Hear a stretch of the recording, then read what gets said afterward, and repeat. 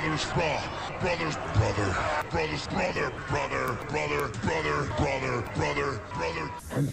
But I'm telling you, I did spend money on mobile games in the past. I admit it. That's how I know how addictive they can be. That's how I know how bad they are for people to get caught in that kind of addictive nature.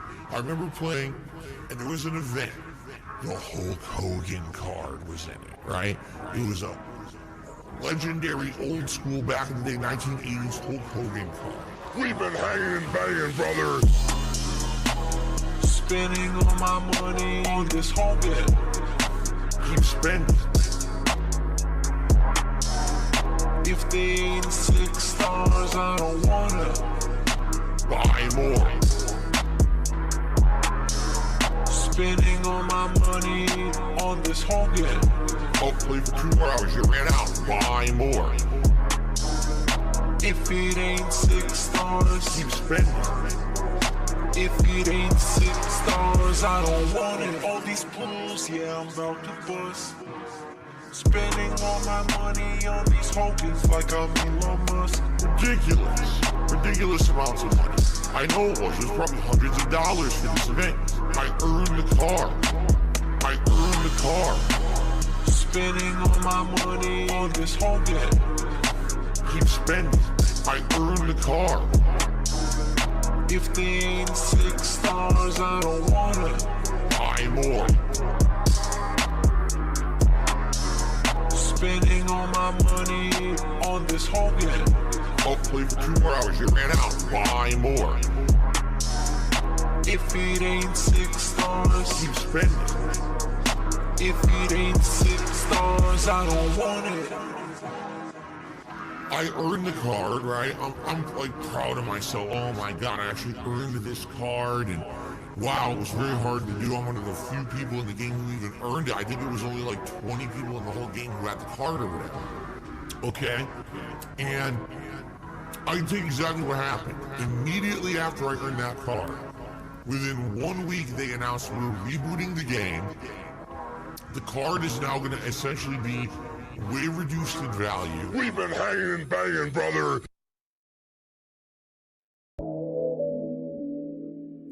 I'm not here to tell.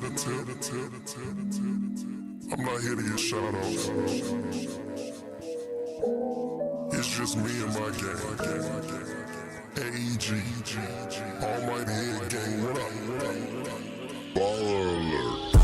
Yeah, I got my vids on me. I ain't tryna tip right now. And if I'm not being me, I got a sock right now. Just you was leaving on site if I turn on the stream right now.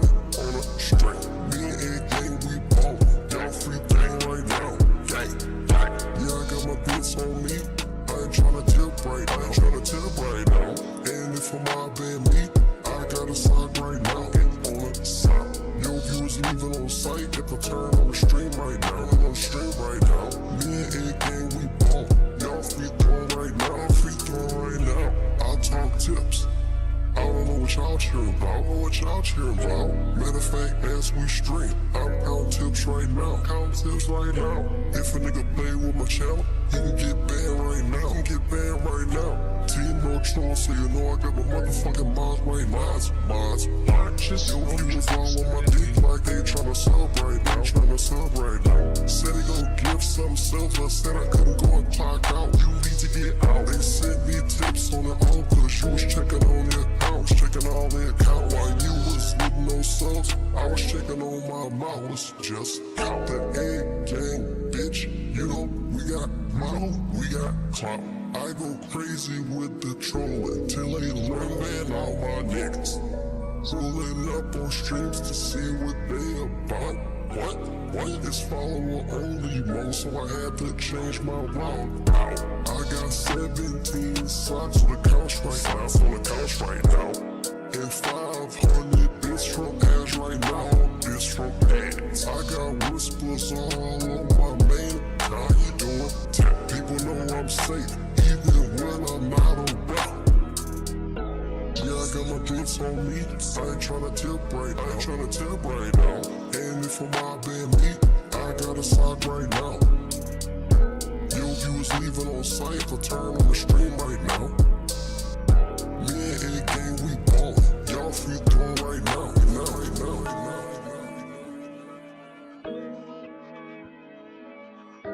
There's a sick motherfucker on the internet called Kevin. Yo, what's going on, guys? I'm here now. It's me. Wow, that chat looks like trash. Who did that? my bad. That looks like ass. Lord.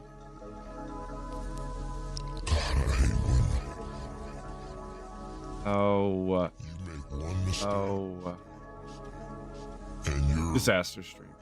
Get it out of here. You betrayed the United States. Oh, what's going on, guys? How are you guys doing this morning? Hi, Vega. You did not pick a bad time, brother. I hope everyone goes to watch your stuff and then just comes back.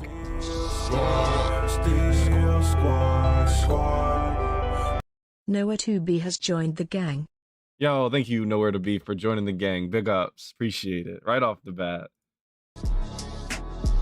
Give me 1 second to get the other chat on screen. Absolutely. I messed it up. One day I'm gonna get that chat to work. It always looks like a disaster when I start, and I hate that. Fuck a dog off. Suck a dog off. They suck. If she catch you teasing.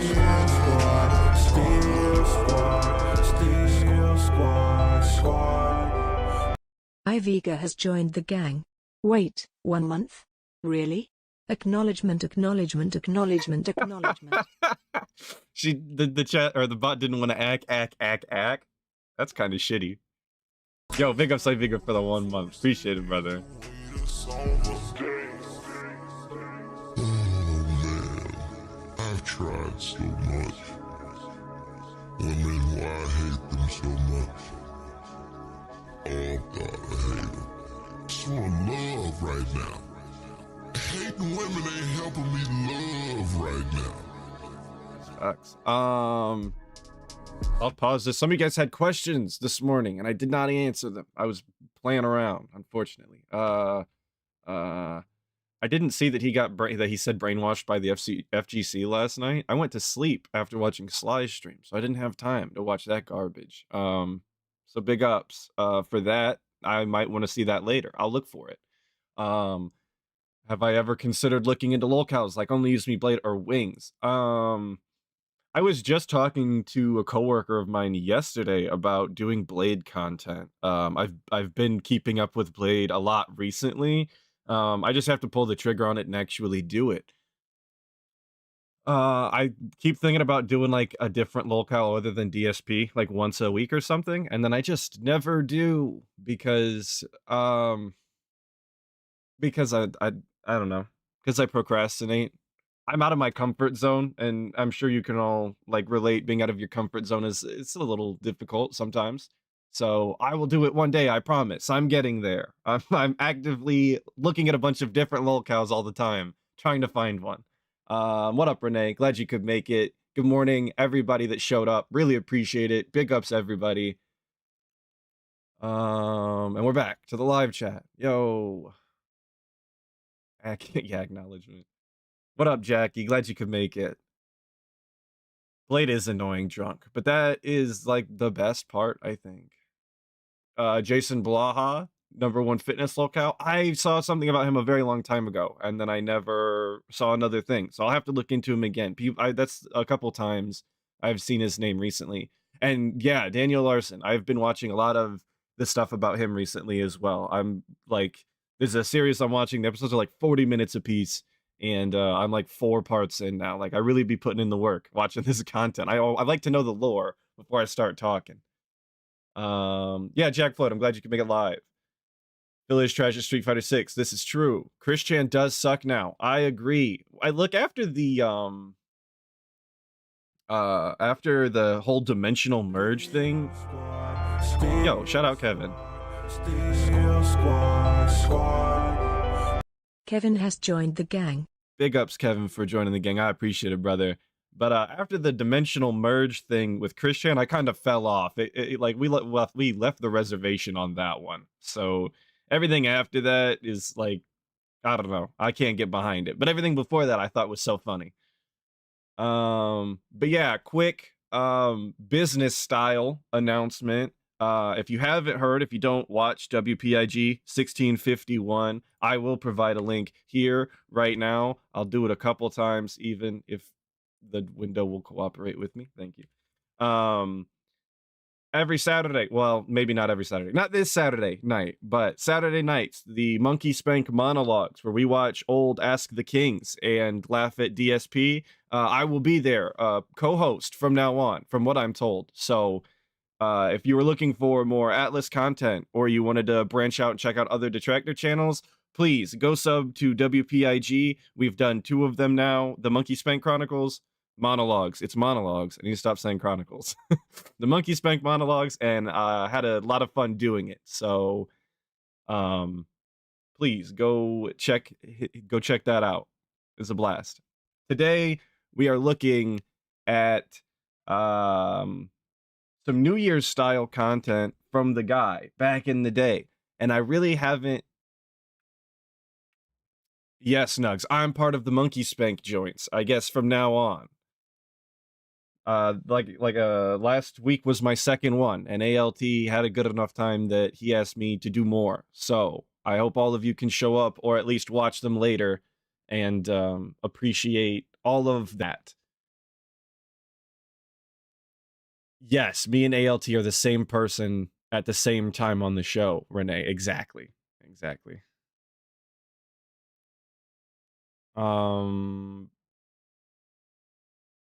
Yeah, Mundane Matt, another great lol cow. Yeah, I need you to turn off that pesky ad block, obviously. That's pretty much all I know about him. And he's a coward. Yo, good morning, Turtle Game Kingdom. Yeah, we're watching some old DSP New Year's style content. I have not pre-watched almost any of this. I skimmed through just to see, kind of, and I got a horrible idea of what's going on. But the titles say New Year's in them. Some of them even say New Year's resolutions and retrospective. So we will be enjoying these live, and I have not seen these possibly ever. So I can't guarantee there will be any glow dust in here, but we'll get through it together, and I'm sure we'll have fun along the way. So we are going to get into it now. Starting with the Machinima logo, let's go.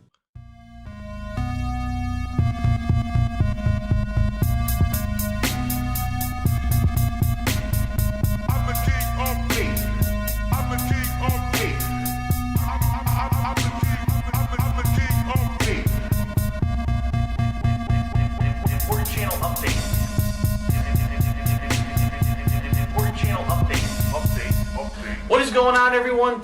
And I'll stop you right there. Before we even get started, low-key, that intro was way better than anything DSP's put out in a very long time. Like, the King of Hate thing is cringe. Always has been, always will be. But more effort and probably better production than DSP's put into anything in a very, very, very long time. So I guess big ups for that awful intro. That was still better than what he does now. Darkside Phil here, and welcome to the final channel update of 2012. It is December 28th? It's how typical of me to not be prepared. Yes, December 28th, 2012. And y'all hated the intro. I thought it was better than what he does now. If you had to I'm gonna be honest with you. I'm going to be 100% honest with you. If I had to sit through that every day, or what he does now for his pre-streams where he plays all that god-awful music, over and over again, I'd much rather sit through that. Not only because it's shorter, but because I think it actually sounds better than the shit that he plays now. Positive, negative, like so much crazy stuff. And I kind of want to reminisce a little bit on it, talk a little bit about what's happened this year, give everyone some perspective of what's going to happen in 2013, the big changes that are coming in 2013, because they're imminent, like they're about to happen, and give you also a little bit of an idea of... Yo, that beard is atrocious, that strap he's got. Rob. First and foremost, before I get to all of that... I feel like this is a little loud, I'm going to turn it down real quick. The final channel update you will ever see on DSP Gaming. Repeat that. This is the final channel update you will ever see on DSP Gaming. If you're watching this on DSP Gaming, wave goodbye. This is going to my new vlogs only channel, the King of Hate Vlogs.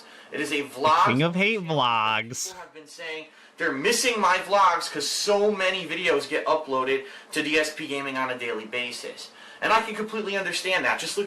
Yeah, dude, I'm sure you can completely understand that. You were uploading like 35 videos a day. You were notorious for flooding people's sub boxes. I'm sure you heard that all of the time. And what did you do to solve that issue? Absolutely nothing, obviously. Couldn't be bothered. The past few days I did fan appreciation. Every day had like 20 plus videos. It gets out of hand, okay? The King of Hate Vlogs is the new channel that's going to only have things like channel updates, the weekend preview, the Hateful Truth game reviews. I'm starting up some new series. I'm reviving some old series, such as DSP Tries It. I may be reviving some other older ones as well as we progress. So there is a definite reason, if you like my vlog style videos, to head over there, okay? Now, I want everyone to understand, because I've explained this before, but a lot of people don't watch. Yo, big ups, Roach, mate. Glad you could see. Jesus, glad you could make it. DSP, he's criticized other YouTubers for having vlog-style channels before and then moving into gaming just for free money. Why is he doing it too? Alright. Completely different situation, okay? Like this is like big DSP lore. He did very much that. He bitched about, Jesus, I'm on one today. He complained about people moving from vlog style content into gaming style content for free money and vice versa. He basically bitched about everybody doing any sort of content since the beginning, as long as they were making money, because that money should be his, obviously. And then he's going to sit here and say that it's completely different, when the only real difference is that it's DSP. Because the only reason he started making vlog content was because he couldn't make money on the gaming content at the time. So he went from making gaming content to vlog content for free money. It's exactly the same scenario, just reversed, and it has DSP, so I guess it's okay. They did it because they had a massive following on their vlog style videos, and they wanted to make extra money on gameplay videos. I have good views on my gaming videos, but the problem is my vlog style videos have been getting less views this past year because they're kind of getting lost in the shuffle with the so many gameplay videos that I've been uploading on a daily basis. It's almost like maybe your vlog content isn't why people started watching you or something. I don't know, man. Like, I get branching out and doing variety style, but it's almost like maybe that's not what the people were coming for. And having seen what DSP's vlogs look like, between the shaky cam that gives you motion sickness almost instantly and the nothing content that it really is at its core, I'm not surprised nobody wasn't watching it. It just kind of sucked all the way around. But don't worry, guys. He's not Mr. Views. He's just DSP. Totally not the same thing. Moving these videos from DSP Gaming to a new channel, I'm actually taking a pay cut, okay? Let me explain. Number one, I actually get paid less for the videos on the new channel, okay? And number two, I don't get paid for mobile views over there. So in fact, one of the new series, and I kind of want to announce this in this video, one of the new series I'm planning to do is, as you know, recently I got an iPad, and I know a lot of people... Yo, shout out the iPad, I guess. Big ups. I wonder where it went. Criticized me because in the past, like 2 years ago, someone asked me, what do I think about an iPad? And I said, I think it's a superfluous piece of technology. You know, what is the use? If you have a laptop or a desktop computer, what is the purpose of it? Bro, imagine taking a stance like this when you don't have to. How hard is it to just be like, yeah, an iPad, at least at the time, is not, you know, something that he was interested in having. Hey, yeah, if you need an iPad or you find use in it, great. That's cool for you. But for me, I don't really see a purpose in me having one. But, you know, to each their own, I guess. I also used to not see the point of having a tablet. But now that I'm much, you know, older and spend more time away from anywhere where I could have a laptop or a desktop computer, I would love to have a tablet that was decent so that I could do some stuff on it, right? That's, you know, these things happen. Why do you have to take a stance that's so firm like this? I just don't get it, man. I really just don't get why he has to take these stances when all it does is paint him into a corner. Well, I have a purpose for it. It's called my back. As you know, I have a really bad back. And what I've been doing with my iPad, and the primary reason I got it, is at night as I'm uploading videos, I use the iPad to add them to playlists and to tweet. That way, No, that's not a tablet bag. Stop. Get up and down and go to my computer and back to the couch. if you have a bad back, or if anyone you know has a bad back, you would understand what I'm talking about. Shout out the bad back. If you have a bad back, and once you finally get it to a situation where you're relaxing and there's no pain, the last thing you want to do is to constantly have to be getting up and down and up and down, because it takes a while to get it into that state of rest. And so all my bad back havers out there, if you could confirm or deny whether or not it takes a long time to get your back into the state of rest, let me know. Just, my back isn't great, but I wouldn't claim to have a bad back. I think, everybody's back's a little messed up. Come on now. Especially when you work for a living, For me, it has been a big problem where, as I'm uploading, I have to I have to add it to the playlist, I have to tweet and say it's ready and do this and that, and it's been a pain in my ass. Now, I do have a laptop. Problem is, number one, the laptop is actually starting to break, which is pissing me off. And number two, it's a pain in the ass to have a laptop in front of you on, say, a coffee table, especially if you're trying to watch TV. The iPad is flat. I can easily boom, boom, boom, boom, boom. It's done. So I have a use for the iPad, and that's why I got it, to use it for my YouTube channels, okay? Okay, so the iPad was stupid until he found a reason to use it, and then it wasn't stupid anymore. Sound good? Sounds good to me. And by the way, Cat agrees. But anyway... And this is exactly what I'm talking about. You might not see the purpose of having something at the time when you're asked about it, but you could always just say, yeah, I don't personally have a use for it, but I could see that there would be uses. So like I said, to each their own. I don't need it, but good for anybody who does, right? DSP can't do that. He has to shit on everything all the way and commit fully so that he can double back on it later and look like an ass. Regardless of that, a new series that I'm planning to start is iPad app reviews. I've been using several apps on the iPad over the past several weeks that I've had it, and I think it would behoove everyone to know what I think of some of these apps and games, being that I'm a real gamer. You read these app reviews, oh, it's the best thing ever. Oh, it has motion because you flick your fucking finger and blah, blah, blah. It's like, this guy obviously doesn't play video games. This is some guy, who's a tech reviewer for some magazine. He doesn't know what he's talking about. You need a gamer to review games to know if it's worth it to spend your money. So... shout out all of my real gamers who will review real games, I guess. That's pretty much what he's asking for. I'm not quite sure what the qualifications are for that. I guess as long as you don't enjoy Fortnite or GTA Online in the current day, DSP would consider you a real gamer, if that's what you're really concerned about. I'm planning on starting this as a new series on the King of Hate vlogs from 2013. But the problem is, I was talking about pay cuts, I'm getting back to the point. Please. I don't get paid for mobile views over there. So what that means is if you're watching any video on the King of Hate vlogs on an iPad, on an iPhone, or mobile device where you don't see ads, I don't get paid for it. And it's becoming increasing every year, the amount of people who watch mobile, on mobile devices, my videos. In fact, I checked and it was like 30 to 40%. So you're talking, I'm going to take a 40% pay cut on all vlog style videos just for the fact that I want to move it off of DSP Gaming and put it over on a new channel for your benefit, that you can subscribe to that channel and you can be in tune with all of the things that are going on with my vlog videos. Yeah, dude, this is for your benefit, as he said. Your benefit. So I guess DSP is really a man of the people and his subs, obviously. Roachbait, I see you're learning Project Zomboid. Big ups, game's great. I think that does make you a real gamer. Yes. And I see it pointed out a couple of times in the chat. Look at the amount of shit collectibles that he has behind him. Like hoarder style, just completely stacked on top of each other on this bar top here. Looks great for the videos, obviously. You can all tell. Looks super good. He's still got the King of Hate clock over there. That totally real physical calendar that he has to have because reasons. He can't be bothered to just keep track of shit digitally.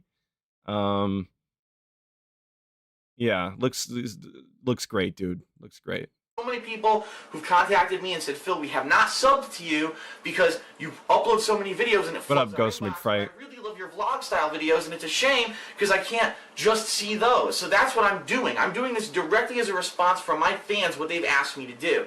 So it really does irk me a little bit when these idiots, Phil, you said that you criticize people for making another channel for something that they're not known for. First of all, I've been doing vlog style videos for 100 years. They've just all been on the same channel. I had the King of Hate HD, which was a vlog only channel, and I moved all the stuff over during the whole fiasco when I got kicked out of Google AdSense, and they all merged into DSP Gaming.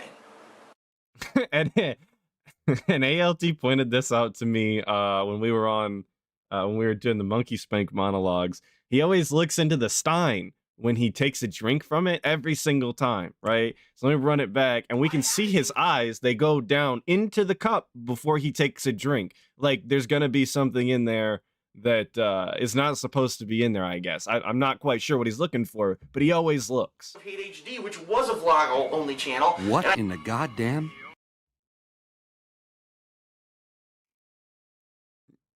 Yo, shout out Vaporware336. For the $5, this uppity gamer with the pube Van Dyke needs to go back to the plantations. Jesus Christ. He needs to go somewhere. I'm going to say Brazil in Minecraft, obviously. Sound good? Sounds good to me. I moved all the stuff over during the whole fiasco when I got kicked out of Google AdSense. So he grabs it. Watch his eyes. Watch his eyes. They all merged into DSP Gaming. Gotta look.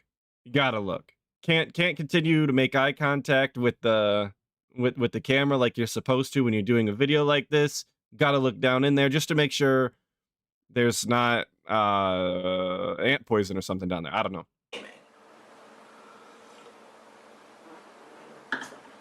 So Somebody's gonna poison the king. I'm actually hurting myself to do it for your Yeah, he needs a taste tester to make sure that his stein isn't poisoned between every sip.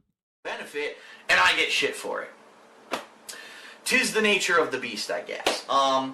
Alright, so that's the deal. The King of Hate Vlogs. You have to head over there, you have to sub. Right now, I think it's got something like 13,000 and change subscribers.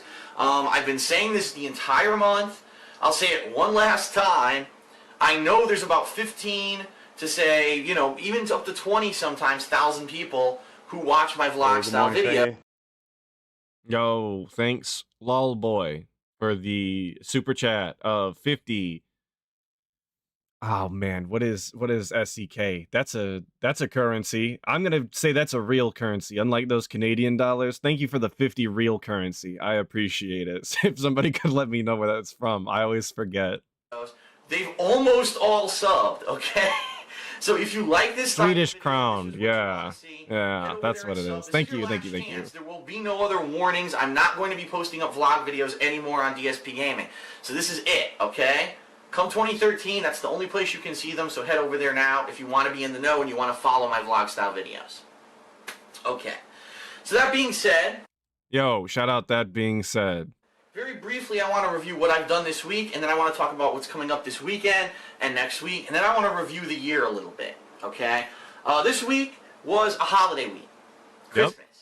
Yo, that's still true to this day. Timeless, really. As everyone knows. And I didn't have any major plans for playthroughs or anything like that. Last year, I had Skyrim, and I was so into it, and I was playing it. This year was a slower year. Which I'm glad you're enjoying the content. Far Cry 3 last week, so that game was wrapped up.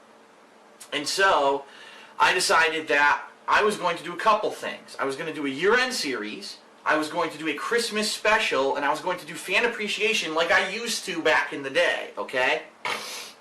Oh my god. What a snort. What a classic bad audio quality style snort. Love it. I used to. This is what's got him 200,000 subs. It's snorts like that. Every Christmas, I would do a week of fan appreciation where I would take all the popular games from the year and I would play them with the fans online. And that's exactly what I did this week, okay? Yo, and he does not do content like that anymore. He could not be bothered to. He hates his dents, and he's absolutely terrified, petrified of interacting with real people. I'm sure all of you are aware. He might have done those Street Fighter 6 community nights, but how many of those did he really do? 2, 3, maybe? And the entire time, he just bitch moaned and complained. So, Yeah, we don't do that shit no more. Sent to ban world. Sorry. And I fully understand. I mean, and a lot of people are saying, Phil, why is no one watching the videos? Phil, what's up with the views? The bottom line is no one's really ever been super interested in my fan appreciation videos. It's just online gameplay. It's nothing revolutionary. And the other thing is, I'm not very good at most of these games. I've only played them a few times in order to get a taste of them and then review the games. It's not like I've been playing Call of Duty hardcore since it came out and I'm a master and you're watching a fucking epic montage of me getting headshots and stuff. You know what I mean? That's not what I'm about. That's never what I've been about. So I understand it's just generic online gameplay. The bottom line is it's for you. It's for the fans. And Dude, you're doing something for your fans and you're just gonna call it generic online gameplay? Why don't you do something more robust then? Why don't you go out of your way to make it something special? It's entirely up to you what content you are making for your audience. It just comes across as disrespectful to not have anything planned or not do anything that's special at all. So much so that even you're willing to call it generic online gameplay. I don't understand. He does the same thing to this day with all of his content. He always calls it fucking I said the thing. Damn. He always calls it generic or filler content or whatever when it's not a brand new game, right? And then when people are asking for his stupid DSP archives channel or whatever for all the footage off those hard drives, he always goes on about how I need your guys' buy-in because if you don't buy into it, then there's no point in me doing it. If it's going to get, 100 views, then there's no point in me doing it because it's not worth my time. You know what is worth your time? Actually putting out the content that your audience is asking for. Giving something back to your community. That's what's worth your time. It's not all about the money all of the time, DSP, because even if they only get 100 views per video or whatever, and that doesn't make you any money, it doesn't matter. It's not always about the money. That's 100 more of your fans potentially that are going to watch this content that they wanted to see, and that should be enough. I don't get it. First of all, I want to say thank you to all the fans who joined me for fan appreciation this week. Thank you for all the fans who tried to get in and unfortunately couldn't. You have to understand that I only do, a couple hours of sessions for each game because I want to get so many games in because people want to play them all. And unfortunately, there's only so many people. No, Steve, I didn't catch that. I'm gonna run it back. Games. I've only played them a few times in order to get a taste of them. There it is. And then review the games. It's not like I've been playing Call of Duty hardcore since it came out and I'm a master and you're watching a fucking epic montage of me getting headshots and stuff. You know what I mean? That's not. So thank you for pointing that out because he's the very guy who will tell you like, oh, you have to be objective when you give reviews and I can't put games on my game of the year list I can't put games on my game of the year list if I haven't beaten them all the way through. But back in the day, he's putting out reviews for games that he only played, a taster of, games that he didn't see all the way through and experience the content. Sounds kind of suspicious to me.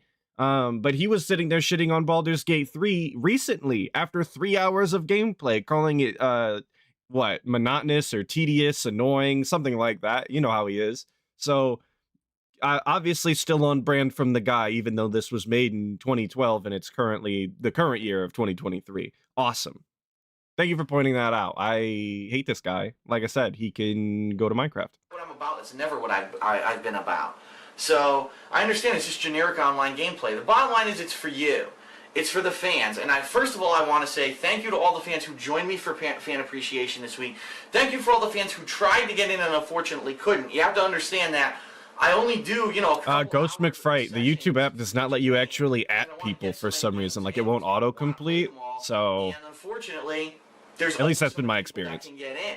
And unfortunately, with a game like PlayStation All-Stars, where the damn server wouldn't even work for an hour, I mean, there's nothing I can really do. There's limited time and limited resources. So I did what I could, but thank you to everyone who played with me. If you didn't get in, don't worry. This isn't the end of it. And in fact, I kind of want to announce this as well in this video. This is kind of an interesting video because I'm announcing a lot of things for the first time.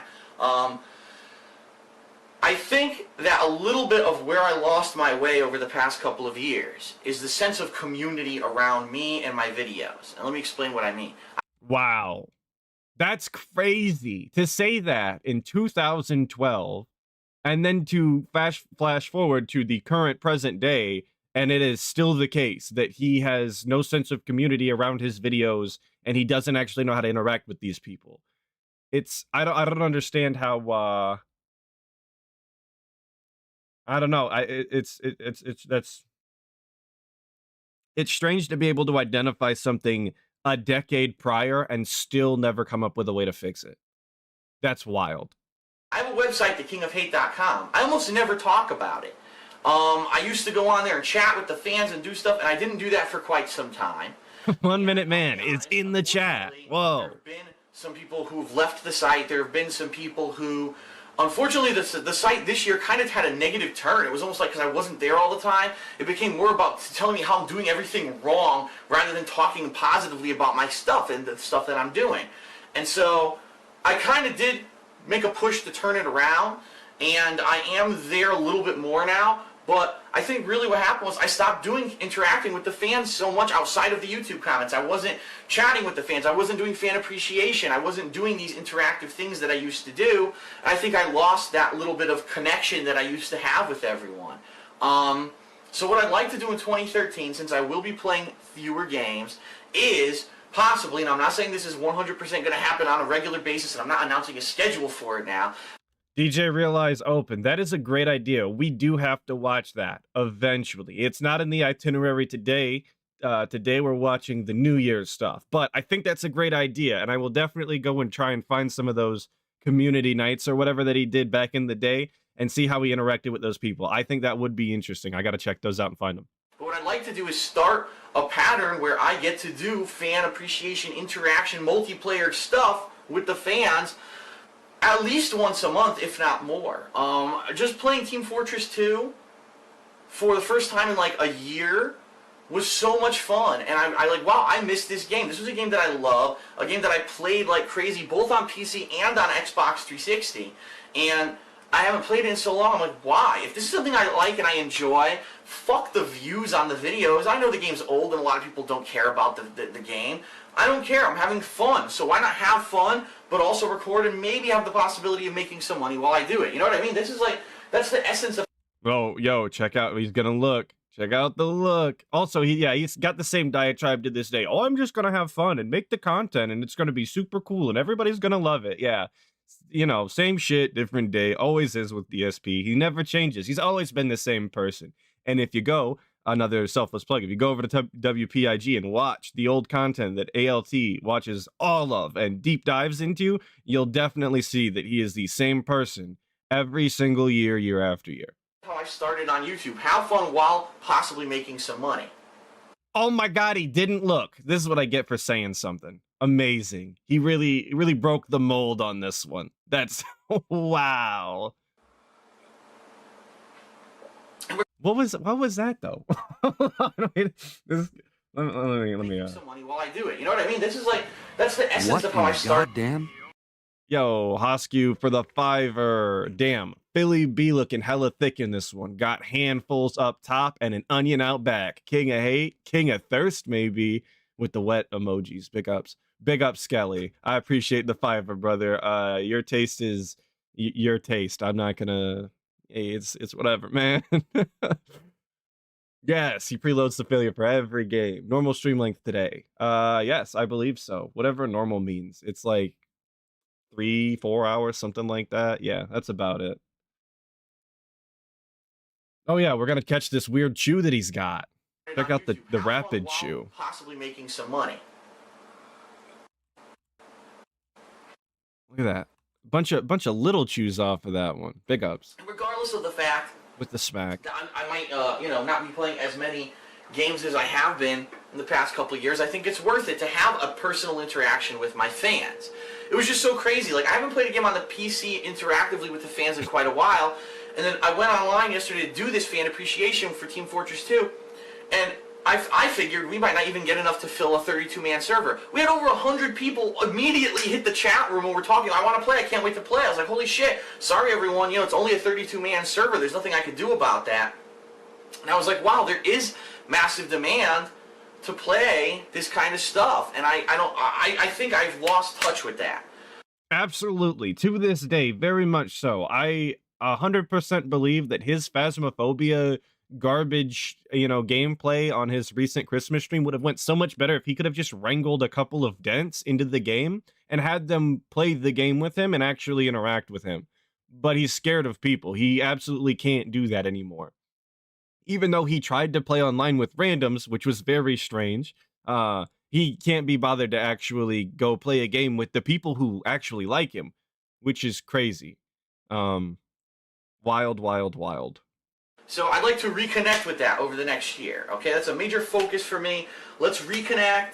Let's try to get that going again, get that personal connection again. Okay, so that's one thing that I did this week. But also the thing I really want to focus on here is my holiday special. It was the Iviga, he always does that when people offer to, join in and help him, though. He makes solo style content. That's his thing. Why would you recommend Phasmophobia? You know that I don't play with friends. I don't have people to play with.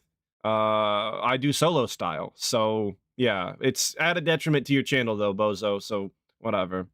The most hateful Christmas special 2012.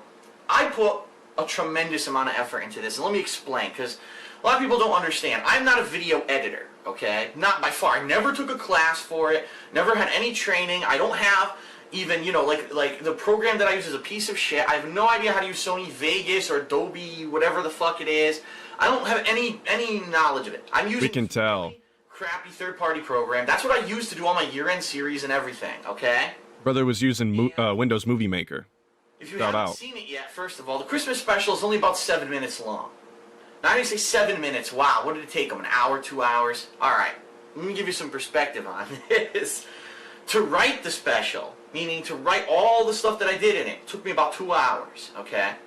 To get all the resources together, and what I mean is to get all the video clips together, to capture the audio of me singing and everything in it, to get all the pictures and everything I needed for it, that took me about 2 to 3 hours. What? He took him 2 to 3 hours to get a bunch of sources for his video? To write the special, meaning... Oh, he had to write the special. Okay. Took me about 2 hours, okay? Okay. Oh, wait, that alone took 2 hours. Get all the resources together, and what I mean is to get all the video clips together, to capture the audio of me singing and everything in it, to get all the pictures and everything I needed for it, that took me about 2 to 3 hours. All right, like I won't front. My video editing process does take ages because I also don't know what I'm doing ever. So going through and finding a bunch of video game footage to a bunch of random videos, I can understand why that would take a long time. Yo, Jack Floyd for the tenor, appreciate it. Big ups to my favorite sandwich maker, Atlas. Early Happy New Year. Crack me up every time you say, by the way, categories. Thanks for laughs. Big ups, bro. I appreciate the tenor. I'm glad that I can bring a little bit of joy to you, brother. Big ups. To actually film the stuff, the videos of me sitting on the couch, dressing up as different characters, took about an hour. And the video editing, and I'm not kidding you, I'm not exaggerating, took over 4 hours, okay? Jesus Christ. So hang on, it took him 2 hours to write. It took him 3 hours to get a bunch of the sources together. It took, what, we said 4 hours to do the video editing? All right, never mind. That is kind of a long time. I get it. Editing's not easy. Good for him, I guess. I don't know. At least he edited something. That's all I'm going to walk away with. At least he edited something. For a 7-minute video. And this is why a lot of people say, oh, Phil, why don't you do this all the time? No, Phil Butters, for an actually good edited video, 4 hours is not a long time. I'm sure a lot of people spend more than 4 hours on their videos. But for a DSP video, I don't know, man. It's never been exactly quality. Why? If I were to just put out that style of video, I would be like every other YouTuber. You'd only see me making one video a day. It would probably be weaker content than what you saw there. And, it would just be blasé. It's cool that I can do that kind of thing every once in a while. And I figured it's the end of the year. This was actually an idea that I had in 2000. See, it takes me like 4 to 5 hours to do a video daily. So like I get taking a long time to do a video, but that's the whole process. That is, that's getting going to get the clip, that's putting it in, that's cutting it up, that's doing my lines, that's rewatching it, that's doing the intro, Photoshop, that's adding the names in for the intro, that's doing the thumbnail, and then like obviously have to rewatch the whole thing. So like that's why it takes that long. I get it, but DSP's edited content is not exactly top tier. With, you know, shifting from AdSense to Blip TV and then back to YouTube, and so I didn't have a chance to do it then. Last year also, if you can believe it, I was sick and I didn't have a voice enough to do it. So this year was the first opportunity in 3 years that I've really had a chance to say, I'm going to do this. I'm finally going to do it. And it felt so good. Let me tell you, it was extremely stressful. I quite literally finished the Christmas special a minute before I had to leave to go to my parents' house for Christmas dinner and exchange gifts. I'm not even kidding you. It was like down to the wire crunch time. But what I've been getting... Bro, you're in charge of when you're doing your content, though. If like, not that you know how long these things are going to take when you start them, because sometimes things just take longer than you expect. I get that. But like, if this was something that you were worried about, which maybe he wasn't, but I always am, like, you would just start doing the content earlier. That's entirely your fault. Maybe if you didn't, you know, take as many breaks as you did, or like ate at your desk or something to get out the content that's paying your bills, it wouldn't have been a problem. But of course, DSP has the worst time management skills of any human being I've ever seen. And I don't think I'm exaggerating. I know I say DSP's the worst ex I've ever seen, but time management skills, absolutely. The guy has no idea how to use his time. Getting for feedback for the video is tremendous. I've been being told this is the best video I've ever made. That I got so many people who left comments and also on Twitter. They're like, Phil, I can't believe it. This is the most entertaining thing you've ever put out. It's funny, it's original, it's hilarious, it's a tribute to the fans, it's great. And that makes me feel good because at least it lets me know that for the true fans, the people that have been there and are there for me and, you know, are going to stick in there no matter what, the fact that they enjoyed it and that it maybe even warmed their hearts a little bit during Christmas, that makes me feel so good.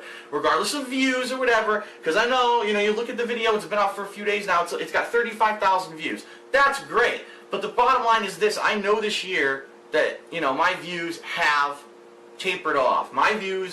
Yo, this dude got 35,000 views in a couple of days, and he's being this ungrateful. And this was when YouTube was paying him, like, money hand over fist. Are you serious?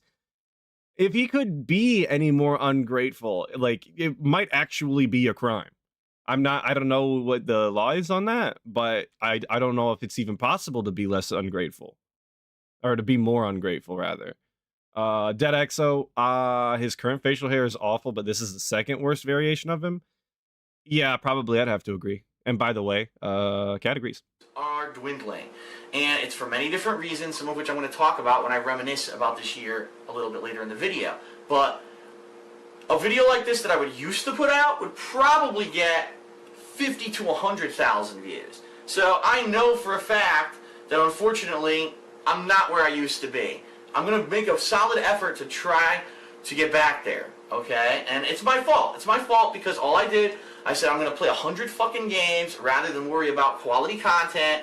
And, you know, some of the games were shit, and a lot of people just got overwhelmed with the amount of videos, and I should have had the foresight, and I didn't.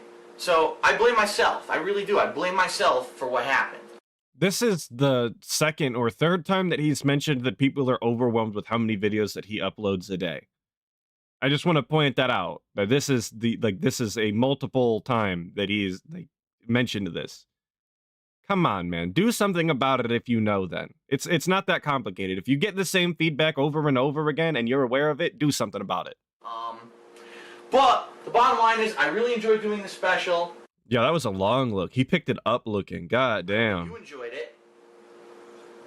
Shout out to Artifacts. If you haven't seen it, you absolutely have to. I mean, after getting feedback like that, I just gotta tell you, you have to see it. Don't miss out, especially if this is, you know, you rarely watch my videos or you only check a couple times a year and this is the video you're seeing. Go check the Christmas special because people are saying it's some of the best stuff they've ever seen. Who said that? Thank everyone for the positive feedback. It makes me feel really good, okay? I'm sure it does. Your ego loves it. This week, that's basically the gist of what I did this week, okay? What's coming up? Well, this weekend, Pandalea is coming to visit. We don't have any particular plans, per se, to do gameplay. I'm not saying we won't do any. There's also a possibility. Maybe we'll jump in and play some Nintendo Land and fuck around with that. Maybe we'll go to do some shitty horror games. Maybe we'll do something. I don't know. But we have no, like, oh, we're definitely playing this on this. You know, sometimes we've been doing co-op like that, and we decided this time, this visit, no, we're not going to do that. What we will be definitively doing, we will be getting myself a new calendar. As you can see, the year's over. There's nothing left. There's no room. As you guys can see, yo, I like this shot of him. I'm gonna hold it here for a second because I might grab this later. Shout out this calendar that you totally can see. I promise. Don't mind the huge glare that's coming off of it right in the center, and the fact that you can't actually make out anything on it. You can still tell it is in fact a calendar. So big ups. It's done. I need to get myself a new calendar. But why is this important enough to mention to people? That's something that I have an issue with to this day. I don't understand some of the things that he decides to talk to his audience about is such nonsense bullshit. I don't know who's caring. Also a great screenshot. He looks trashed. Your audience doesn't care that you need a new calendar. Just go buy a new calendar. I don't understand. Who is this for? Who's watching this video and going, oh man, I'm so glad that DSP told me he was buying a new calendar. My day is infinitely better now. Come on, man. Also, this face makes me think that there really is gin in that cup right now. Hey, good morning, Kanye. Yo, Jewel wrote for the 2, those euros or pounds. I don't know. I'm never sure. I don't know currency. Crow with the Christmas hat is cute. Also, Cat agrees. I'm sure Cat would agree. She loves the woodland style creatures. No one told the crow that Christmas was over. He really doesn't have a concept of human being holidays, so I just let him wear it. He thought it was cute too. Thought it was a good look. And fill it out with the new game releases. That's one of the videos we'll be doing this weekend together. So we'll be filling out new game releases. You'll get an idea of what my schedule is going to be. I am going to post it both here on DSP Gaming and on the King of Hay Vlogs, so that way everyone can see it. But again, I'm telling you, this is it. This is the final channel update, and come 2013, it will not. No, Redbird, I don't need a new calendar. I've got tons of calendars digitally. I don't need a new one. For New Year's, we haven't decided yet. We may do like a quick New Year's special or Those something. are euros. That's even better than real money. This is true. Is the exchange rate on the euro better? Any consistent content this weekend. That's super real money? You won't see me. There won't be a weekend preview, by the way. I mentioned this last week. There will be no weekend preview this weekend. Whoa, stop the presses, boys. Week is ruined. There's no weekly preview. Or, yeah, that's what he said, right? Weekly preview. Yeah, no weekly preview. Day ruined. I hate it here. Oh, the euro's back up to 111 to $1? Nice. That is money plus. Big ups. Because there's no reason to do a weekend preview, because Pandali will be here until Wednesday, which means I won't even be putting out videos until Thursday coming up of next week, okay? On Thursday of next week, it will begin the Game of the Year Awards. These are my very last set of videos that I do where I name my favorite games of the year, of all the games that I've played. A lot of people like these because they know I play every single damn game, and that, you know, I really, really weigh the games against each other, and for me to give a Game of the Year, that it really has to do something great. This year... Guys, did you know in order to get Game of the Year, the game has to do something great, like be the best game of the year? I would say that's a pretty great feat, but I guess it has to do something more than that for DSP or something. I'm really unsure as to what he expects out of games, because recently he's been talking about how they have to do something meaningful for the society or culture as a whole, and that was so stupid. I wonder if he had that same mantra back in the day. I really do. I'll be honest, was a slow year for games. In fact, all the way up to September, I really didn't have any games that stood out in my mind that were like Game of the Year candidates. Luckily, the hardcore gaming season brought us several good games that really I feel are Game of the Year contenders. So, the Game of the Year awards this year are going to be great. Definitely check them out come Thursday of next week. That's when they will begin. I can't tell you if it's going to be 1 or 2 days. I may do. Oh yeah, the snort sacks are definitely already showing. They're protruding. They're swelling up. You can see them. What I'll probably do is I'll split it. Maybe I'll do 5 on Thursday and 5 on Friday. I haven't decided yet, but we'll figure it out. There's also no new games until the Tuesday after that. It's Anarchy Reigns is the first new game of the year. So what I'll be doing in that time frame is maybe finishing up some odds and ends. I know a lot of people have been asking me, Phil, you're ever going to play XCOM again? A lot of people have been asking me, Phil, you played Need for Speed Most Wanted. And what is he pointing at? I don't... Like he specifically moved to the one side and started like gesturing in a direction. What is he? What is So what I'll be doing in that time frame is maybe finishing up some odds and ends. I know a lot of people have been asking. moved over here? Phil, you ever gonna play XCOM again? A lot of people have been asking me, Phil, you played Need for Speed Most Wanted and you just stopped playing. Like, is he like? I know his TV's over there, and like I think his games. I mean, no, his desktop is right there, isn't it? If my memory is serving, the layout of the condo, his desktop, desk is there, and he's probably pointing at it right now for some reason. Well, you don't have to do that, man. You could just say the thing into the camera. I guess it's kind of like when he talks about Cat and he gives her the thumb. I guess it's kind of like that. Like I said, the guy never really changes. Are you ever going to get back to that? And the answer is, I may be resuming those games. Firestorm, I don't know what causes the snort sex to form like that. I really don't. It could be a combination of all of the mucus buildup and his age and the constant drinking and his ghoulish-like features that he was born with. I'm really unsure. Period. And I know I still get the people, oh, Phil, you're going to play Sly 3, or you're going to do this and that. Stuff that I never even mentioned. It's like, when did I ever say I was going to play Sly 3? I know people want to see me play it before I play Sly 4. It's not necessary. Like, I know what Sly is now. I understand the character. You don't have to play every fucking version of the game before you play the latest one.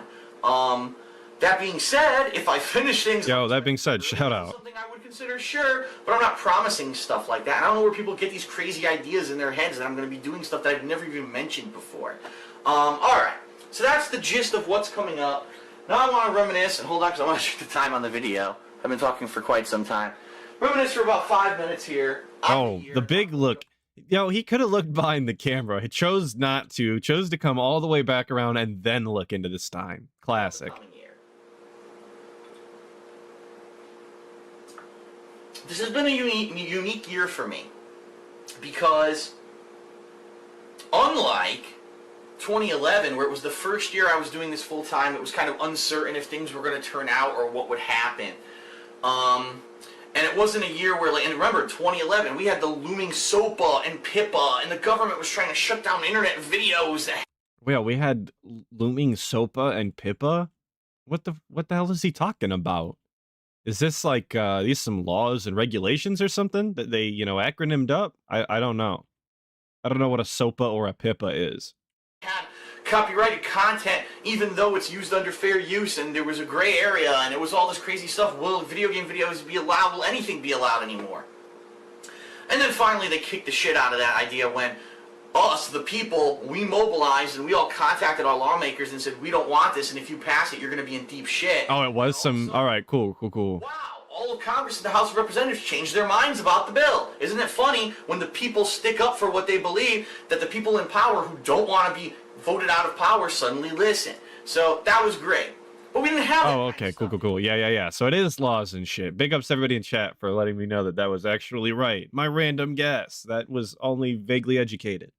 This year was different. This was more like, wow, I was successful in 2011. Let's continue. So yeah, that beard is the hot topic today. Everyone's loving it. If you remember, this was the first year we attended MagFest, which was a huge success.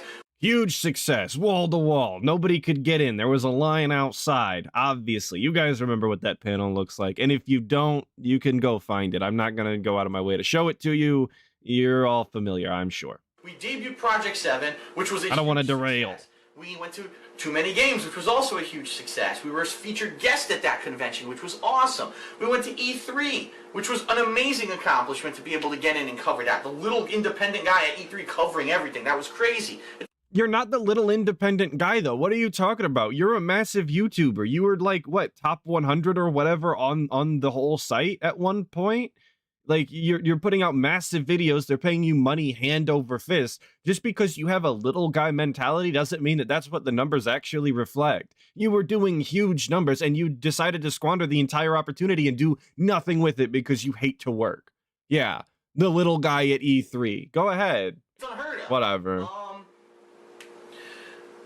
So many things that, we started up, different series, different things. This was the year I introduced my girlfriend, which a lot of people have said to me, gee, Phil, it kind of backfired. No, it didn't. Leanna had to be introduced at some point. I mean, I'm not just going to be gone for a weekend every month. People wonder, gee, where's Phil? And, it's stupid to not talk about it. And she's a gamer. Why not do some gaming together? And that's a very strange mentality to have. I don't think I will ever introduce, the people in my personal life on my YouTube channel because I don't think it's really relevant to the content. When you have things to do in your personal life, you just tell people, hey, I have things to do in my personal life and I will go do that. And you guys can wait for the content or not, because your personal life really should come first. Not that it always does, but obviously, you know what I'm saying. Very strange to say that she has to be introduced. It had to happen. Might as well make content. Like, I don't personally agree with that. That's fine. I know that there's people who this year, you know, were very negative about it, and there were some situations where, you know, people, you know, she started up her own channel because she's a gamer too, and she wanted to see if she could maybe have some fun doing it, which is really the only purpose of her channel, to have some fun. And you get assholes on there trolling her and shit, and then she blocks people, and then people put big campaigns out about how she blocked them. What the fuck? Like, what is your problem? You know what I mean? Like, it's just so crazy how people, the most important thing on the planet in your life is to be able to comment on a YouTube video for someone who just started their channel. Get a fucking life, seriously. If you think, bro, what? I'm sorry. Sometimes when I read chat, I lose the plot, and then I come back and he's. And then people put big campaigns out about how she blocked them. What the fuck? Like, so she blocks people, and people are salty that she blocks the comments, like you do. Okay. What is your problem? You know What's what your I mean? problem? Like, it's just so crazy how people. Crazy. The most important thing on the planet in your life is to be able to comment on a YouTube video for someone who just started their channel. Get a fucking life, seriously.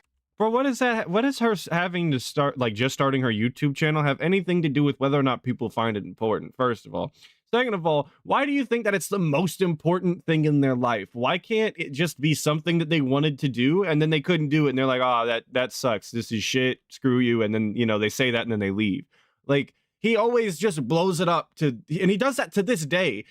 Trolling him is, you know, people's life's goal, and that's why detractors exist, and that's all they ever do, and you know, like I said, their life's goal, their biggest accomplishment. It's I don't know, man. That just seems so stupid and egotistical even to think that. Dumb, stupid, and dumb. Seriously, if you think that's the most important thing. But the thing that I'm trying to get to is this starts movements of, oh, negativity. Every time Phil does a video with Leanna, I'm not watching it. And oh my God, there was a hurricane, but I'm going to be an immature prick. And instead of understanding, I'm going to complain that Leanna was in the Assassin's Creed 3 playthrough, and I'm going to turn the whole thing into a debacle. And it's like, give me a fucking break. You know what I mean? Like, bro, if people don't like the content and they don't like it for a specific reason, they're going to tell you they don't like it for that specific reason. Like I said earlier, I'm on, you know, the Monkey Spank monologue, self-plug. I'm going to keep doing this. I hope you like it.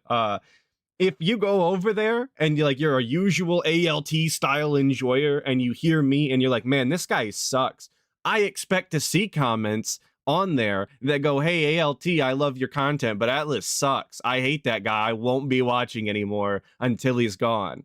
Like, that's a fair enough criticism. If it was content that you liked and I'm actively making it worse for you, I apologize. That is not the intent. But, like, fair enough criticism, I guess. Whatever. Like, I don't know. I don't understand being upset to get that criticism and that feedback if those are people that genuinely liked your content. Warren, we are not taking this. We're not taking this slander. ALT does not suck. He's awesome. Big ups, ALT. Great thing, you know, I have a girlfriend. I feel my life has improved dramatically because of Leanna, and I love her. ALT is old, though. I'm not. No. ALT is old. So many new opportunities, but at the same time, you know, balancing that with my career here on YouTube and stuff, and it is a balance because you don't want to be. I understand she's not a mainstream part of what I've been doing all along for years. She's not, you know, what I'm doing here on YouTube is separate from that personal life. And it's cool to do stuff with her once in a while, but it's not going to be something that intersects all the time. And the fact that there was a circumstance where unfortunately she did have to intersect with a major playthrough of mine this year, and that some people understood and other people just fucking like lost their minds and became like such immature pricks. And you know what? I'm going to say this. He's going to say it. I still stand by my comments from a few months ago where I... Yo, okay. This is DSP standing by his comments. You know, the guy who notoriously flip-flops on everything that he's ever said. He's about to stand on it. He's about to say it with his chest. Watch out. This better be something insane. If you don't understand how to be a mature adult in the situation that happened, fuck off and don't watch my videos. And you know what? It's funny because since I... Okay. I guess he did stand by that. He does still say that to this day. Fair enough, I guess. It wasn't insane. I'm sorry I hyped it, but apparently something's gonna be funny. So I put my foot down, put I his foot down. have less views. It's that Less simple. views, not Mr. Views. Less views. I know thousands of people who are just immature children in their heads and they can't understand the situation. They left, and that's fine. I understand that. You know what? If it's money out of my pocket, if those people no longer fucking watch my videos because they don't understand what a relationship is with someone like a girlfriend who you love and she's stuck here with me, she's not happy that She's stuck here with me. Yo, dude. Don't say it like that, man. You should be picking your words a little more carefully. It sounds like a hostage situation. Yo, yeah, when he introduced Kat, she looked like she was stuck there with him too, in all honesty. So maybe that is just the vibe when you get with the guy. Who knows? But no, it's not that they don't understand the relationship between, a couple. It's the fact that you make content and it now includes her and they don't like her, in the same way that you might have friends in real life who don't exactly like the person that you've decided to be with. So they don't want to hang out with your, significant other when they hang out with you. That's, a little, I guess, a little rude and disappointing, but like, you can't change that. It is what it is. I mean, at the end of the day, you just keep them separated and it's fine as long as they're not actually dogging them. Your girlfriend, I mean, like, whatever, man. I don't. Phil just doesn't understand human beings, obviously. she's stuck here, but she's here and she's willing to help me with my work because she knows I have to push forward with my work because it's how I make my living and how I pay for everything. And the fact that she was so understanding and, that's an amazing thing. And for, I pulled her spark plug. She's stuck here with me. Don't fucking watch my stuff. And I still stand by that statement. And I know there's people who actually are proud of me for kind of sticking up, because it's true. You should stick up for those ideals regardless of the money. And, this is what you'll never see these big YouTubers do. You'll never see them put their foot down because they're terrified that if they say anything negative that someone might leave and they'll lose jazz money. hands. The people that get paid to play games, I mean, no, really, they get paid to play specific games, which is why sometimes you see them playing games they would never play on their channels. Those. Yeah, if you needed that gif of DSP doing the money thing, go crazy, I guess. DSP talking about people being paid to play specific games, and then just a few years later, having people give him a lot of money to play games off of Patreon, specific games that he was playing for Patreon money. Patreon's choice. Don't worry about that, though. That's not hypocritical. That's just the guy being better than you, obviously. But it's gold to hear him say, like, oh, they'll never put their foot down because they're so scared of saying something negative. It's probably not that. It's probably that they get feedback from their audience and understand where their audience is coming from and are doing their best to ensure that the content that they create is the content that their audience actually wants to see. Like most content creators, I feel, are trying to do. They're trying to make content that people like. That's kind of the point of making content at the end of the day, is it not? The part, like, in the same way that being an entertainer is about being entertaining, it's it's part of the whole thing. Not for DSP, obviously, because he doesn't care about his content at all, or at least the quality of it, as long as it goes out. But most people actually want to make their audience happy and make things that they like. Those are the people I'm talking about. So it's been a really crazy year between all the different stuff that's been going on with me. And I have to say this year was, I'll be honest with everyone, this year was the most profitable for me financially, but at the same time, now you got to look at the flip side of it. In 2013, we're not going to MagFest because we've been denied both a panel and a vendor table, and I've talked about it ad nauseum. I don't need to bring it up again or the specifics of that, but that's unfortunate. That's just their decision. They want to do what they want to do. Too Many Games has invited us back to be guests. The problem is this year, or 2013, Too Many Games is exactly the same week as E3. So if we do happen to go to E3 again, thanks to Machinima, which we don't know, and we won't actually even know until after the beginning of the second quarter of 2013, that's when Machinima starts talking about that stuff. How could we possibly go to E3, fly out of E3 on Thursday, arrive in Philadelphia on Friday, and be in any condition to attend a convention and be there for the fans to do a panel and all that? I don't know. It's almost like you might like actually have to tough through something for, your fans and your community. I don't know, man. It just kind of seems like you're riding on like a golden horse. That's not even a thing. I'm not gonna say that. I take that back. It's almost like you live this very simple and easy life of just making games, and you don't do a whole lot every single day. You could power through, a couple of days where you get a lack of sleep and have to travel a lot, like a lot of other entertainers do, and just tough it out. Yeah, no, stop with the golden horse. Stop. No, it's fine. It's fine. But also, you're talking about something that you don't even know whether you will or won't be able to attend. I don't think that he actually went to E3 twice. So bringing this up as if it was going to be relevant didn't make any sense anyway. Why don't you just wait until you actually know something for once?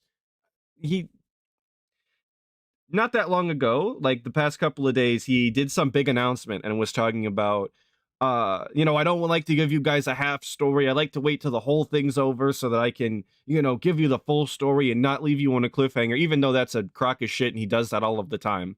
I wish that was something that he believed in, not only ever, but especially now, right now in 2012 when we're watching this, because this is stupid. This is so dumb to bring up something that you're not going to know about until much, much later and actually get a final answer on. It's just goofy. What a waste of time. We may try to do it, but that would be pretty fucking crazy. But we're going to see what happens with that, okay? But, again, that's kind of, it sucks that we don't know if we're going to be able to do that. We don't know if we're even going to be able to go to E3 this year. It's up in the air. No one knows yet. And now, the fact of, unfortunately, the bad news that I got about a week and a half ago regarding myself here on YouTube, and whether or not I'll even be able to make this continue to be what it's been, and I'll be able to do it full time. Who knows? Now, I do want to say this, and I mentioned this in my weekend preview, but some more time has passed, and I do want to say this. Right now, it's looking good, and what I mean is, there were some negative stuff that happened, and it looked like my YouTube career might have been in jeopardy, but Yo, his YouTube career was in jeopardy because some negative stuff happened. I wonder what that was in 2012. What could have been happening in 2012 that was very negative style? I wonder. I instituted some changes, and since I've instituted those changes, everything Shout out is artifacts. really good. Okay, it's not a guarantee of anything, but it's looking good for now. So right now, fingers crossed, toes crossed, cross every fucking thing on your body like this, and hopefully things work out. In 2013, I'll be able to say, all right, that's it, don't worry about it. It's cleared up, no issue, progress as normal, and I'll have more information for you about that the first week of January. Actually, Jesus Christ, the point at the calendar. Come on, man. Come on. Anyone taking shots right now? No, not on this end.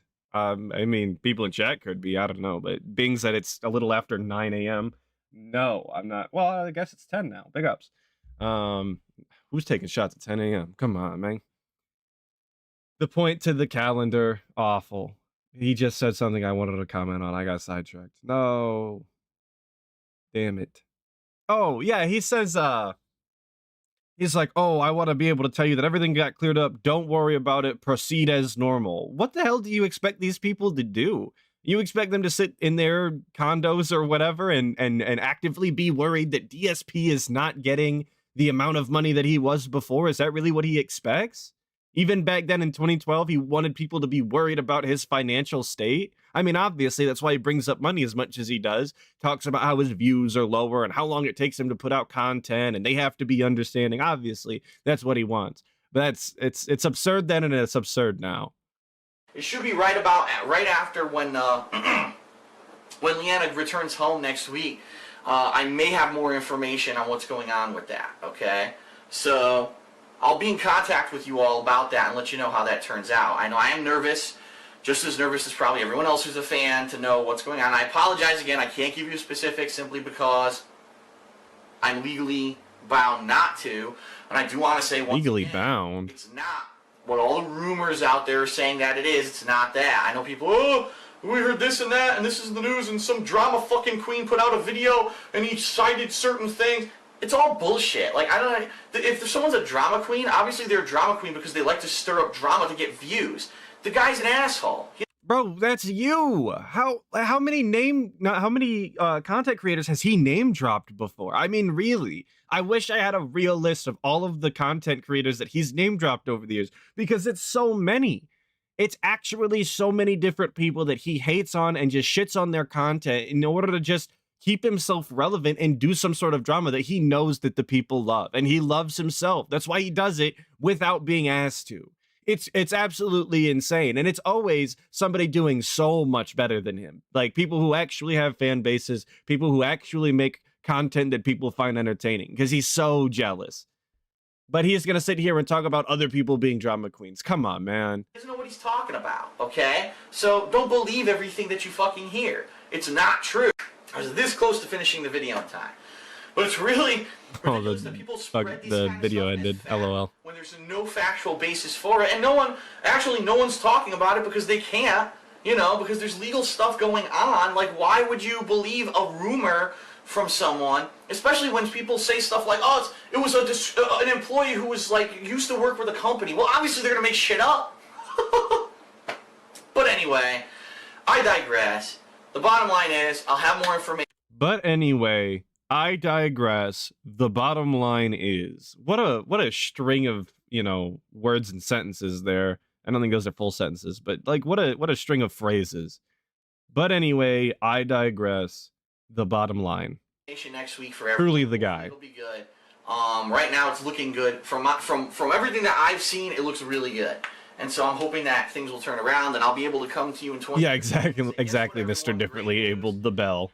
Business as usual. Let's start this year off with a bang rather than a fizzle, because we have this negativity looming over us. Okay? So what a year it's been.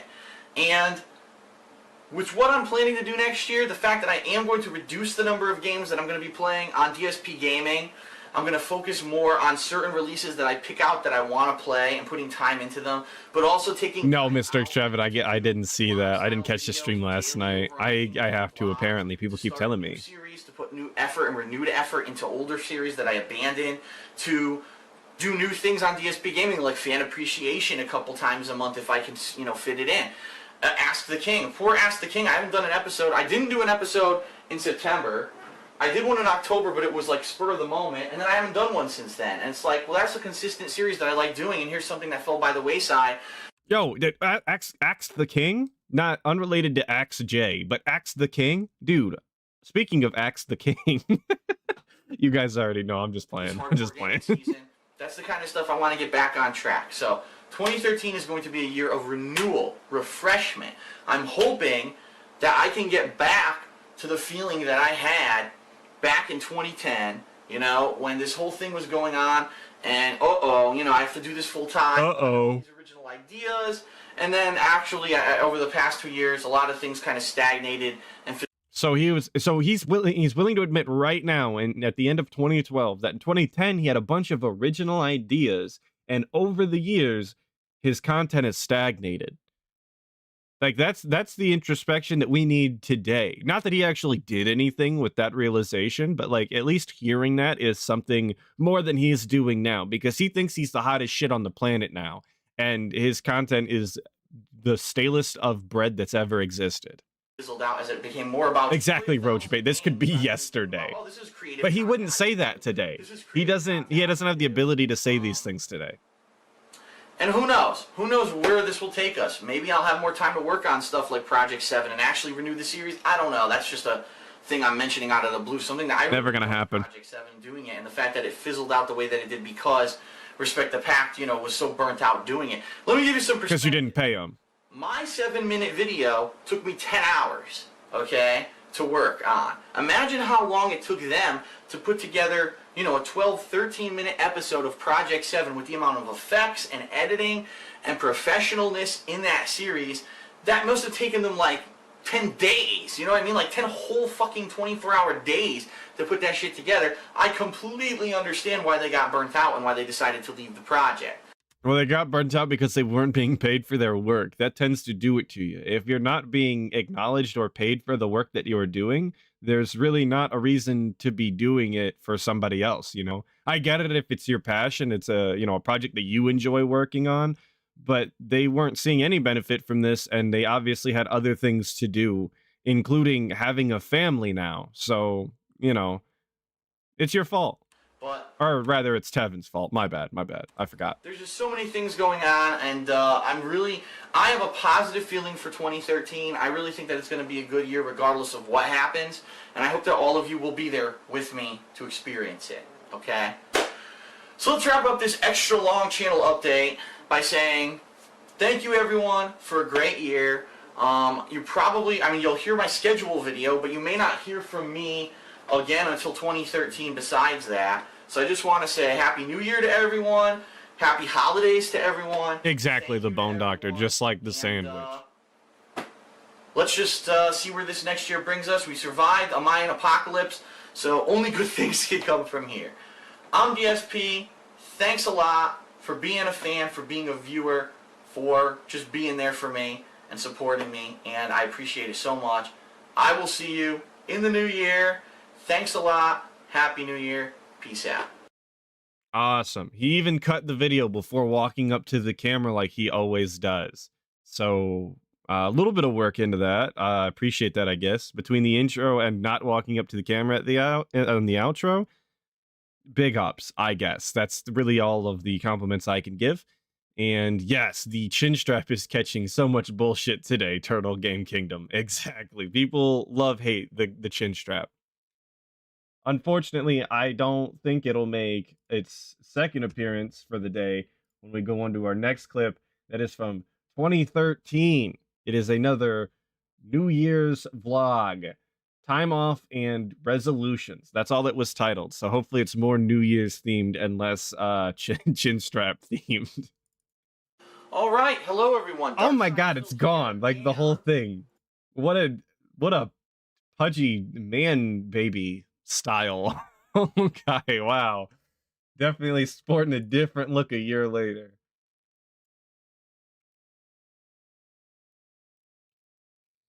So we're looking past classic Phil for the new year.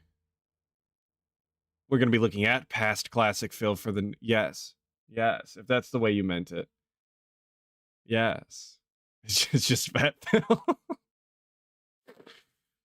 Yeah, he also the corner demon making a huge appearance right from the jump. As soon as we show up, he's terrified. Happy New Year.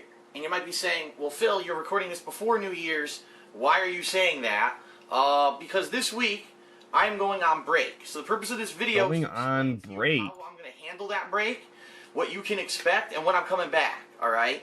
So the final stream of 2013 is in the bag. And what a year 2013 has been for me, kind of reminiscing a little bit about all the stuff that went down this year, all the changes and things that happened this year. Man, are you guys ready for the reminiscing segment? You guys love those, just like I do. I love when we look back at the past and talk about all of that and make that a huge focus instead of thinking about, you know, making future content and ensuring that all of that content be better than the past. No, let's just keep thinking about what we already did, because that was way better than what's going to happen later, obviously. Adapting direct capture, me doing Also, live yes, streams happy for Moo Beer. series and Catch out them shows, puppies. You direct can even shows, see the nipples direct through the shows, shirt. direct Shout out shows. nipples, I guess. It's been a wild ride. This year in particular was a very exciting, but it was also very risky. And at least I'm happy to say that here we are at the end of 2013, and through the many trials and tribulations that I've been through, I'm still here.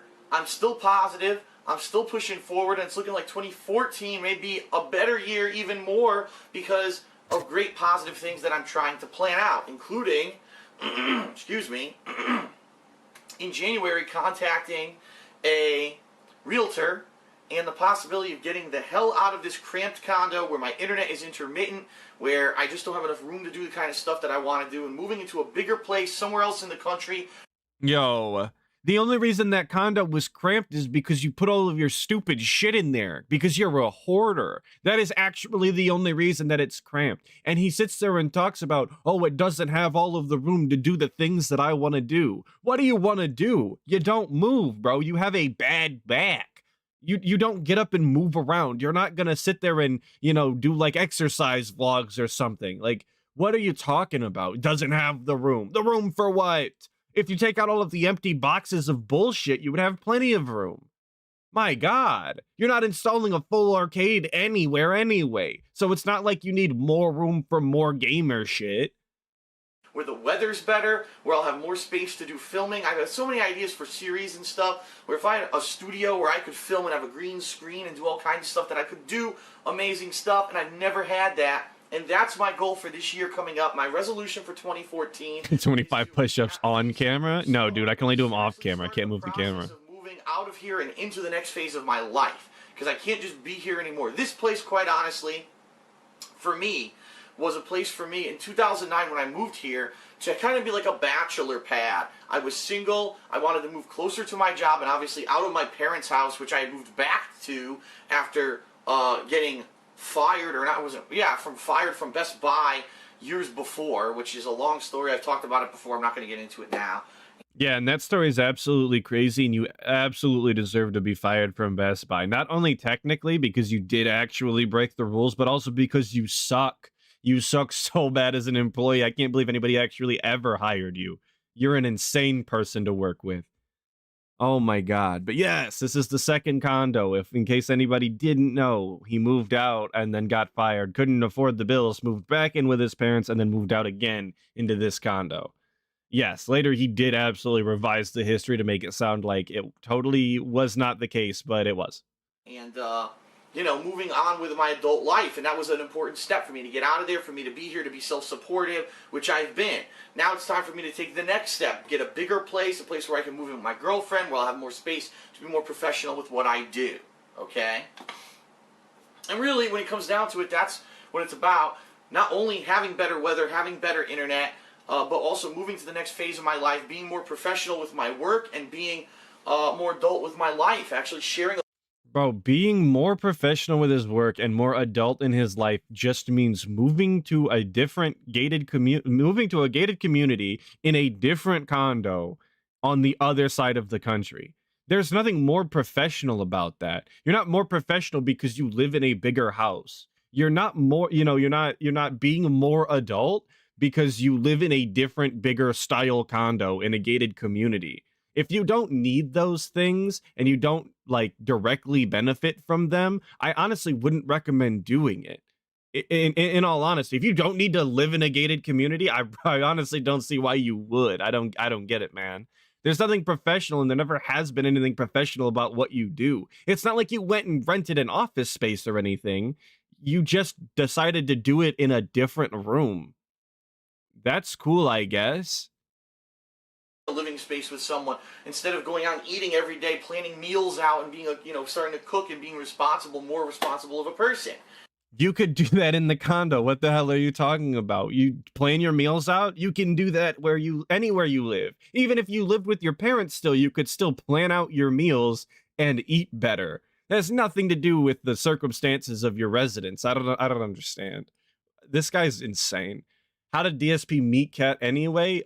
She was having OBS problems and was asking questions on Twitter, and he slid in her DMs because he is, in fact, Mr. Steal Yo Girl. And I seen Legion of Moom. Do I operate a household? Yes. Yes, I do. I wanted to do this, and I just haven't been able to do it up to now. Now I finally have the means to do it financially. Now I got to make it happen in 2014. So that's really what I'm pushing for next year, okay? So I do want to say this, thank you to all of you who this year stuck in there throughout all the changes throughout me, again, going from this camera that I'm recording this video with to direct capture, and the fact that we had issues with audio and stuff trying to get it sound. Look at that little rinky-dink microphone he's got right there. I always love when he pulls this bad boy out. Throughout all the changes throughout me, again, going from this camera that I'm recording this video with to direct capture, and the fact that we had issues with audio. Look at that. Look at that little thing. I know it was a different time and microphones weren't what microphones are now, but That's Mr. Professional. Because he still used this after he moved to the other side of the country and was trying to be more professional by doing that. This was the microphone he used. I don't even know what that is. It doesn't look good. And I know looks aren't everything, and it's not necessarily representing the quality of the microphone, but you know, yeah, a little bit. And stuff, trying to get it sound good, and finally I think we've hashed out those issues. Through the live streaming, all the problems we've had with the live streaming, including the settings aren't right, the delay is off, this is off, that is off, my internet's intermittent, it's a piece of crap.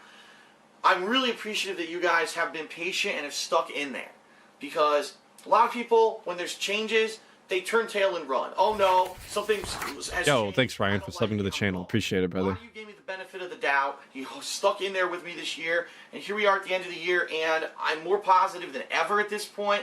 Really looking forward to the changes next year, which is going to be more location. Brandon is who I am, calling me out for saying DMs and not just saying that he replied. Big ups. I don't want to get the lore wrong. I appreciate it.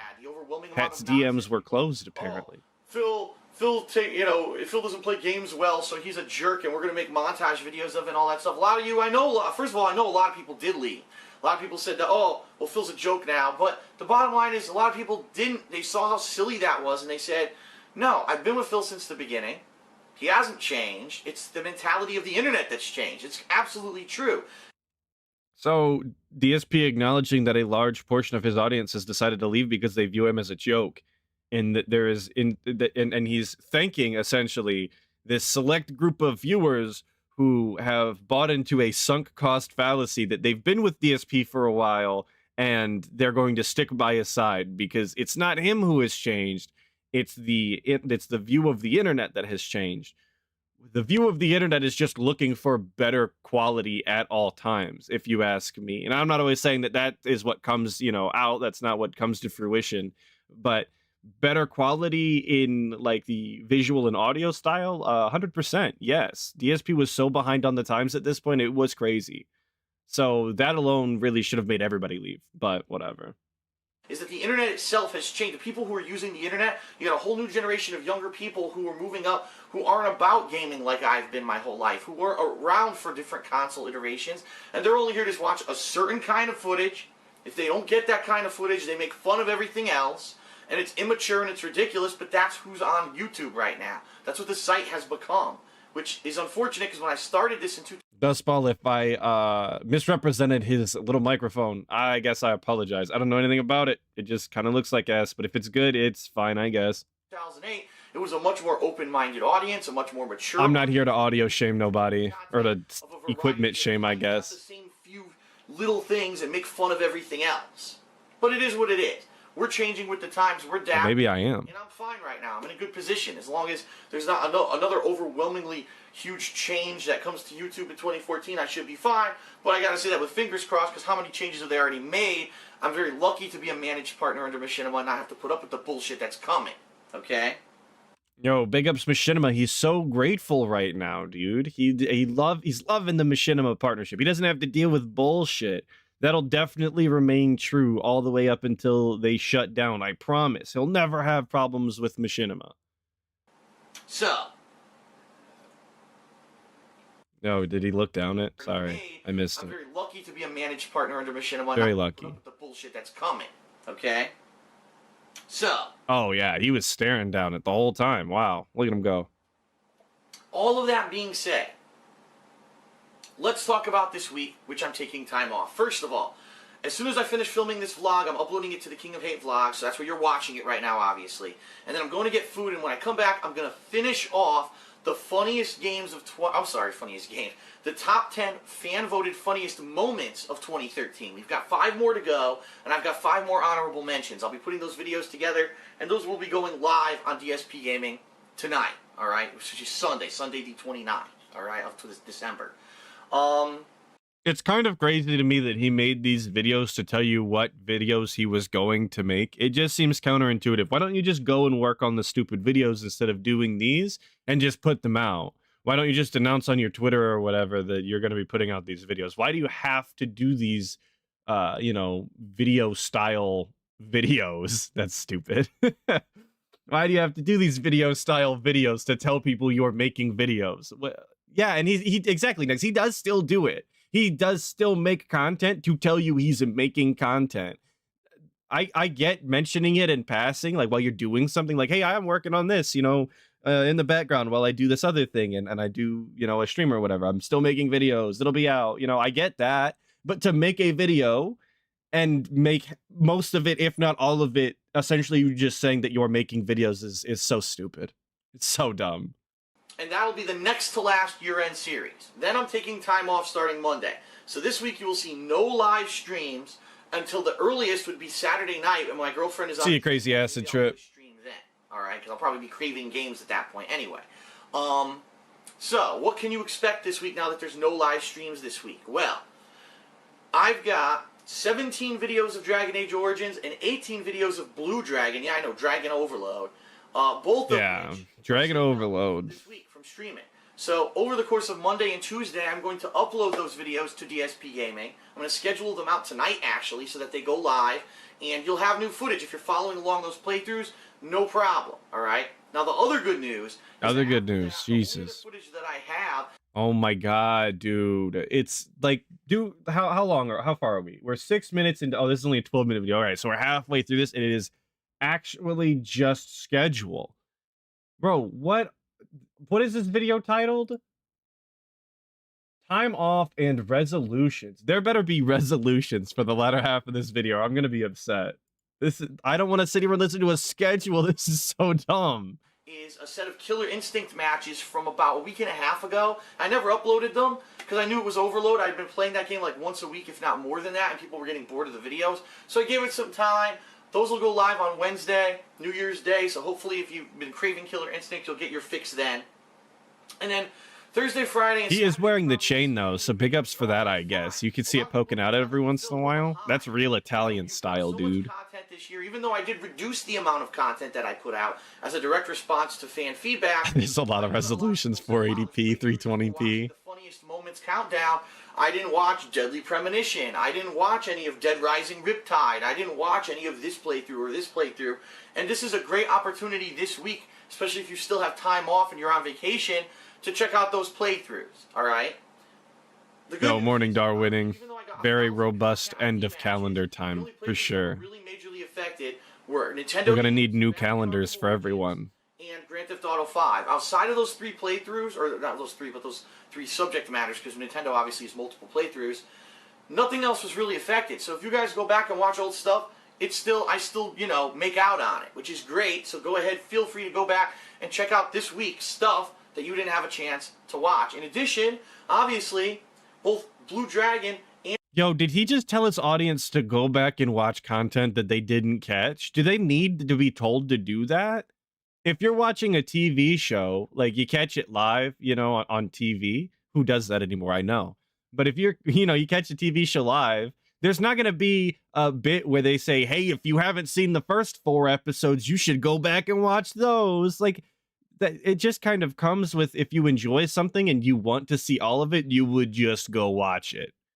Nobody needs that kind of reminder, unless it's like integral to the story. It's a part 2, so you tell people to go watch part 1 so they get the the references, or they understand the context. That's fine, I get that. But telling people go watch my other playthroughs if you didn't have time, like, yeah, they'll get to it, brother. You don't have to tell them that. And if they don't want to watch it, they don't want to watch it. Eat shit. And Dragon Age Origins are longer playthroughs. Let me tell you something. Dragon Age Origins and these 17 videos that are coming up gets a lot better. I'm enjoying the game a lot more. I rage a little bit when I die, but outside of that, I'm having a lot of fun with the game. So don't judge the beginning of the game, which was a slower build, and I was remembering how to play it. Don't judge that as a archetype for how the whole playthrough is going to be. It is getting better, and I'm enjoying the game a lot more. So definitely, if you haven't watched those playthroughs, take that opportunity. Catch up on those this week, all right?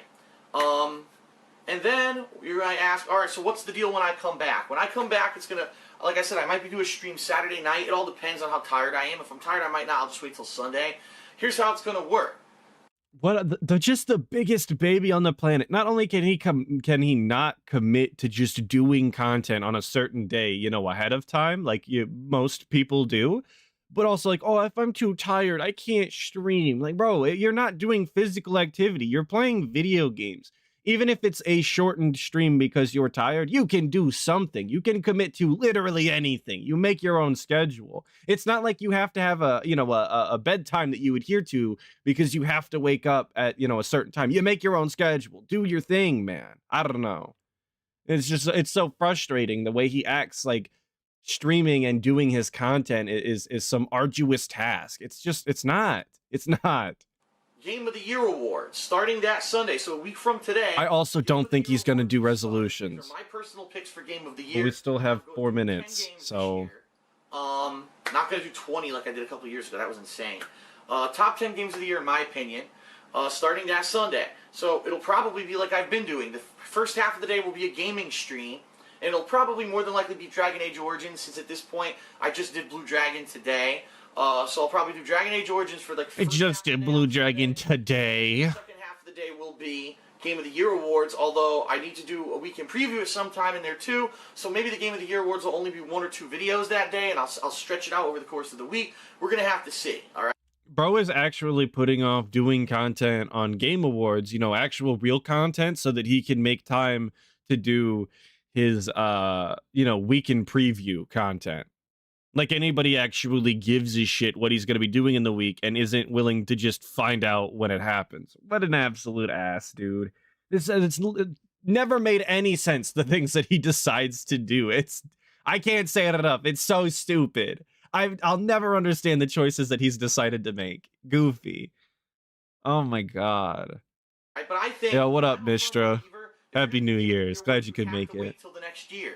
You can't do it because, it's December. To give everything a fair shake, I needed to wait till the end of December. And there were a few releases this month that could have factored in. And other games that I was finishing up, keep in mind, from the next-gen consoles that I could have factored in as well. So it's definitely going to be an interesting Game of the Year awards this year. It's going to be hard. It's like a part. This isn't a part one. My winners. No. Right now, I don't know who the winner is. In my mind, I've got a few games that I'm boggling around, shuffling around, and I don't know who's going to be Game of the Year. Did you say I'm boggling around?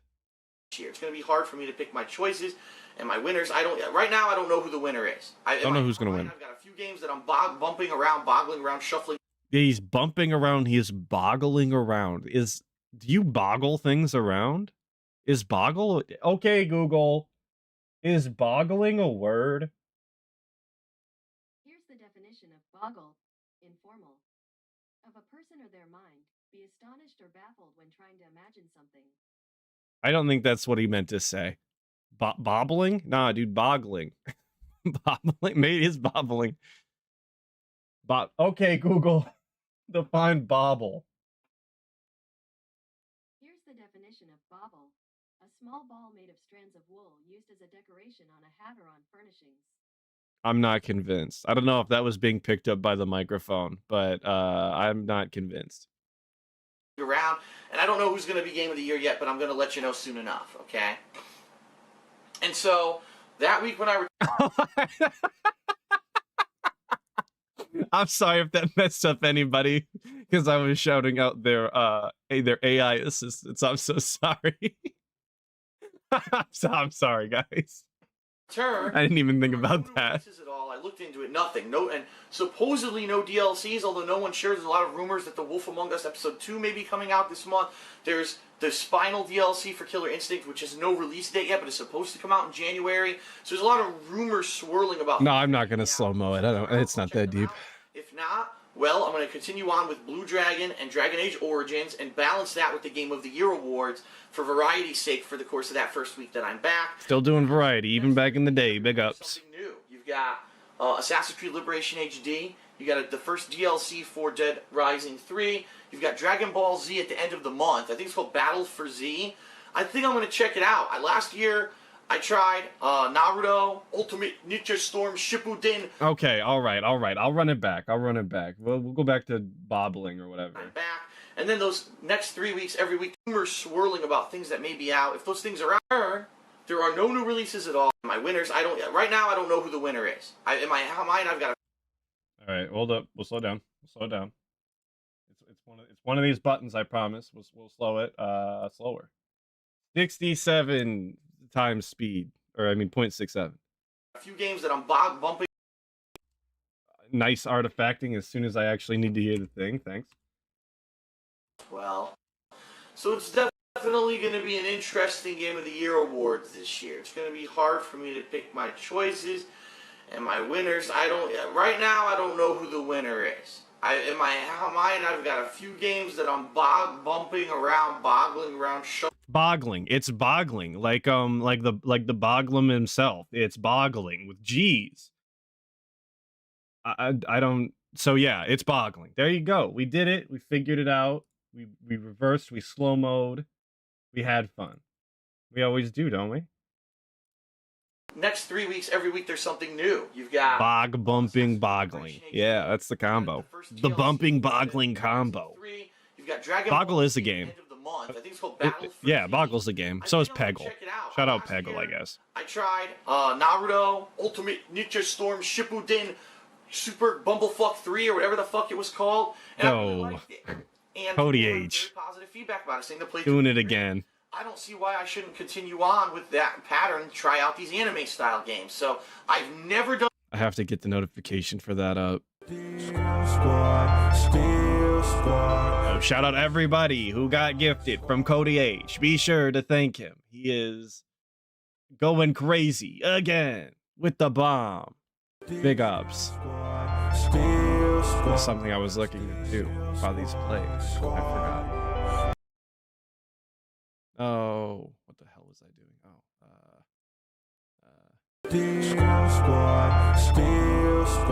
While we're here and we're going crazy, I had 5 more of those to give away, and we did it. That's all 10 for the month. So hopefully all of you enjoy the gifted memberships from Cody H and myself. Big ups. I appreciate all of you. We are just going to let these roll. Yes, DSP did say at one point you couldn't gift memberships to viewers. You absolutely could have, and he decided not to because he's lazy and didn't want to actually purchase them ahead of time. So, but now there's a feature that he told me about. I actually discovered it through him. There's a YouTube feature now. You can get 10 free gifted memberships. You can give 10 memberships away per month for free to your viewers. So absolutely, you guys are going to be getting those every single month. It's the least I could do. They are free to give away. So obviously, gonna get them.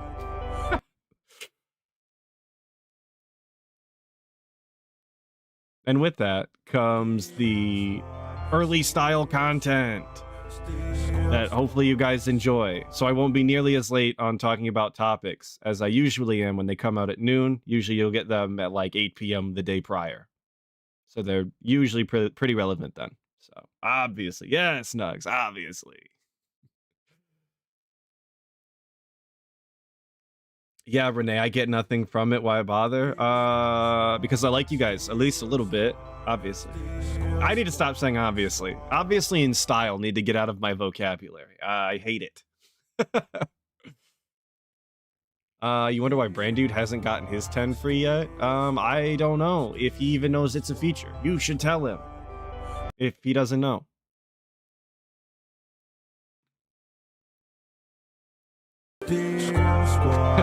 We're almost done, I promise. We're almost through them.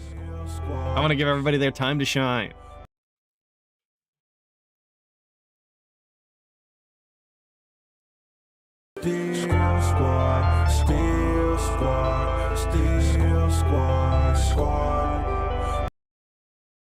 Why does the song keep playing over and over? It's part of the notification, man.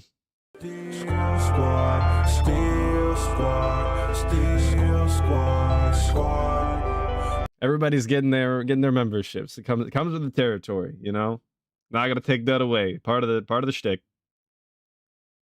Is that all of them? No. Scroll back up, see if I think that's all of them. So big ups. Big ups.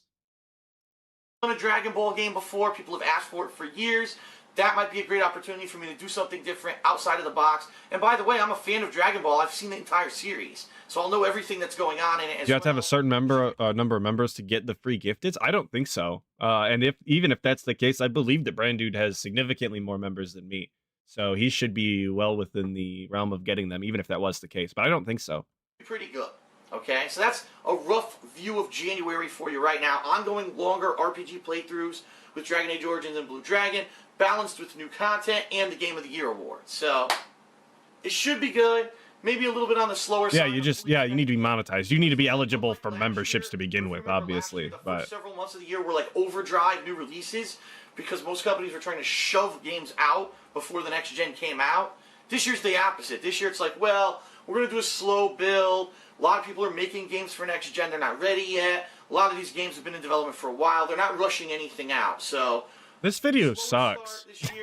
I'm not going to lie. He's saying a whole lot of nothing. I hope you'll be there in a week's time when I return, whether it's on live stream, whether it's on YouTube, wherever you watch my content. I appreciate it. Almost through it, though. Thank you for sticking with me this year, everyone. I will see you in 2014.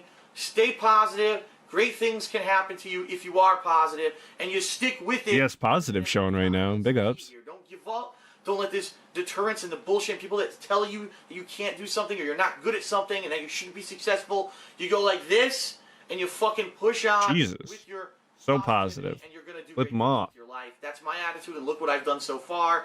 And we're moving on to bigger and better things, hopefully in 2014. All right. Happy New Year, everyone. Thank you very much. I will see you later.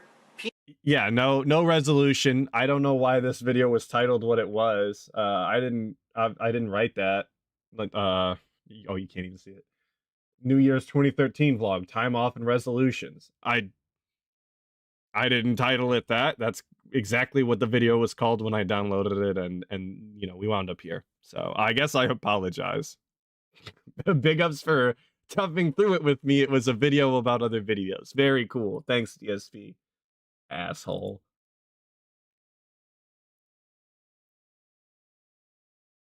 The crazy things. All right. Oh my god, no. Stop. I don't want to get shit on for this. This is not my fault. DSP, why would you do that? We'll start here. I don't care. DSP here, and welcome to Hate Live, my very first podcast, my very first vlog, my very first live stream where I'm talking to you guys face to face for the year of 2015. Happy New Year, everyone. I'm excited. I hope that you... Yeah, hopefully I stopped it, but it won't matter none. There's no monetization on the stream. I don't care. Whatever, right? But I just don't like to have the notification. So hopefully whoever made that song, Cult of Personality, doesn't hit me up. I don't want to hear from him. You guys are as well for a brand new year, all kinds of new feelings and new things, you know, blossoming all around us. Today was no exception. New things blossoming. Big ups. For myself, my business and my website, which we're going to talk about on this podcast. And it's the first podcast I've done in a couple weeks. The holidays are... Yeah, can I hang on? I'm gonna try and blow this up so I don't have to look at his stupid border the whole time. It's probably gonna look like ass, and I'm just gonna have to. No, that's not what I wanted to do. I'm so sorry. I'm gonna have to redo this whole thing if I do it like this, though. Oh my god! Hold on. Wait a minute. Wait a minute. Just bear with me here. I know, disaster stream. We're gonna.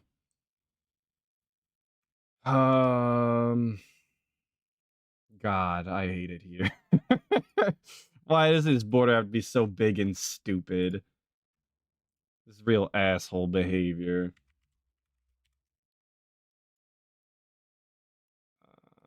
Yeah, that's the one.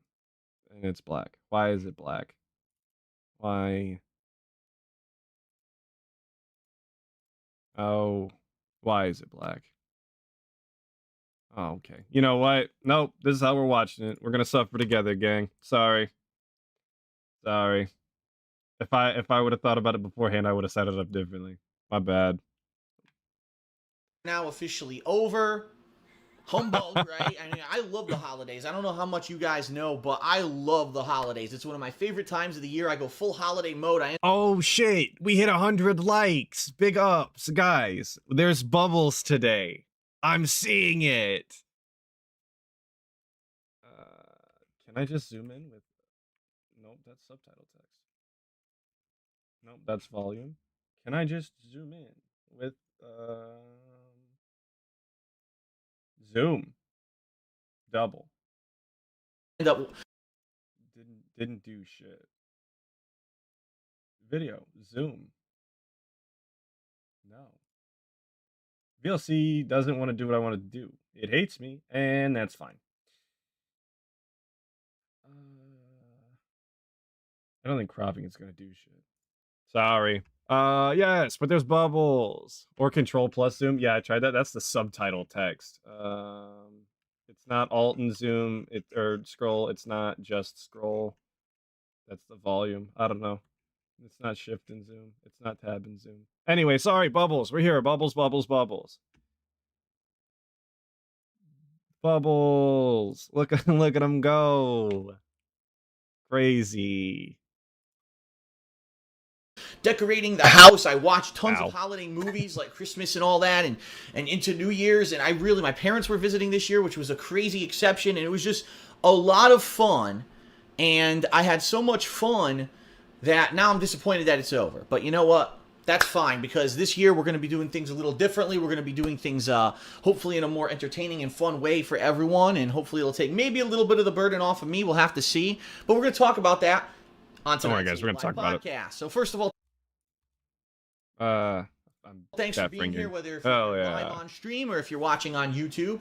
I appreciate that. And we've got quite a lot to talk about tonight. Is he ultra loud? A ridiculous amount of stuff to cover, and I don't know how much time I'm going to take to do it, so I'm not going to do a back in the day segment per se in this episode. However, there's going to be a few special segments. Let me just very briefly give you the outline of what to expect. We're going to start talking a little bit. Oh my God, dude. We need the outline for the video we're about to watch. Just do the goddamn video. Why are you giving me an outline for the content we are watching right now?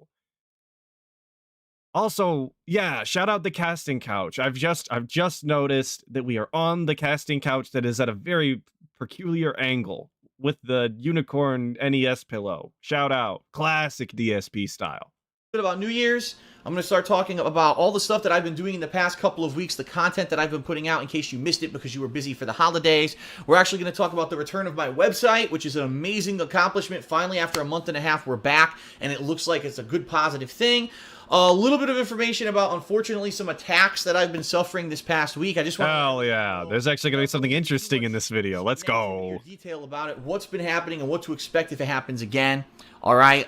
Plans coming up for this month, things that are coming for the rest of January that I want to outline. Oh, does he forgive me? That's crazy, because I actually, I have this clip that, and that's Atlas's fault.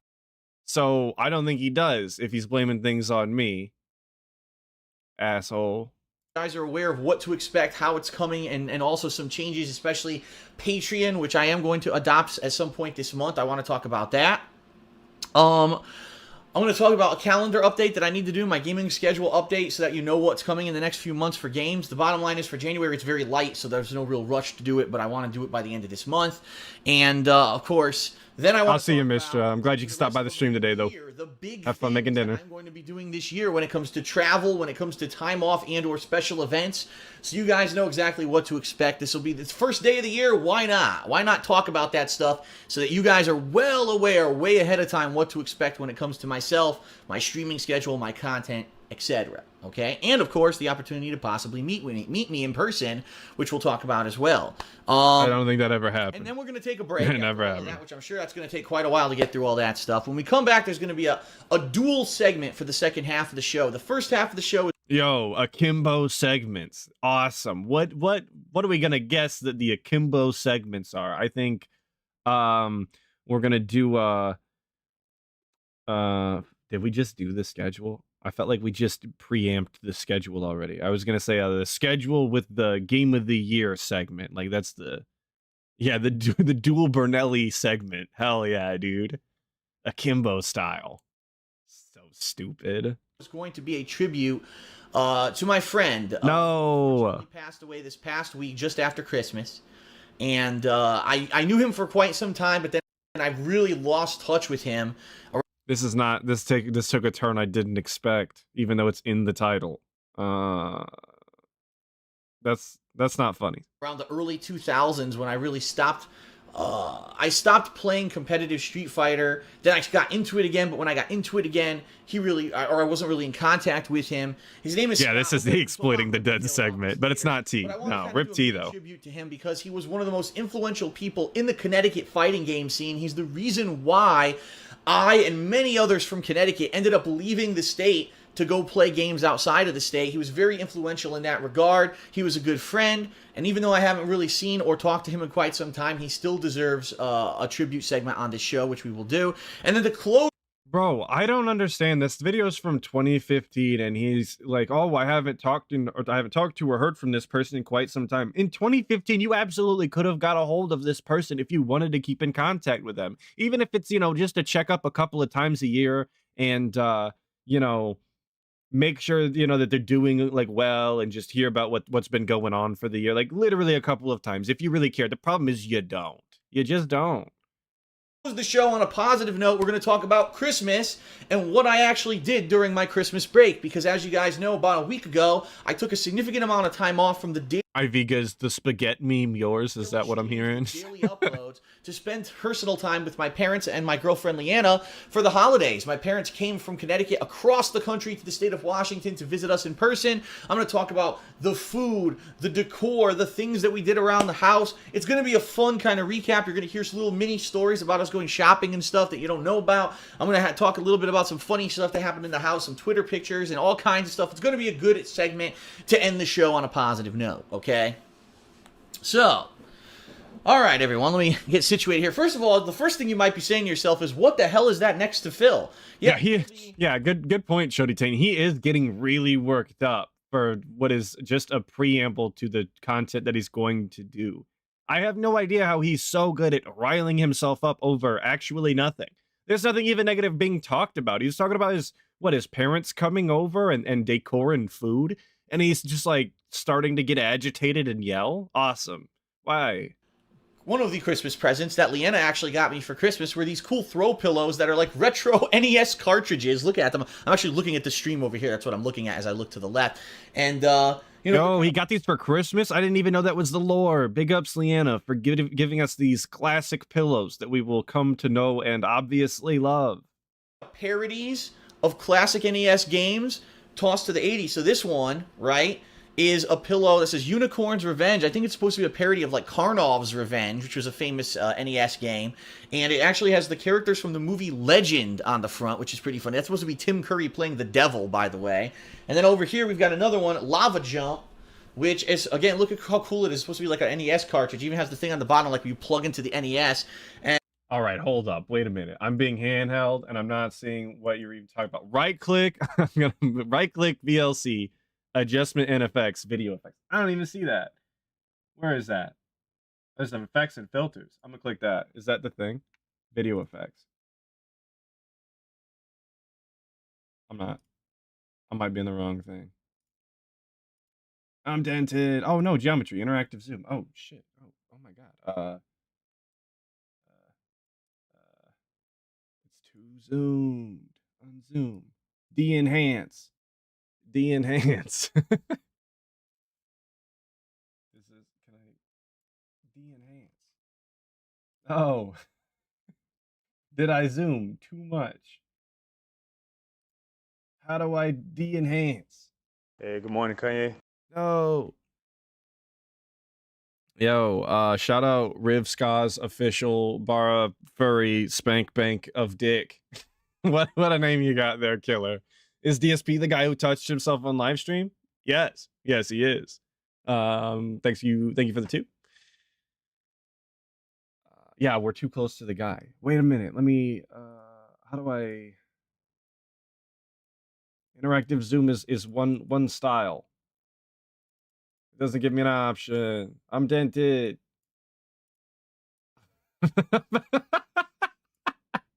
We'll just watch it like this.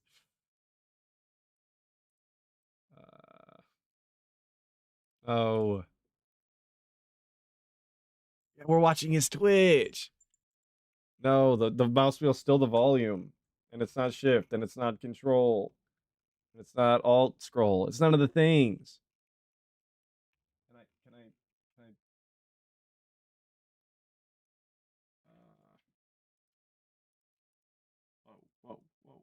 Oh, okay. All right. Cool. Well, that's still far too close.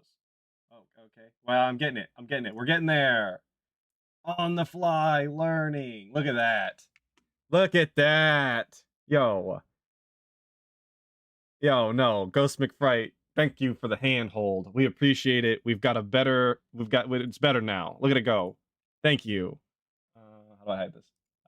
Awesome. Thank you. We're here. And that one has a little guy that kind of looks like either a combination of Yeah, bro style. jumping over a volcano, similar to how And the zoom's on. The zoom's on the whole time, huh? Mario Brothers. So these are really nice, and you're going to be seeing. Thank you for the handhold. Very positive, meaningful, robust. I figure I might as well show them to you guys so you know exactly what they are. Okay, so let's talk turkey. Let's actually talk a little bit about what I've been up to recently. First, let's actually talk about New Year's. This was the very first year, obviously, since we've moved, that we celebrated New Year's in somewhere other than the East Coast. It was kind of funny last night because Leanna. Guys, did you know that if you move away from the place that you've always lived, that you get to celebrate holidays somewhere else? Isn't that a very strange and unique concept that no one's ever thought of before? Isn't that super interesting? That if you move, you get to celebrate there instead? Crazy. And I were like, his hair's wet with slime. For New Year's, like, do we watch the East Coast New Year's? Because we always used to watch the New Year's Rockin' Eve, you know, the Times Square. They drop the ball in Times Square of New York. And that was our New Year's because we always lived on the East Coast. And we're like, now that we don't live on the East Coast, what are we supposed to do? So we ended up doing some research, and we actually found out that just locally, I mean, I'm talking it's very close to where we live, the Space Needle in Seattle actually has their own New Year's celebration where about 20,000 people Iviga, if you don't get it because you're dented, you're gonna have to rewind the stream, man. I'm not repeating myself. Gather for New Year's Eve, and everyone hangs out there, and there's a big a concert and music show, and they actually shoot fireworks out of the Space Needle as it hits midnight, and it turns to the New Year this out here. So did he call it research? I'm so sorry. I'm dented. I'm getting distracted. They drop the ball in Times Square of New York. Drop the ball. And that was our New Year's because we always lived on the East Coast. And we're like, now that we don't live on the East Coast, what are we supposed to do? So anyway, we ended up doing... While we don't live on the East Coast, what are we supposed to do? What? Bro, just celebrate New Year's. I get it. It's not going to be time synced or whatever. I guess if that's important to you. Whatever. Some research, and we actually I don't care. Just locally. I mean, I'm talking... Did some research. He did totally say research. The Space Needle in Seattle actually has their own New Year's celebration where about 20,000 people gather for New Year's Eve, and everyone hangs out there, and there's a big a concert and music show, and they actually shoot fireworks out of the Space Needle as it hits midnight, and it turns to the New Year this out here. So we actually ended up watching that. It's kind of a short thing. It only lasts about 8 to 10 minutes. So that was like way shorter than like the huge overblown special that they do on the East Coast with New Year's Rockin' Eve with 5 million. I think I have one. Yo, East Coast, Beast Coast, way better than West Coast. Shout out all my East Coast fans. Y'all are real ones. All my West Coast fans, talk to the moderation team. East Coast is the only people that gets New Year's. Sorry to tell you. That's just the way it's got to be, man. Direction dancing in the streets of New York. Who gives a shit? But we had our own little... I'm not from the East Coast. I don't actually have a favorite coast. Non-alcoholic, like bubbling apple juice, peach juice kind of a deal. In celebration of the new year. And we had our own private thing. And we actually discussed, we said, gee, we're so close to the Space Needle that one year we should definitely do that. I don't think you're allowed to say that, brother. We decided last night together that one year we are going to do that. We're going to go over to the Space Needle and be there for the fireworks in person and maybe spend the night and, you know, the day in downtown Seattle, which would be nice. So didn't do anything major for New Year's. I hope that you had a great New Year's, a safe one. So let's talk. Let's talk a little bit of a recap now about Great Lakes coast supremacy. Yeah, big ups all my Great Lakes, coasters. Big ups. Recently, because these past couple of weeks have been very different from my usual content, where, as you know, I would do 2 gameplay streams a day, upload tons of videos to YouTube, and every week I was doing consistent weekend preview and a consistent, vlogs every week, and it hasn't been like that for a couple of weeks. So for a lot of you, especially those of you who maybe have been away for a while, celebrating the holidays or being busy with your own stuff, coming back, you're like, I don't know what to expect, and I don't know exactly what's going on. Well, let's talk. For Christmas week, because let's talk. Busy with my parents, I originally intended on doing a few fan appreciation sessions of gameplay with people during the course of the week. I also wanted to continue with Kingdom Hearts 2 Final Mix, which was the playthrough I had started the week before Christmas. So even in 2015, he was talking about doing some sort of community get-together to play video games online, but it sounds like he ran out of time.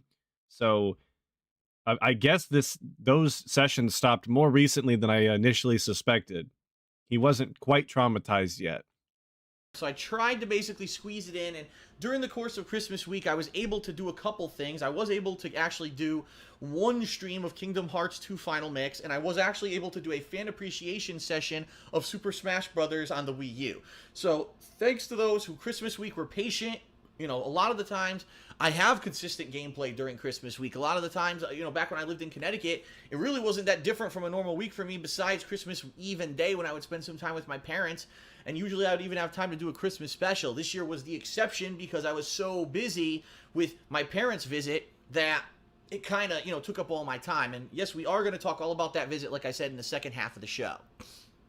Yo, shout out the second half where we're going to get the in-depth look at the visit, I guess. Can anybody confirm or deny whether this is the last time his parents were at his house? I know they showed up for, you know, painting Leanna's office or whatever at one point, but I don't know if that was before or after this.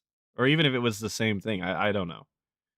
So, thanks to those who were patient. The history's fuzzy. I'm back, but not at a full schedule. Let me explain what I mean by that.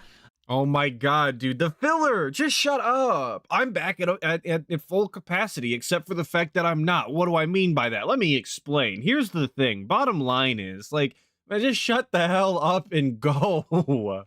I didn't get to start any of my year-end series this year until this week. Now he's frozen. There were so many games that came out in There he November. is. Things like Pokemon and Far Cry 4 and WWE 2K15 that I was so busy with the whole month that I didn't have an opportunity to actually have time and work on these year-end series. And in addition to that, as I told you guys, the forums were down. And because the forums were down, there wasn't any opportunity for people to post up logos and fan art. There wasn't any opportunity for people to nominate things for their funniest moments of the year. And that's a big part of the year-end series that I like to do every year, and that was missing. So I held off on all my year-end series until this week, and now they've finally begun. So let me explain to you exactly how I'm going to be covering things this week at least, and then we're going to talk about the rest of the month a little bit later. Oh my god. Can this dude talk about anything without telling you he's going to talk about something later? God, I can't keep doing it. I can't keep complaining about this. It's insane. I'm doing the continuation of Kingdom Hearts 2 Final Mix. I'm doing the continuation of Dragon Age Inquisition. And we're doing Grand Theft Auto 5 on the PlayStation 4, so it's the next-gen version of the game, the relevant shooter. And the reason I say that is because I'm playing the game entirely in first person. You didn't finish that playthrough. Do the whole playthrough? Are you just going to do it for a few hours and say, okay, you've got the taste of it? I don't know. I don't know what I'm going to be doing in particular. It all depends on how much time I have. All right, Rio, have a good time away. I appreciate you stopping by. But yes, DSP was enjoying GTA 5 in the 2013 episode that we just watched, where, you know, the game had just came out recently. And then in 2015, the episode that we're watching right now, he is again talking about how he's playing Grand Theft Auto 5, but in first person on next-gen consoles, which means he bought the game a second time. And if you fast forward to this year, he did another GTA 5 playthrough, again on next-gen consoles, but he didn't have to pay for it because it was on Game Pass, which means that he paid for it in a really roundabout, back-ass kind of way. So yes, we've done 3 GTA 5 playthroughs, but if you enjoy GTA Online, you know, that thing that is actually still being updated with new content, yeah, you are a detriment to video games, obviously. Because getting new content and enjoying something is not allowed unless you're DSP. In which case you're allowed to play the same old content again and again and again to milk money out of your dents, and it's totally okay. That's fine. If people are liking it or not, and go from there. You know, if I'm playing it and after 5 hours of playing, people are like, I don't want to see this again, and everyone's like, I wish you'd do other stuff, then I'll do other stuff. If I'm loving it, then I'll keep playing it, or vice versa. We'll have to see what happens, okay? But I started that this week based off of your feedback. I actually did a straw poll last week, and it was Grand Theft Auto 5 that overwhelmingly won the vote. Number 2 was Assassin's Creed Rogue, and then... Man, he did not sound happy about that. That this week based off of your feedback. I actually did a straw poll last week, and it was Grand Theft Auto 5 that overwhelmingly won the vote. Yeah, he sounds really disappointed. At that point, yeah, straw poll, a boomer term. Yo, straw poll's the website, though, isn't it? The actual, like, straw poll website. I thought that's why he said it, but yeah, straw poll is a boomer term, if not talking about specifically the website.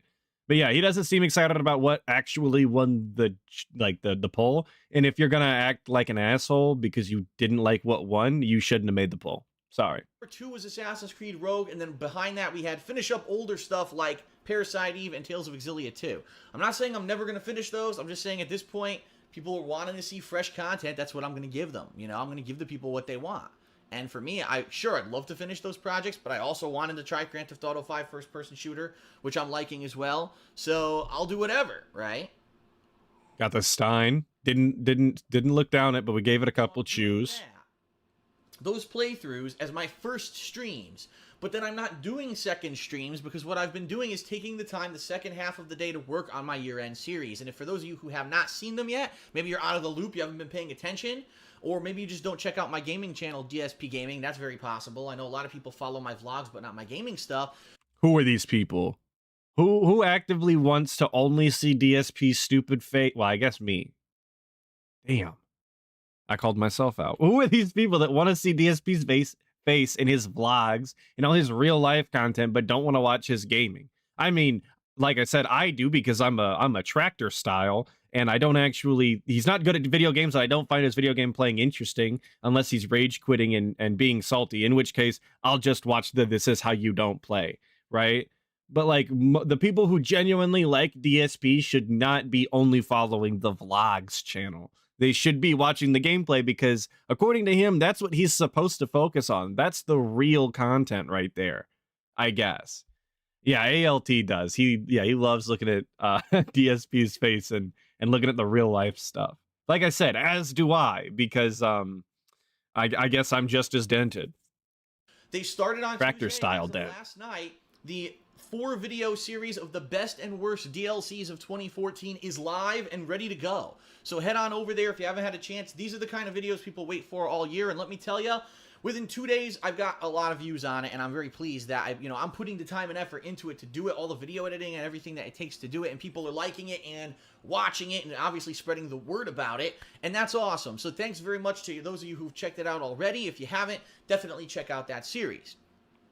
So you might be saying to yourself, oh, I am. Well, that's all well and good, but what's coming now in the next few days so we at least know what... No, I lied. I wasn't saying that. Shit. Continuing Dragon Age Inquisition, and it's always the schedule segment, dude. I can't get away. I can't. Of 2014. That's right. We do this every year. The games that really let us down last year, that really should have had either massive potential or maybe they were overhyped, and for whatever reason they didn't deliver. That's going to actually start tomorrow on DSP Gaming. So you'll see some gameplay of Dragon Age. You'll pair that off with the most disappointing games. Yay!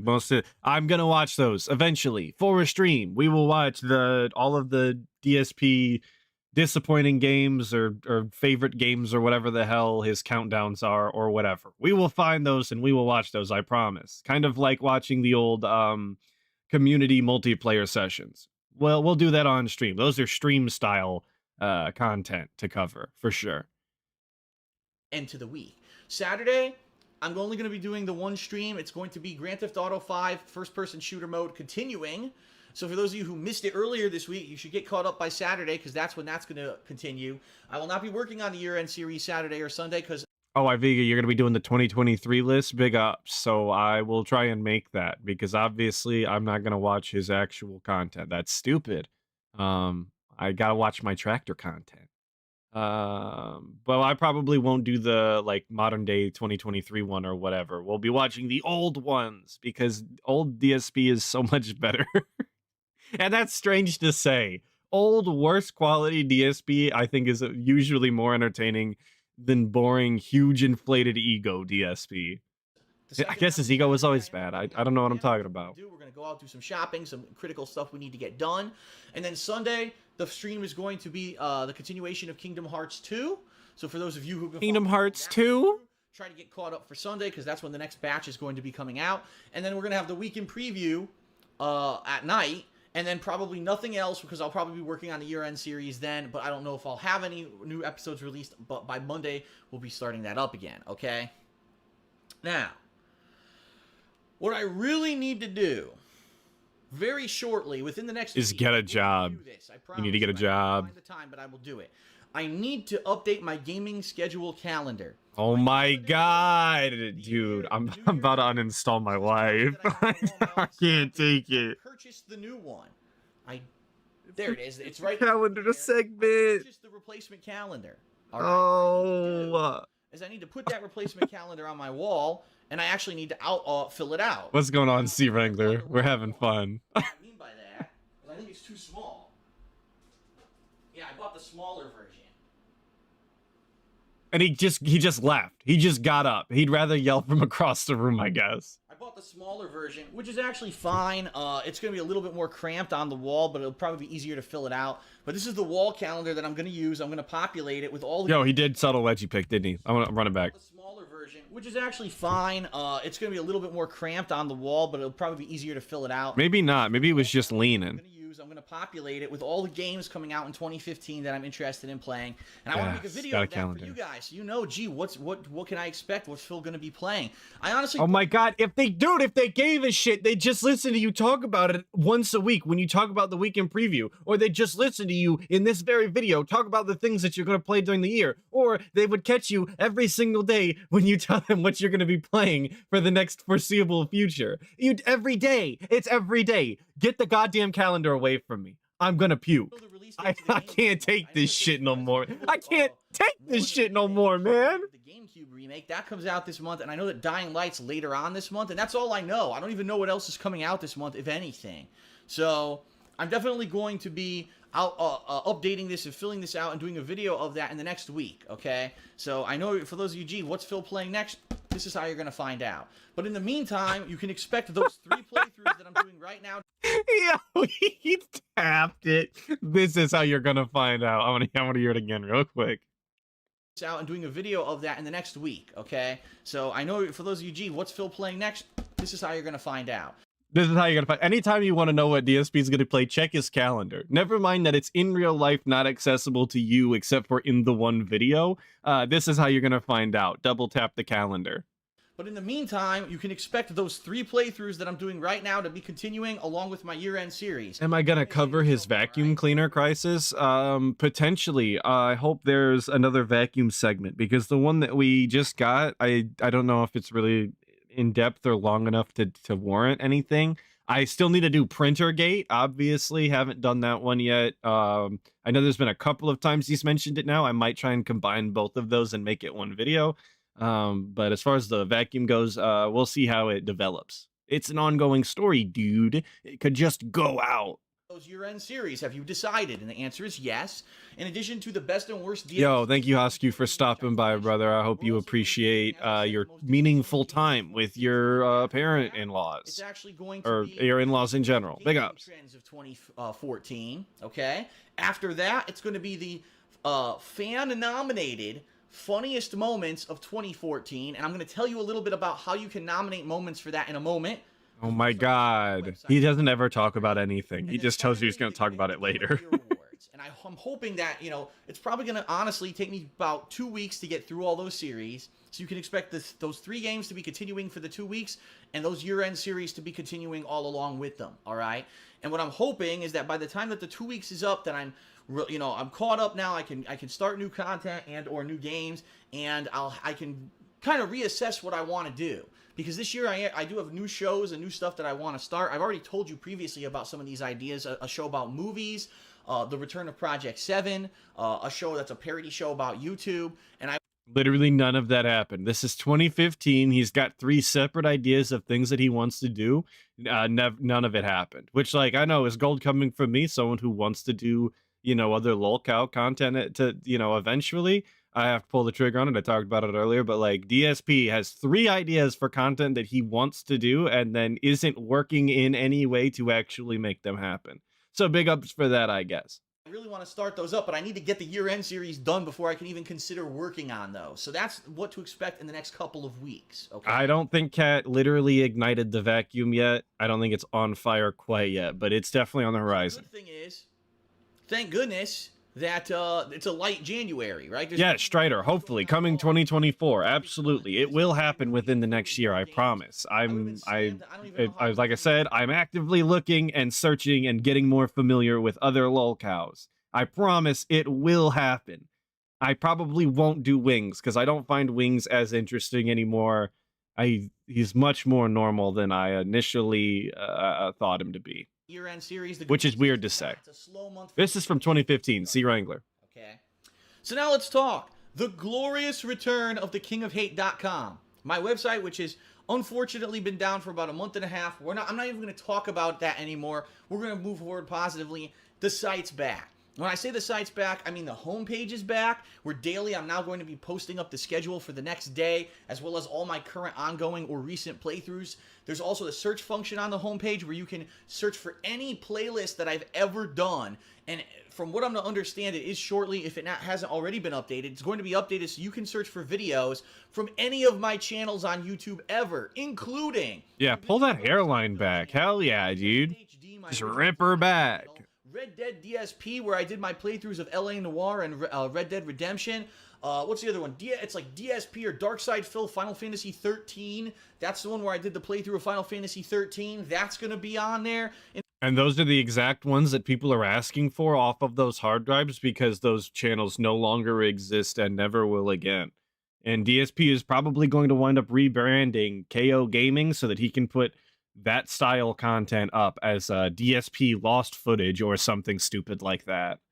In addition to the current channels, DSP Gaming and the King of Hate Vlogs. So any of my content ever on YouTube that you wanted to find, you're going to be able to search for in one fell swoop, one search engine, and it cuts through all the crap. I can't tell you guys, over the past couple of years since YouTube changed their fucking search algorithm in early 2013, how many people say, Phil, I can't find your stuff anymore. I wanted to watch you play so-and-so game. I go into YouTube, I type in, Dark Side Phil or DSP Gaming in the name of the game, and I get a bunch of crap. I get other people playing the game. I get people shitting on you in hater videos. I get all this crap. I can't get your content because YouTube changed their search algorithm. It's a piece of shit. Well, guess what? Now you can use the website to find all my stuff like that. Cuts through all the bullshit, doesn't find any of that unrelated nonsense. It just brings you to what you're looking for, okay? Dude, I can't believe he, try not to fumble over my words while I think about what I want to say. Him actively blaming the YouTube search algorithm. I know the YouTube search algorithm and everything that goes into the YouTube algorithm is awful. It's not very good. It's very difficult to understand and to placate to it in order to get your shit seen. It's rough for a lot of people. But to sit here and complain about it to your audience that has nothing to do with it and, just wants to watch your videos is to me, it seems disrespectful, in all honesty, to sit here and complain about things like this to your viewers, the people who do actually go out of their way to watch your content.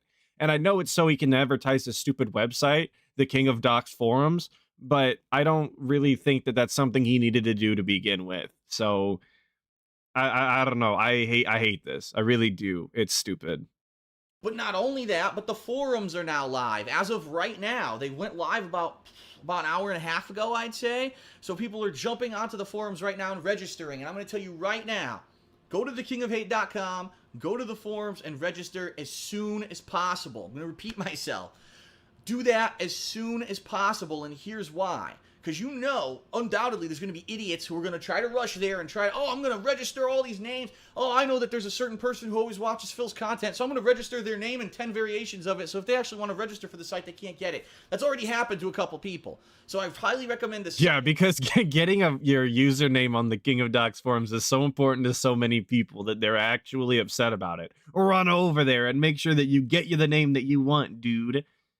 Yeah. People are just clamoring to make sure they get their name. Come on, man. Get a free chance. Go over there, register, put up your avatar. You'll get the confirmation email, register or confirm your account. So yeah, you at least have it. Even if you're not going to post right away, just get it in the system so that people don't try to steal your identity over there, okay? So they don't steal your identity over there. Dude, it doesn't come with getting the person's social security number when you take their username on some shitty forums no one cares about. Steal your identity. Come on, man. That's so dumb. I want to forewarn everyone. There's going to be problems with the website. I can almost guarantee you that there's going to be times when the website's going to go down. There's going to be times when you're going to have issues with the website. Already someone didn't get the confirmation email, and I found out that supposedly if you read the confirmation email in Outlook, it doesn't even work. Like, it's blank. You have to try to read it in another kind of email browser or something, okay?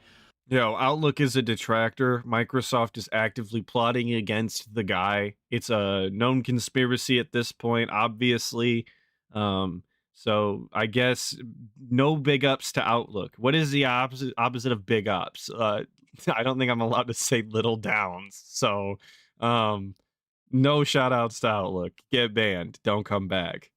But yeah, there's going to be issues. So I ask that you be patient, especially these first couple of weeks where the mods are just kind of settling in and learning their roles, and we're going to be looking for new mods. So if you start posting on the website, you really like it, and you'd like to positively contribute, be on the lookout. I will be, in the next couple of weeks mentioning if I'm looking for new mods or not for the website. Okay, already some overzealous people kind of already asked, and I'm just going to tell you right now, I'm not going to mod anyone. We are going to be looking for new trial mods soon where you could basically kind of mess around on the website and try to be a mod and see how well you do. And if you do well, maybe we'll make you a permanent mod, okay? Oh, yeah, dude. Start posting in people's life's goals are to be, permanent mods over on the King of Hate forums. Of course, dude.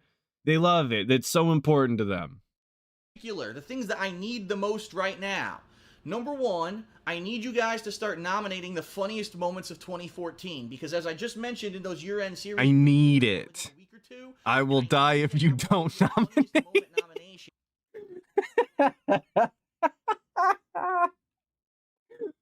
No, I messed everything up.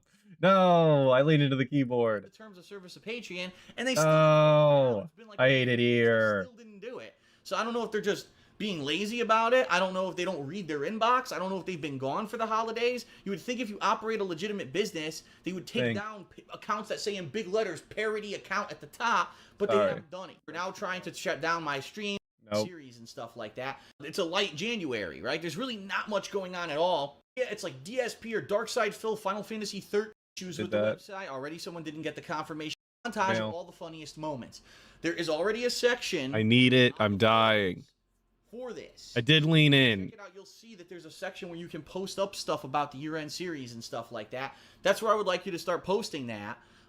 Because I need you to nominate all in one thread. Let's make one thread for it. Everyone nominate your funniest moments. How do you nominate? It's very simple. Say, part whatever of this playthrough. Please link the video. What up, West Side? So that way we can actually all watch it on the forum thread. And in addition, if you can actually either give a timestamp or even have the video so people know how to have a video play at a timestamp, so we know when the moment. What? Thank you, Bradley Sublit, for subbing to the channel. I appreciate it, man. That's going to be an immense help, and that's going to help the funniest moments montage tremendously. I don't know when YouTube introduced the feature of getting a timestamp URL, underneath the video, you can just, start at, insert time or whatever. I don't know when that got introduced. I just think it's really funny that DSP's like, some people know how to get a URL and paste it and it started the video. Like he doesn't know anything ever. Ever. Okay. Number two, there is a section already for this on the forums. For fan-submitted logos for the year-end series, artwork or splash pages for the year-end series, and also for the ongoing playthroughs. Right now, the one I need artwork for the most is Grand Theft Auto 5 first-person shooter mode. Because I didn't ask for any, I completely forgot, and I didn't have forums for anyone to post this stuff up on anyway. What I recommend, if you are going to be posting up logos or pictures, anything, any kind of an image, use the website Imager.com or Image Shack. There's tons of them that you can use, and then you can post the link. Shout out Image Shack. Never heard of it. Great site, never used it. I don't know. It's going to take up space. And Shout out Image Shack. There's plenty of third-party websites you can use to upload the logos and or pictures. Yeah, and he's going crazy with the hand movements. Those are the two things that we're. I want to see it again. Sorry. Space, and we don't want that. There's plenty of third-party websites you can use to upload the logos and or pictures, and then just link it in the thread. Jesus. Those are the two things that we're definitely looking for.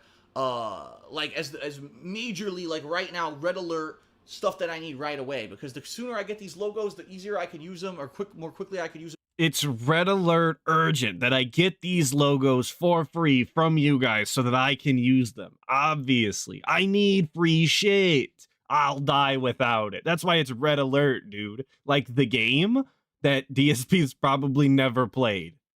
Big ups. In the year-end series, and it's going to help everyone overall, okay?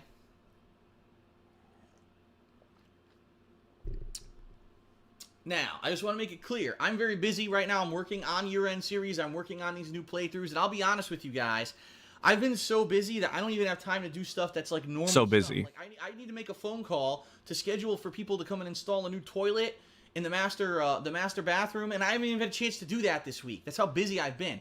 Wait, he got a new toilet and you know, he was scheduling for a new toilet in 2015? Is that the toilet that doesn't work now? Can somebody confirm which toilet in that house works? So, can somebody go shit in DS? Don't do this, don't do this, don't do this. I don't condone. It's a joke. Never mind. I'm just going to cut the joke. Can someone confirm what toilet works and doesn't? Did he ever get this new toilet? I don't know. So understand that I'm going to try to make an effort to jump on those forums and participate, but you may not see me actively on there right away posting up because I'm so busy right now. Once we get through the year-end stuff, once things calm down a little bit, hopefully we're going to get through all that.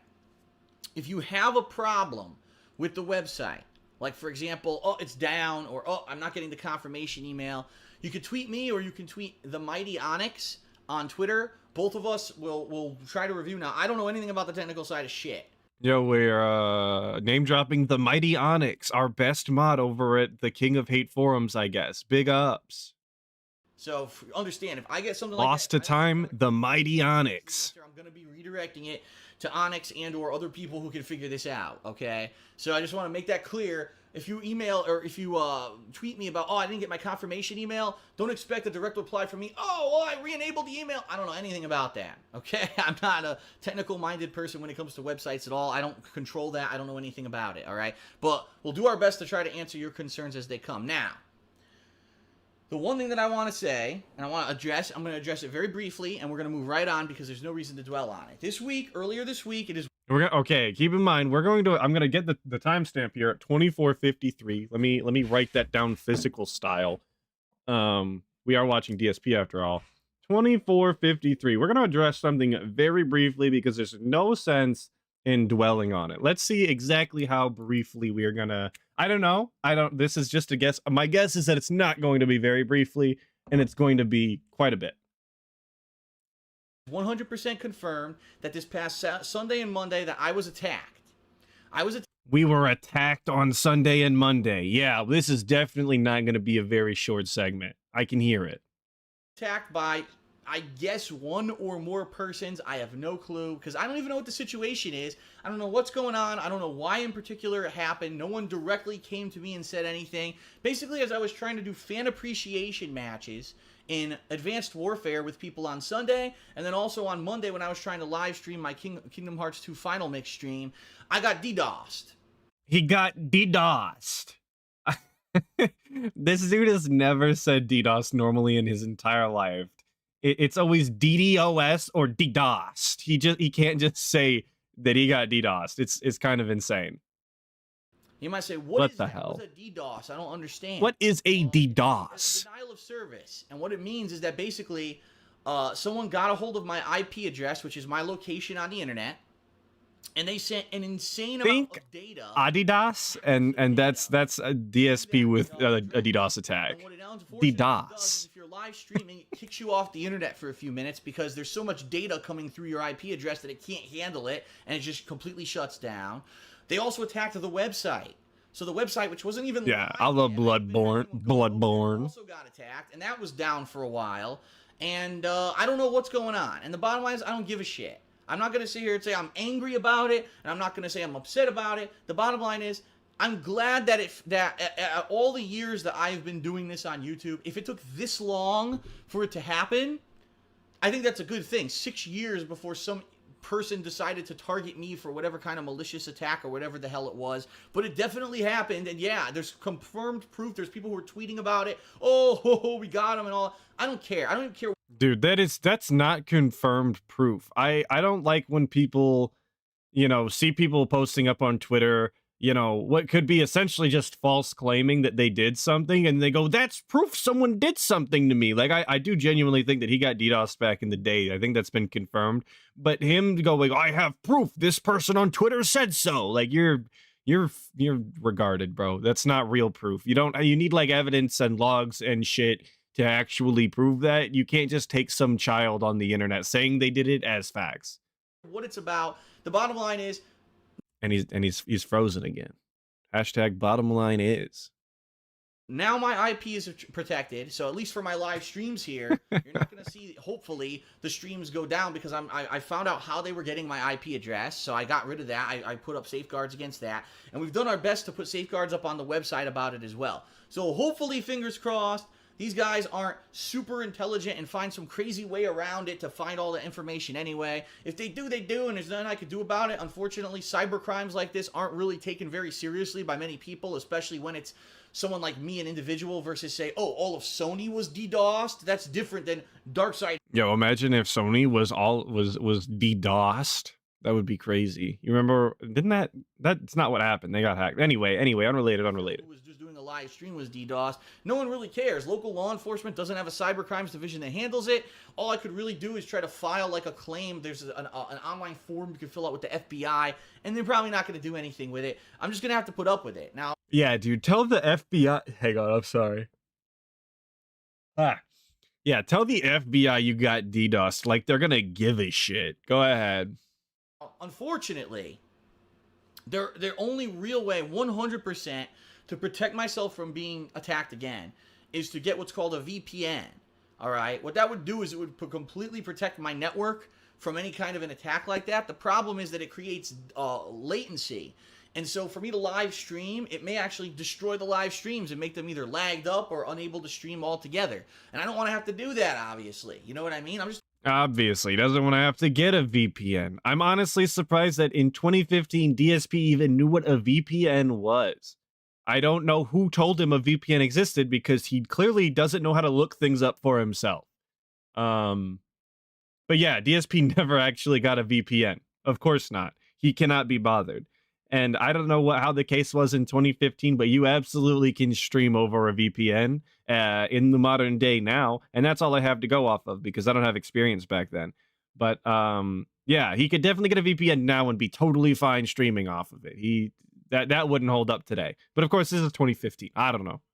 I wasn't alive, dude. I was just born. The individual in 2015. It's insane that someone would actually even bother doing this, but they did. And it is what it is, right? It's just more of the same. I got people who are trying to dox me. I got people who are trying to track me down in real life and send pizzas to my fucking house and prank call me at night, which has happened. I got people who are now trying to shut down my streams. Whatever. These people are gonna do this malicious shit no matter what. And the more that I address it, the more attention I'm giving to it, which is why this is it. I'm not addressing it again. I'll just let you know if it's happening. But as of right now, it happened on Monday. I'm hoping it never happens again. We're put safeguards in place. Fingers crossed it doesn't happen again. Okay, everybody? Yeah, fingers crossed it never happens again. How long was that? We are at 28:25, and we started at 24:53. So we are just shy of 4 minutes. You know what? Honestly, I'll say that was a DSP success. 4 minutes is far better than I thought he was going to do. I thought we were looking at like a 10-minute segment about this. So, I guess big ups. We did it. If you guys would give me a quick second, I have to go to the bathroom. So, I will go back to playing some music, and I'll be right back. It'll be actually a couple minutes. I promise. Women suck. Suck. They absolutely suck. Talk about Why y'all so afraid to tell them that they suck?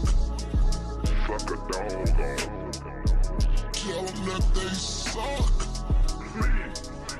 If she catch you cheating, then it ain't a problem. Cause I know divorce, it ain't the way to solve them. Why y'all so afraid to tell them that they suck? Suck a dog. Tell them that they suck. Why y'all so afraid? Why y'all so afraid? Tell them that they suck. I was just like them. Effeminate minded. Overly sensitive, effeminate mama's boys. Hello, we're back. Why are y'all so afraid to tell them that they suck? Dog. All right, we're back. Back at it. Hanging and banging, brother. All right. All right. Big sip.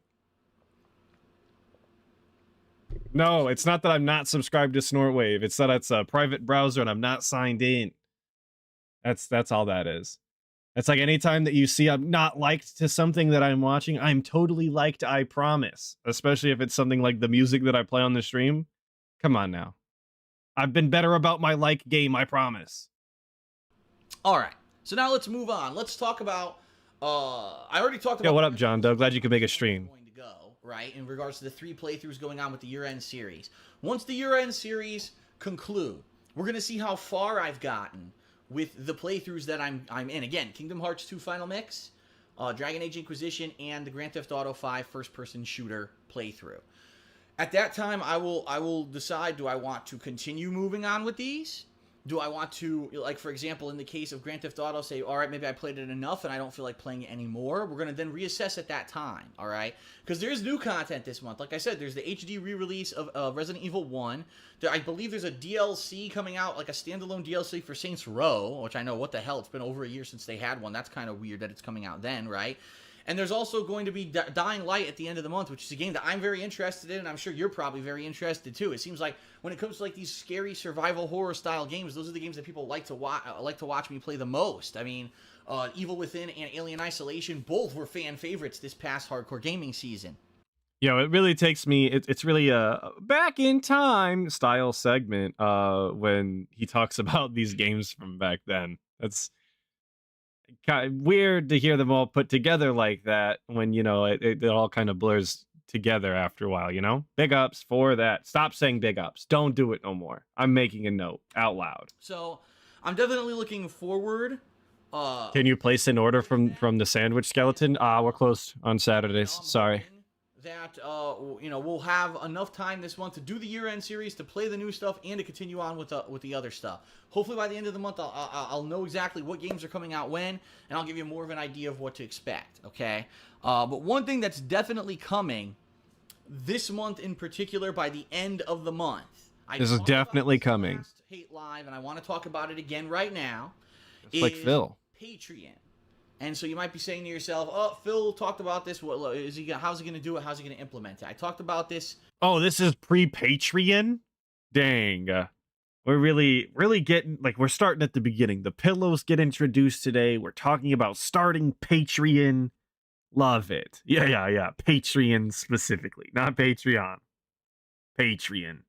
Previously, what Patreon is, patreon.com. It's a website where a content creator like myself can set up an account and say, listen. Setting up his pay me tons. Yeah, exactly. Die Hard Jagged, right when I said pay me tons. Exactly. Put out the content that I do on a daily basis. So rather than just saying, oh, Phil has a PayPal account, I'm going to try to send him several $100s. No, this is an agreement that I'm going to continue to make ongoing content for you, and that you are. Yo, who is this? I guess I was gonna ask the question: who is this person that wants to send DSP hundreds of dollars? But that person exists, and it's like OIC and 1 Minute Man. Those are the guys. Yo, what up, Arkham Edits? Are going to basically. The other day, you commented on my shorts saying you wanted to talk about shorts, and then I responded, and you did not respond back. I am calling you out. A minimum amount that you could donate a month, and you'll become a Patreon. And then, of course, people who want to do more than that will be able to do that as well. How does it work? Well, basically, I am going to do something special for those who become Patreon supporters. However, I want to make this very clear, and I did last time, and I'll do it again, that I'm not going to be doing any kind of content that is paywall blocked. So there will Well, maybe I'm dented then, Archimedes. I'll have to go find it, because I never seen it, but I'll go look after the stream. Access to certain content, such as maybe an exclusive stream that I do for Patreon members, or something like Yo, that. did Patreon members ever get an exclusive stream? That doesn't sound like it happened. That doesn't sound real. He specifically said that he can't do paywalled content because, like, Fred Fucks was gonna become a Patreon and he was gonna leak it or something. That's what happened, right? I don't want to ever say, because you can't afford to financially toss some money my way to help me keep doing this the way that I want to do it, that you don't get content. That's ridiculous. Everyone should get the content for free like it always has been. The difference here is that, unfortunately, you know, this past year when I did move to the state of Washington, I lost a chunk of my viewing audience for whatever reason. I don't know if it was because they didn't want to wait 2 to 3 weeks for me to move. I don't know if something pissed people off. And the bottom line is there's no reason to even dwell on it or worry about it, because I'm moving forward positively and I'm doing what I'm doing. And, you know, I have to at least find a way to make up for that in order to continue doing what I'm doing and to pay my bills. Does he really think that he lost a portion of his audience because he took a couple of weeks off so that he could move? Why does that make sense to him? I'm not quite sure why that would be the case. Unfortunately, like I said, the move is really what's holding me back right now, is the fact that I have a bunch of debt racked up from moving to the state of Washington. That you didn't have to move to, but you chose to. Got a bunch of debt racked up, though. I can't take a huge, you know, dip in income because of this happening. And there's been people who for years have said, Phil, why don't you accept donations? And I said, because in good conscience, I couldn't accept donations when I'm making a decent amount of money doing this on YouTube. And the bottom line is that this year... Archimedes, I'm calling you back out. I just found the comment. And you did not respond. I'm looking at it right now. This is a direct call out. For that, and that's why we're doing Patreon, okay?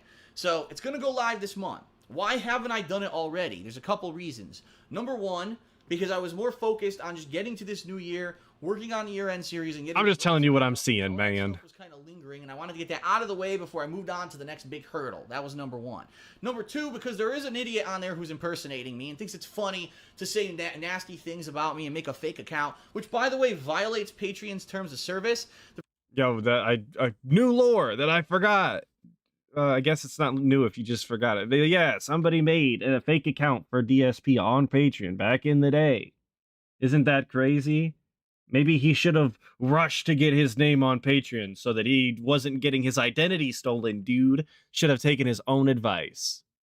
The problem is I don't know what's going on, because both myself and multiple people has sent notices to Patreon saying, please take down this falsified Dark Side Phil channel because it's not legit. It even says right on it, it's a parody channel, which is against the terms of service of Patreon, and they still didn't take it down. It's been like over 3 weeks. They still didn't do it. So I don't know if they're just being lazy about it. I don't know if they don't read their inbox. I don't know if they've been gone for the holidays. You would think if you operate a legitimate business, they would take down accounts that say in big letters, parody account at the top, but they haven't done it yet. Once it's down, then I can set up my account, a real account, and we can start to have a dialogue about what kind of stuff would you like to see if you are a Patreon, right?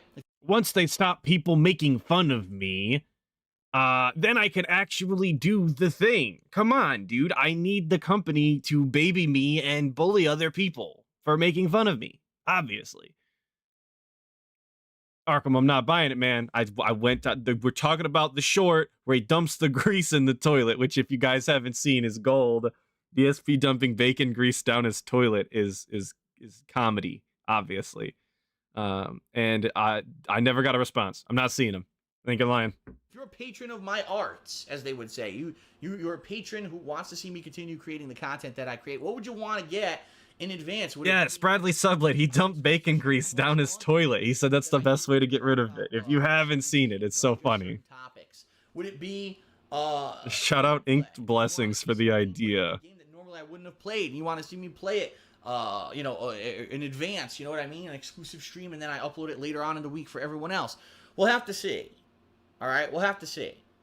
And it's going to be dependent on you. And that's another reason why I waited to do this, is because now that I have the forums, I can actually get legit feedback about it, rather than me talking about it on a video like this, and then a bunch of negative people all leaving nasty comments, rather than a legitimate conversation about it. On a forum, we can actually control that environment. We can have people have an intelligent conversation, especially for those who are interested in doing it.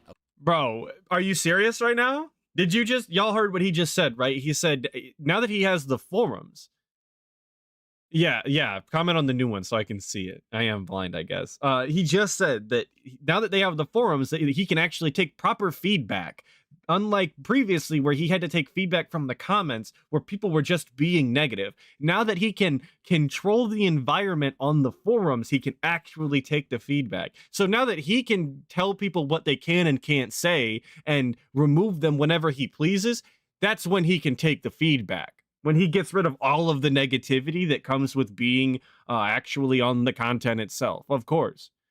That makes sense to me. Sounds good to Kat. I know she already agrees. I asked her preemptively. That's so dumb. That's the exact opposite of how feedback works. If you can actively control the feedback that you're getting, it's not real feedback. It's that simple. Whatever, man. Yo, TJ, have a good day at work, brother. I hope it all goes your way. Okay.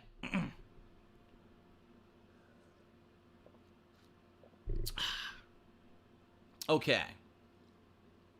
So, that's the bottom line. That's what's going on right now. And I just want to let you know that that's coming. I don't have a date for you yet because I want to get that parody bullshit account off the website before I consider doing it legitimately. And I know it sucks because I'm sure Patreon would love to have me on there right away, but they're dragging their own feet. So as soon as they decide to actually do their due diligence and take down this erroneous page, then I will actually jump on there, make my own account, start setting it up properly, and go from there. Okay? All right, so now to finish off this first segment, what I would like to do is tell you about this coming year, the plans that I actually have for the year. There's 4 big kind of there's 3 big milestones coming this year. Yo, 2 big bills, 3 big milestones. We're gradually working our way through the numbers. What is number 1? When has he ever been number 1? What was number 1, guys? We got 2 big bills, 3 big milestones. We are because he wasn't number 1 at Evo.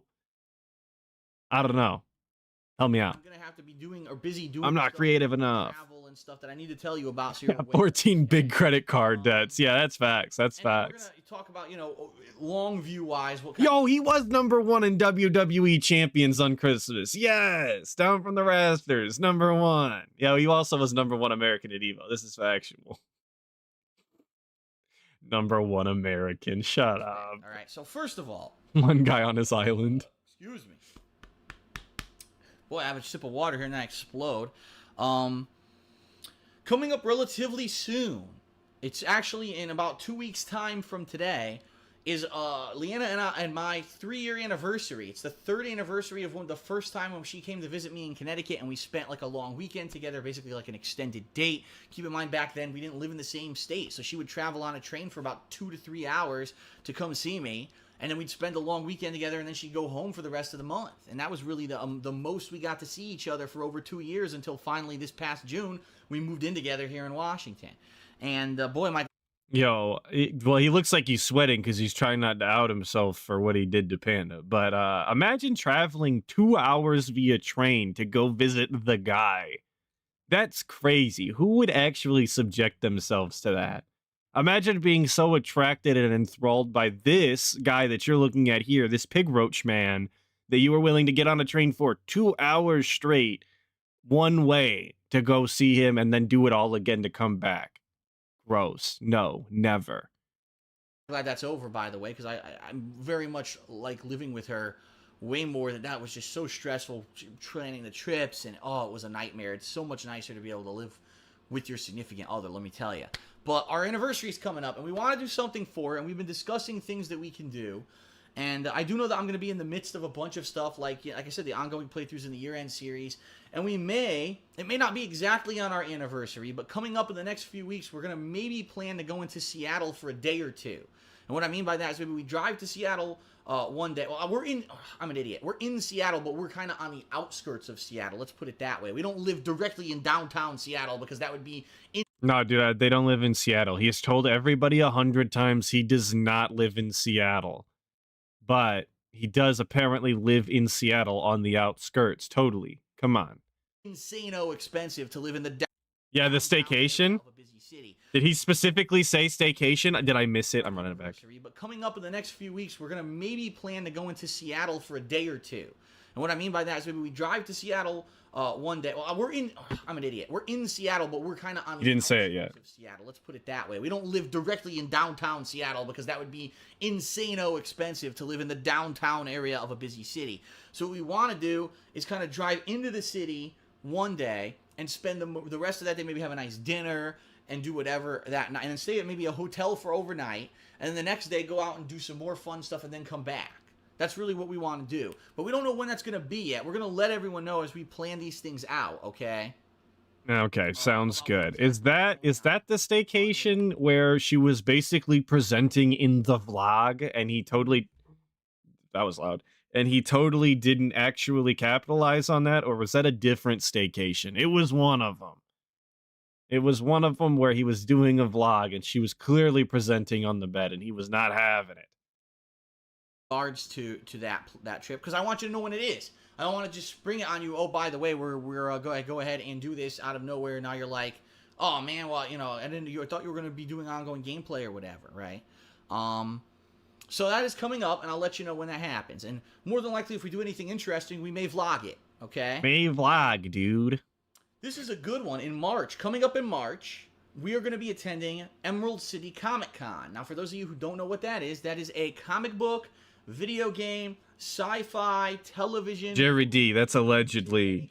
pop culture convention that's actually held in downtown Seattle. And we've bought our tickets way earlier, way when they went on sale, way earlier in 2014. We have the weekend passes. So what we're going to probably plan to do, is take 1 to 2 days that weekend and head into the city and attend the con. And so we're going to be there in person for 1 to 2 days as we attend this con. We'll probably be vlogging, maybe even, getting some cool stuff while we're there. DSP, the peak consumer obviously has to buy a bunch of bullshit while he does anything. If it ain't food, it's dumb knickknacks and stupid shit that he doesn't need. But he's gonna bitch about everybody else buying things that they like. Of course. Gotta attend the con, Mongol style. So you may run into us and may be able to meet up with us and, meet and greet, have a little handshake, a little discussion or whatever. If you want to get anything autographed or whatever, I've never had a problem autographing anything anyone ever asked me to autograph. How many people really asked him to autograph shit, though? Like, my best guesstimation, he has signed 15 autographs total. Yeah, that's my best guess. I'm totally cool with that. So, we will be there. So I just want to throw that out there. We'll be talking more and more about that as March gets close. What the hell are you gonna do with a DSP autograph? Anyway, it's not meaningful or robust. His signature probably looks like shit. He's literally a nobody. He's an e-beggar online. That's great, I guess. Why would you want that? There's not gonna be any resale value in it, and the game's not even the goddamn case. So he can't even resell the game. That was super specific. Never mind. But yeah, he really thought he was some sort of celebrity. He was going to go to this con and there was going to be a bunch of DSP dents, coming down from the rafters so that they could get their shit signed. Sir, okay? But we are going to be attending Emerald City Comic Con. It's the first... How many autographs have I signed? Oh, dude, tons. When I'm at work and I give my signature for stuff. All the time. All the time. Oh my god. Screw Attack Gaming Convention. In 2013, yeah, SGC 2013 was the last time we were in person anywhere, so we are going to be doing this in March, okay?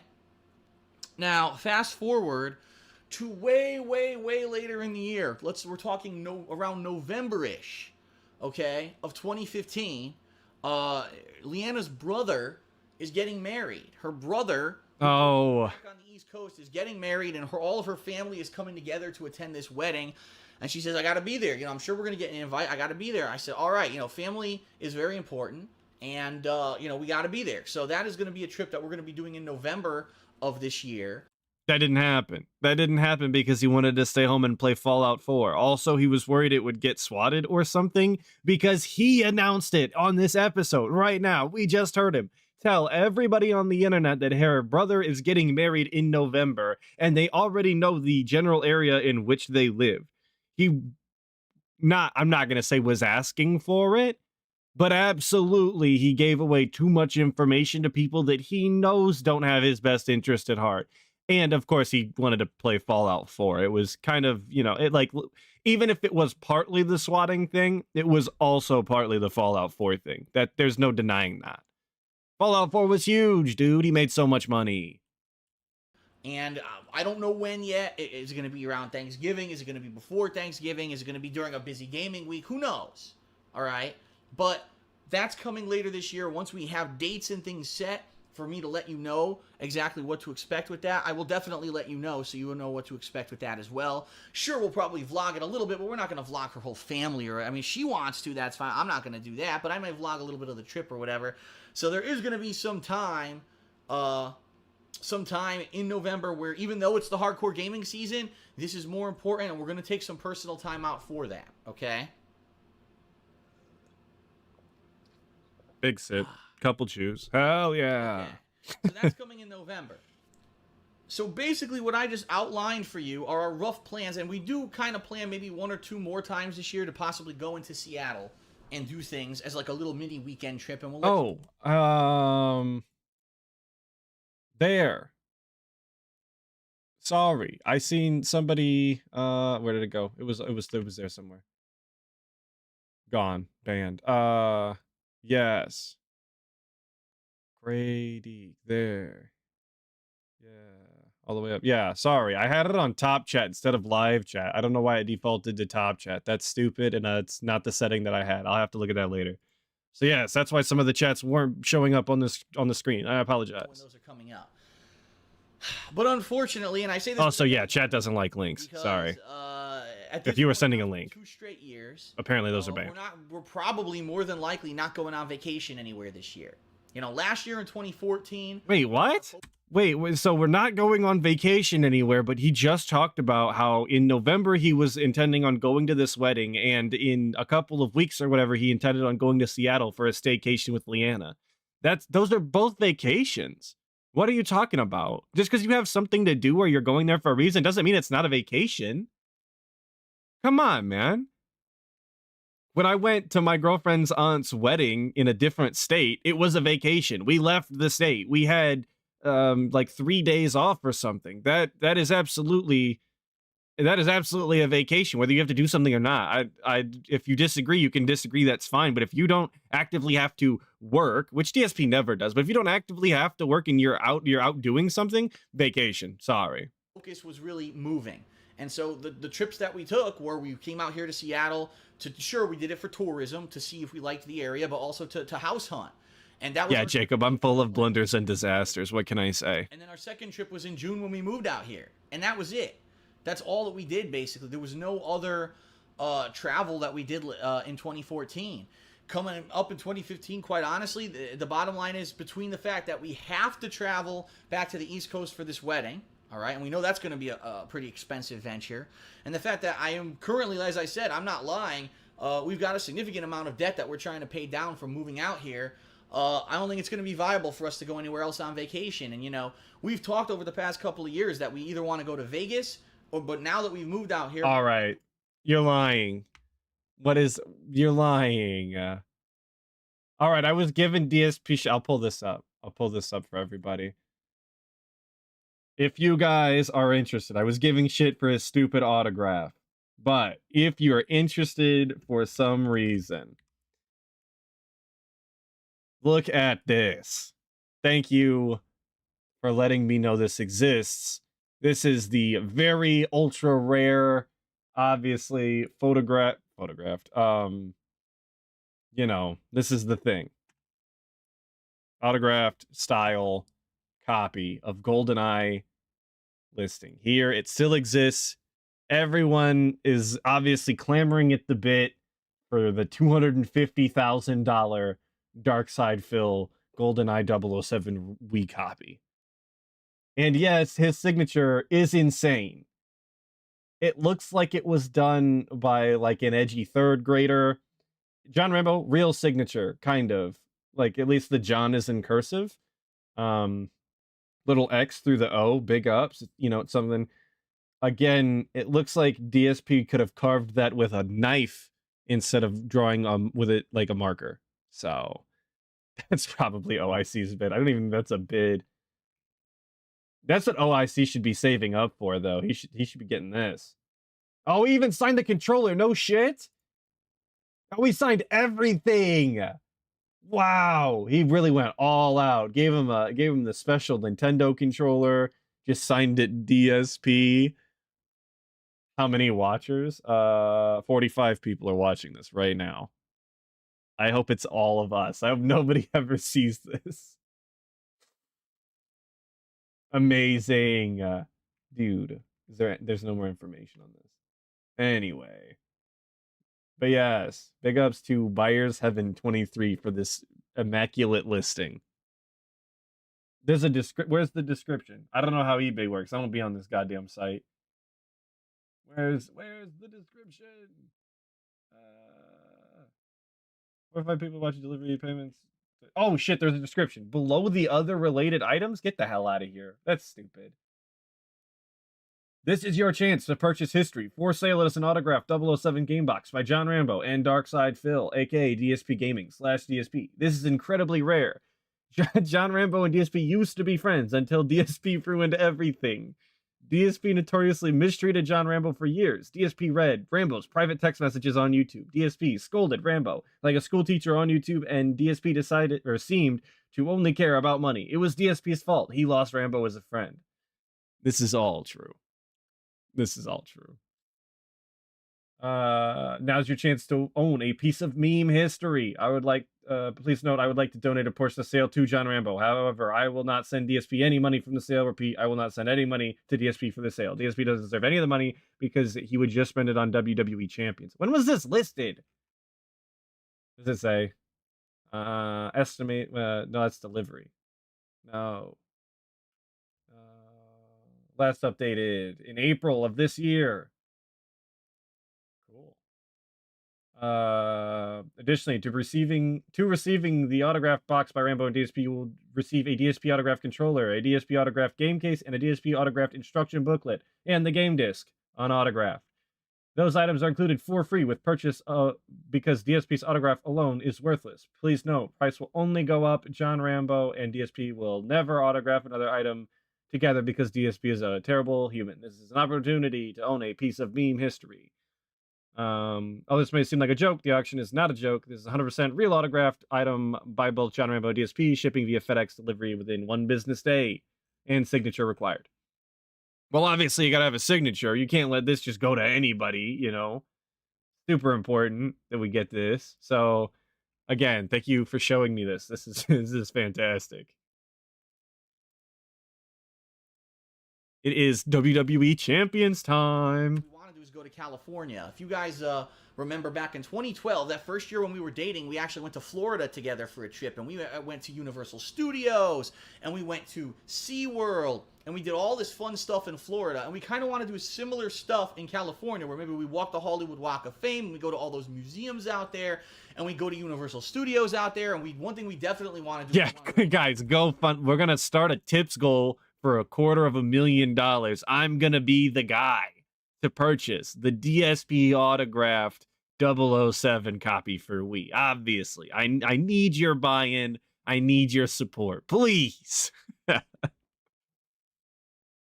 Disneyland, because neither of us have actually officially been to Disneyland. I actually was there once when I was kind of like in my late teens, early 20s, but I was with a couple. Oh, and now there's 2 chats on screen. Get it out of here.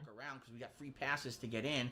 And really, it wasn't like going to Disneyland. It would be great to go with Leanna and for us to go on the rides and really enjoy. We want to do that, but it's not viable right now. I mean, being completely a reasonable adult, sure, could I rack up even more credit card debt to go and do this trip? I absolutely could. But until I pay down the existing debt more, there's no way that I think we're going to be able to go on a vacation this year. And I know that sucks.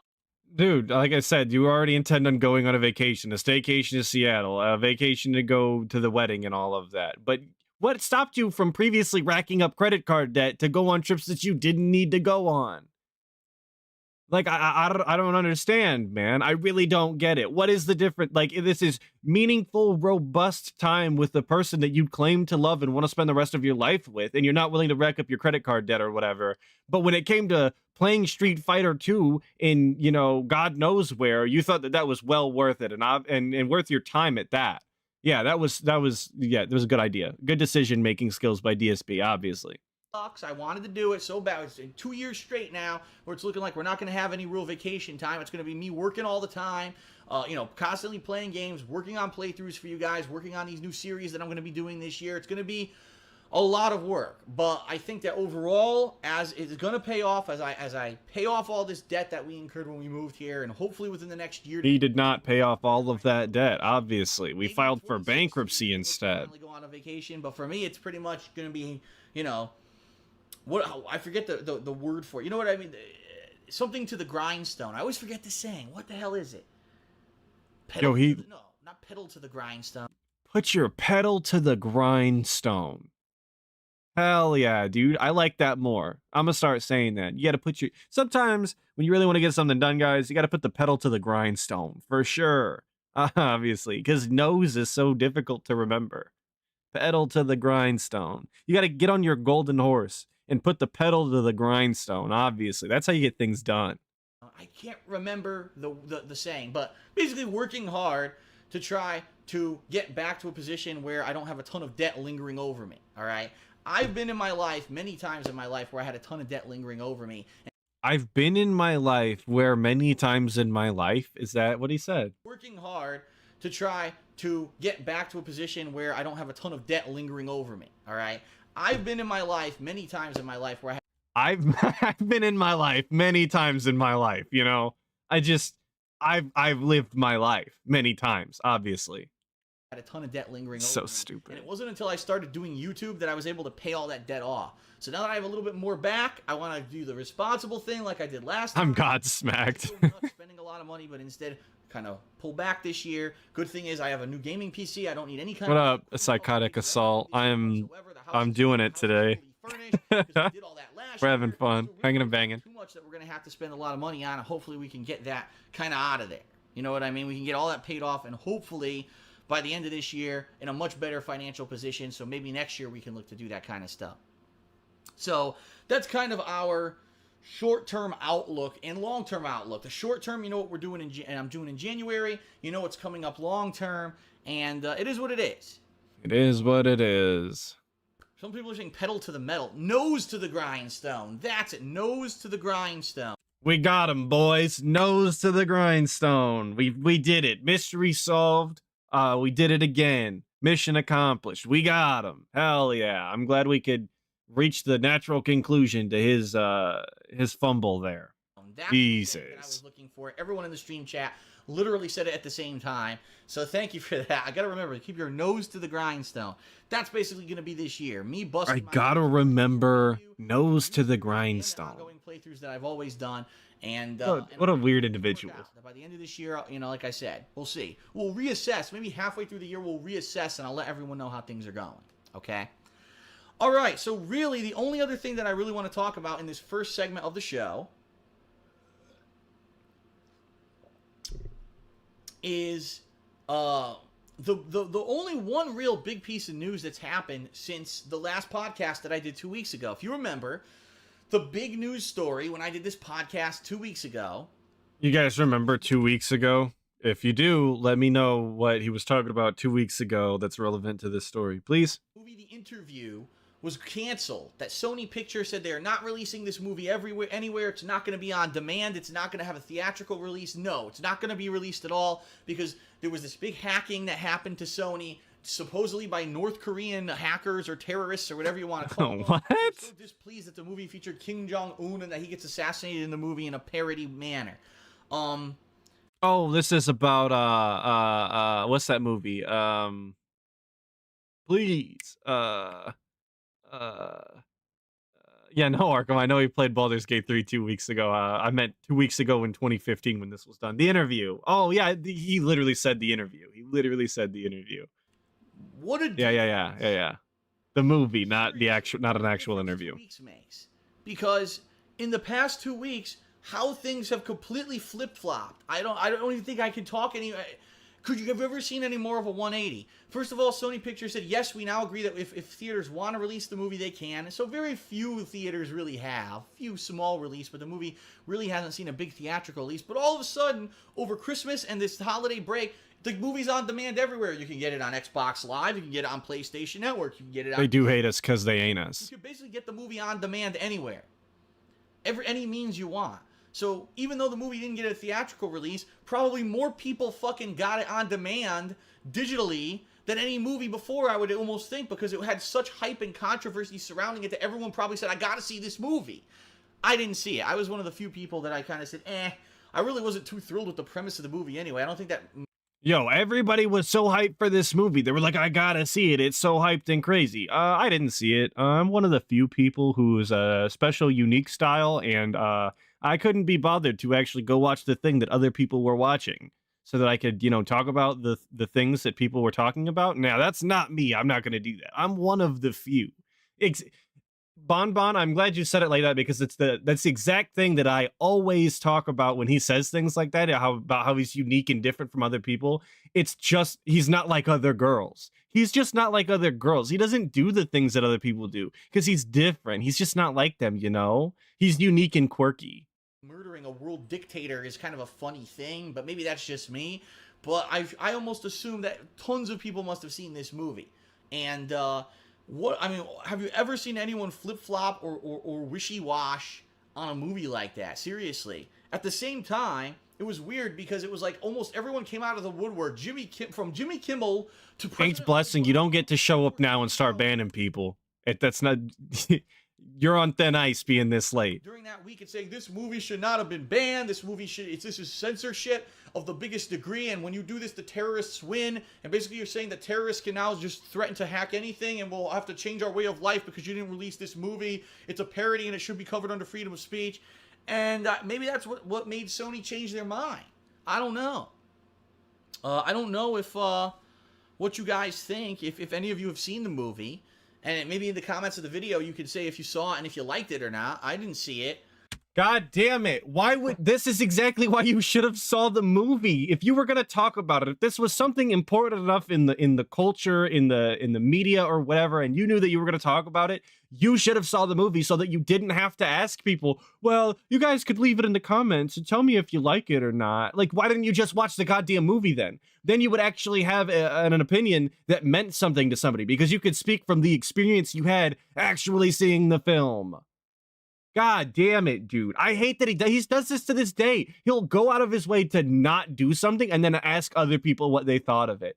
If you gave a shit that much, just watch it. Just experience the thing. Because you're the one that's got to talk about it, not everybody else. It's not everybody else's job to tell you what they thought so that you could give your uninformed opinion. That's stupid. Damn it. I'll be honest. I like Seth Rogen and James Franco. Do I think that they're the funniest shit ever? No. But I've seen a few movies, like I saw This Is the End. I actually really like that movie. But there's other movies they've done that I didn't like as much. Pineapple Express was one of them. I didn't really like Pineapple Express.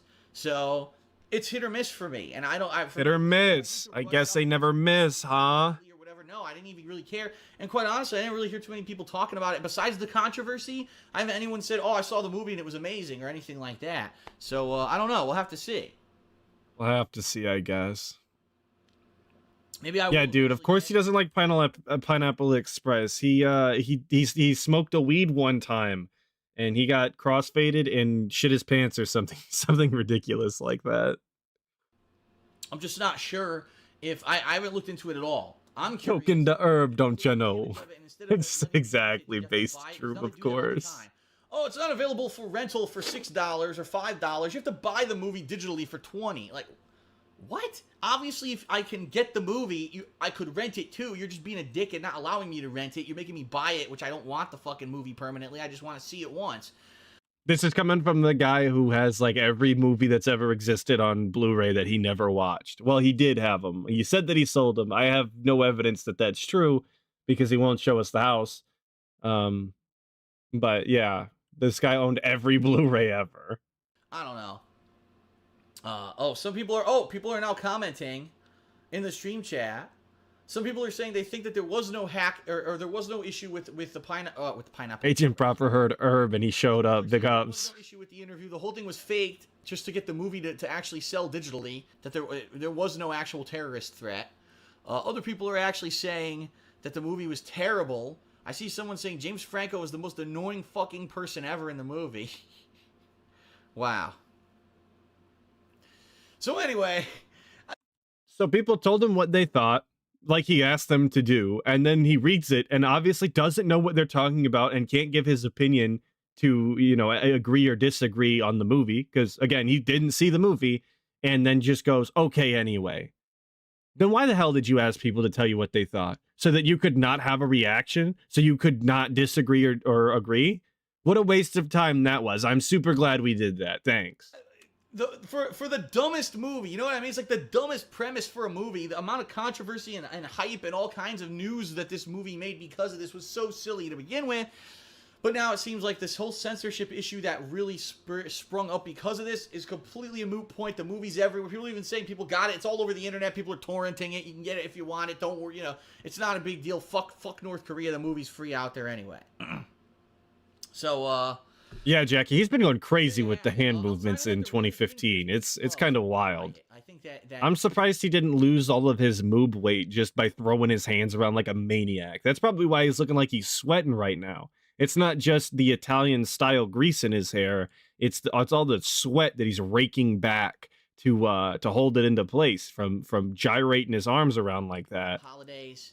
There has not been a lot really going on in particular. I'm sure there's been a little bullshit. Can you get a hail pigler? Newsworthy of the past couple weeks. I get the feeling, give it another week or so, all of a sudden we'll see newsworthy stuff happening again, especially in gaming. Right now, I think people are taking a little bit of a break from it. So, all right, so that's it for the first segment of Hate Live. When we come back, we're going to have the Scott tribute, and we're going to talk about my whole Christmas celebration with my parents. It's going to be a good second half of the show. Thanks a lot for watching, everyone. We're going to take a short break. I don't know, where did I get this pen from? We're going to take a short break, all right? If you're watching on Wow, guys, we're going to be taking a short break. Show. Thanks a lot for watching, everyone. We're going to take a short break. I don't know, where did I get this pen from? It's after the pen. We're going to take a short break. Break. Short break. I hate it here. All right. If you're watching on stream, just hang out. I'll be back shortly. If you're watching on YouTube, take a look at the timestamp in the description of the video here. You can click and skip this whole commercial break and come right back afterwards to watch the second half of the show. Thanks a lot, everyone. I'll be back shortly. Don't go anywhere. Professional style, obviously. So this, I shit you not, this little thing he's got here, first off, looks like ass. You can see it up in the top here. It's the, I'm not repeating that. It's stupid. It's dumb. But it's up there for way too long. Like we're at 5108 right now. It's 53, it's 55, it's 58, it's an hour even, it's 103, it's 106. It's, okay, we're back. When did we come back? No! I hate it. It's on screen for 19 minutes. He took a short break.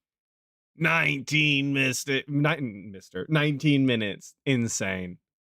2 was first to have one image on screen, no music. Just terrible. Just cut their stream at that point. Tell people to come back in a half hour. They probably would. It's actually a better use of their time than throwing an image up on screen for what is essentially 20 minutes of dead air. Taking off, he would be the guy that would fly out to Chicago and had friends out in that area who held a tournament called Midwest Championships. And he was a best... my bad. We're too far. No. With, the second half of We're back with the second half. And as I said, this one's going to be 2 different segments. So let's actually start with a segment that I wanted to take some personal time here to talk a little bit about a friend of mine. Someone who I've mentioned previously on Hate Live podcast, all right? His name was Scott Hovannisian. In the Street Fighter community, he was actually went by the nickname Vincent Del Pino. And Vincent Del Pino. He was, first of all, much older than pretty much anyone who back in Connecticut when we were originally kind of coming up and playing Street Fighter. He was about maybe I'd say 10 years older, if not a little bit even older than that, than most of us. Damn, this guy was old as hell. Known as one of the people who was kind of around the Street Fighter community in its very early grassroots. So we're Vincent Del Penne. Taking off. He would be the guy that would fly out to Chicago and had friends out in that area who held a tournament called Midwest Championships. And he was not best friend, but a very close friend of Jason Wilson, who was one of the most known, most renowned tournament organizers for Street Fighter.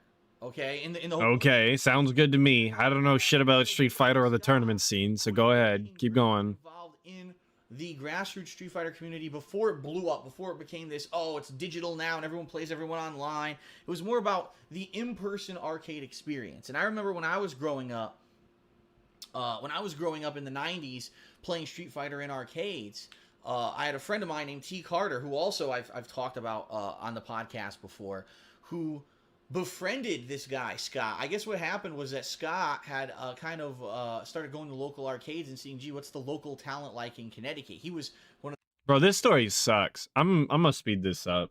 This is no disrespect to the dead or nothing, but like, god damn, does DSP suck at telling a story that no one asked for. If you're gonna tell a story that no one wanted to hear, don't jump forward, you bastard. If you're gonna tell a story that no one wanted to hear, you could at least make it interesting or tell it quickly. DSP could do neither because he sucks. So we're just gonna speed that up a little bit. traveled out of the state to play classic Street Fighter, okay? But at the same time, he basically wanted to see what the local flavor was like. Who's good locally? Is there anywhere locally people who may be able You're asking for a rewind on what? this guy, Scott? I guess what happened was in arcades, I had a friend of mine named T. Carter, who also I've talked about Yo, shout out T, Rip T. Can we get a Rip T in chat, please?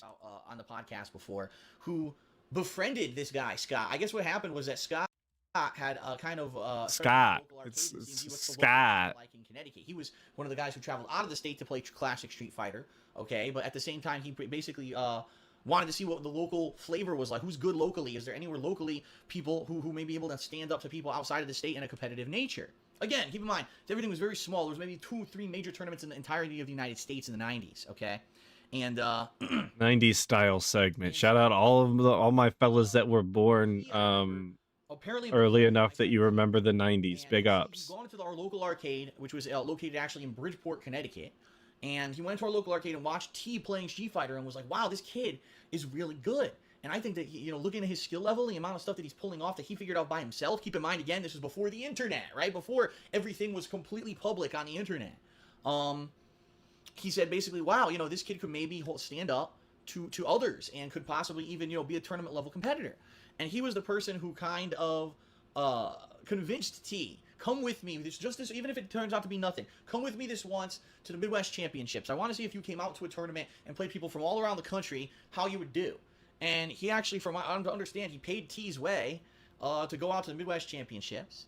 And dude, I bet DSP was so jealous that T, like obviously, like I don't know this for a fact, but I can just imagine how upset DSP was back in the day when T was getting all of this attention from people like Scott and getting his way paid so that he could go, to these tournaments and he was the best in Connecticut or whatever. I can imagine how upset and salty DSP was that it wasn't him, because he hates when other people succeed. And as shitty as it is to say, like, I know we joke about DSP murdering T all of the time for his figurines and whatnot. Like, some part of him had to be glad that the competition was gone. As shitty as that is to say, that's DSP for you. He loves when the competition is gone by any means necessary.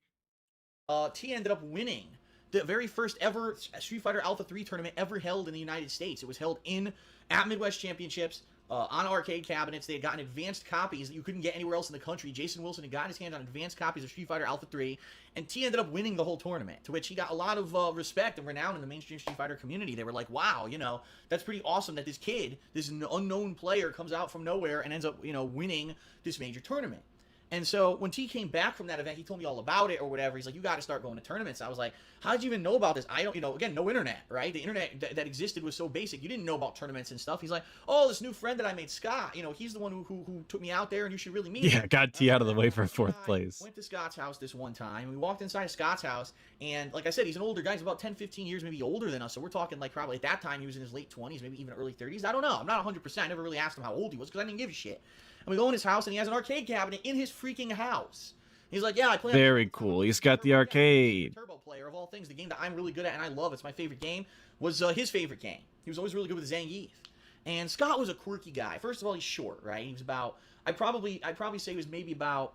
He's a quirky guy. He was short. Shout out all my short kings, I guess. Apparently that makes you quirky. You're not like other guys. You're short. Mid 5 feet to 6 feet tall, so he's much shorter than me. So probably mid 5 feet, 5'6", 5'7", something like that.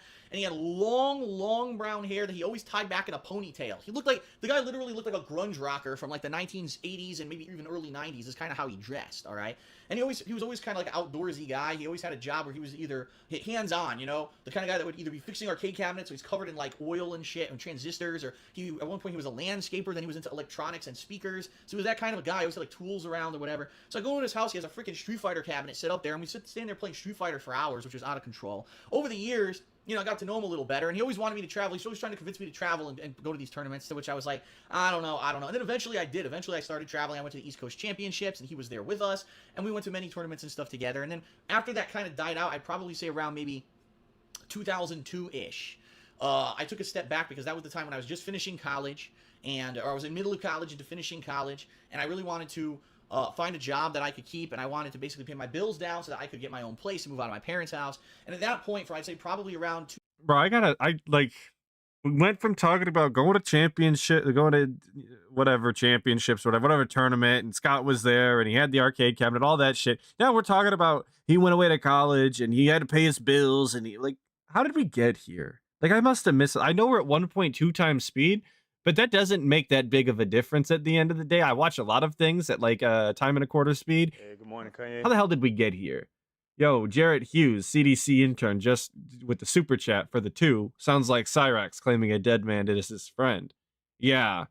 Not gonna condone any Cyrax behavior, but yeah, Cyrax does do that. 2002 to maybe 2004 or 5, even though I played Street Fighter, it was more of a casual thing, and I stopped really going to tournaments and stuff, but I lost track of contact with him during that period of time.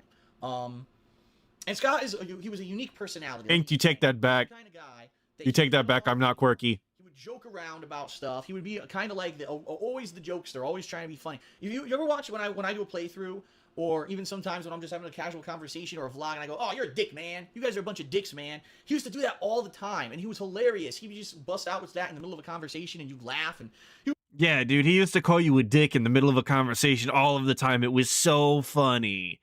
It's so funny. Everybody would laugh so hard. You'd be in the middle of a conversation about what you were eating for dinner, and then he'd be like, damn, you're a dick. And everybody would laugh so hard. LOL.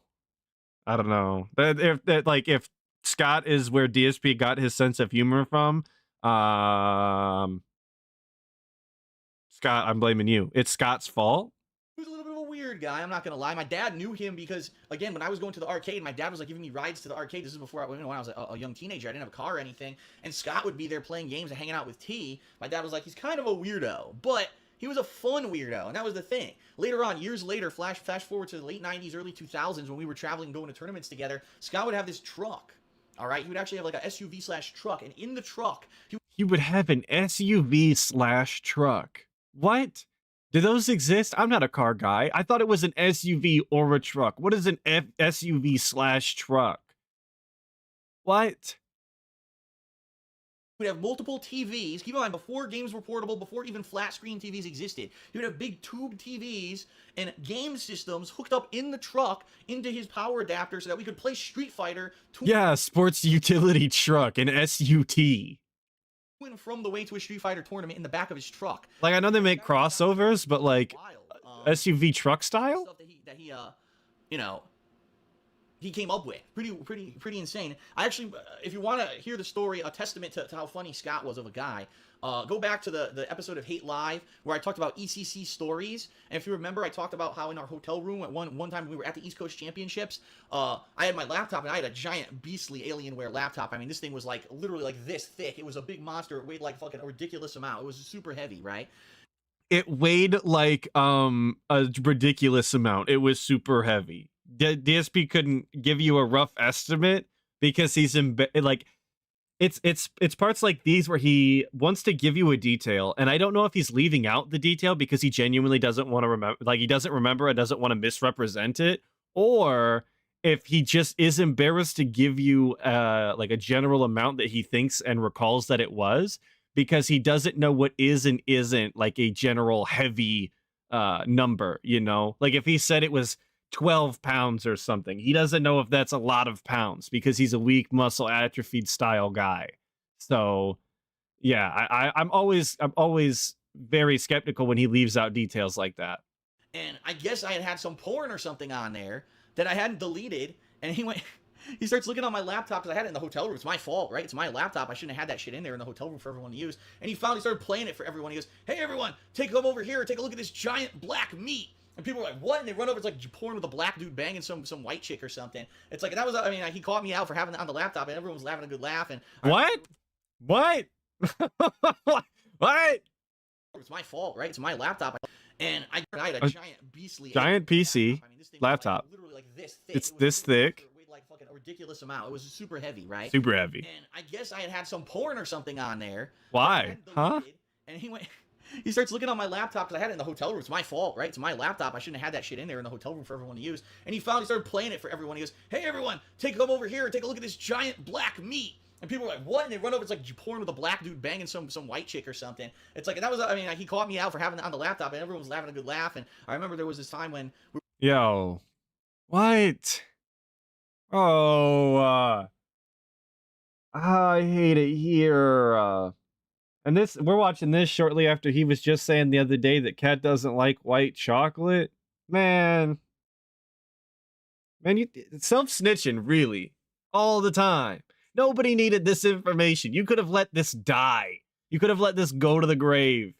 And instead you decided to tell everybody on the internet, and now we get to look at it. So I guess thanks for that. That's super cool of you.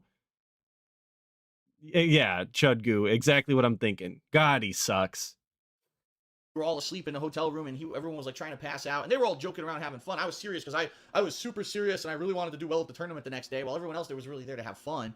And we were all trying to go asleep in the hotel room, and there was like maybe 10 of us all crammed into this hotel room, and Scott was sleeping under the sink, like in the side room, and he would go, "Oh yeah, oh yeah," and he would just start thumping. So it sounded like he was whacking off, and everyone would crack up, and I would get all pissed. "No, I need my sleep. Everyone quiet. I need to sleep." And, you know, I was being an uptight idiot back then, but now I can look back and I can laugh. Damn, imagine that. Even back then, DSP sucked ass and was the least funny person in the room at all times. Who would have thought? Also, very, very comic style joke to pretend to beat off, I guess. Laugh and say, that's some pretty funny comedy stuff. Genius right there. But yeah, he was a character. He was, if anything, the best way to describe Scott is that he was a character. And he was a character. I don't know what happened, what the situation is, because like I said, I haven't met Scott. I haven't seen Scott in over a decade. I mean, it's not been that long. I hadn't seen the guy. I hadn't heard about his health. I hadn't been involved in Street Fighter, so it's not like I've heard much about him or seen him or anything. And I do remember at one point, and this was pretty bad, a bad situation, is that probably the early 2000s, I heard that Scott had gotten sick, like really sick, and no one would really talk about what it was. And then all of a sudden, like 2 months after you heard he got sick, you're like, "Oh, you hear Scott's home. He wants us all to go over there." We went over there, and half of his face was paralyzed and just basically like this, like he couldn't even move it. Come to find out, as I told. Damn, who knew that DSP was gonna suffer from something very similar? That's why his mouth is all, how his mouth is now. The one side is kind of, crazy. It's almost like I don't know what it's crazy like something. This guy, he always did physical things. He was a landscaper. He got bitten by a deer tick and got Lyme disease. Didn't know it was Lyme disease. Didn't get diagnosed by the doctor properly. And You got it from Scott. So this guy's whole side of his body and face had basically screwed up during this stroke. But after a few years, he rehabilitated it, and he ended up going back and being, full capacity and living a full life. I know that he had a family and had kids. And I really, like I Yeah, said, we had a family with kids, dude. It's not just his wife, my wife and cat. He's got kids, a real family style. over a decade, this is what happens. You're friendly with people because of a certain thing like Street Fighter, and then you kind of fall out of touch with them. And really, I haven't heard from Scott in a long time. And then all of a sudden this week, I kind of got a few messages from people like Howard and a few other people back home who knew Scott, who kind of texted me and said, Phil, I don't know if you heard, but Scott passed away. And I'm like, damn, you know. And then he never messaged Howard back and instead decided to make this video that he monetized. Because obviously that was the right thing to do for your friend who passed away. I don't know what it was from, and is it a shock? Yeah, but at the same time, I haven't seen the guy in so long. I mean, anything could have happened. You know what I mean? Like, anything could have happened. Who knows what happened to the poor guy? But to lose someone like that, I mean, he literally was the guy who motivated people in Connecticut to get off their butts and get out of the local arcades and said, you got to get out there and you got to try to play the other competition because it's a lot of fun to travel and to meet people. And I'll be honest, a lot of the times, you guys have heard me gripe and complain about Street Fighter, and I openly admit that a lot of the time, when I talk about Street Fighter, it kind of has a negative association with it because I'm like, damn, I spent a lot of time, a lot of money, a lot of resources of my life traveling to play Street Fighter, and what did I really get for it? And you can say, you could be like that, you could be negative like that, all right? Like you always are all of the time, dude. You are the king of negativity. You are the king of hate. That's you.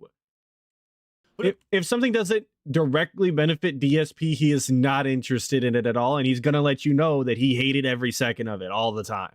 At the same time, I like to maybe take a positive spin at it and say, well, no, not really, because if I never played Street Fighter, I would never have gotten the confidence to do the kind of stuff that I did, to stand on an arcade cabinet in front of hundreds of people playing a game in person. I was on stage at Evolution in front of thousands of people in the finals of Super Turbo. And if I hadn't done that stuff, would I ever have had the balls to turn on a camera in front of me and talk to it and record myself and do all the stuff that I do today that I've been able to do for a living since 2011? You know what I mean? And so in some weird back-ass way, him winning fourth place at EVO, whatever that means, is the reason that we get blessed with the DSP content that we get today.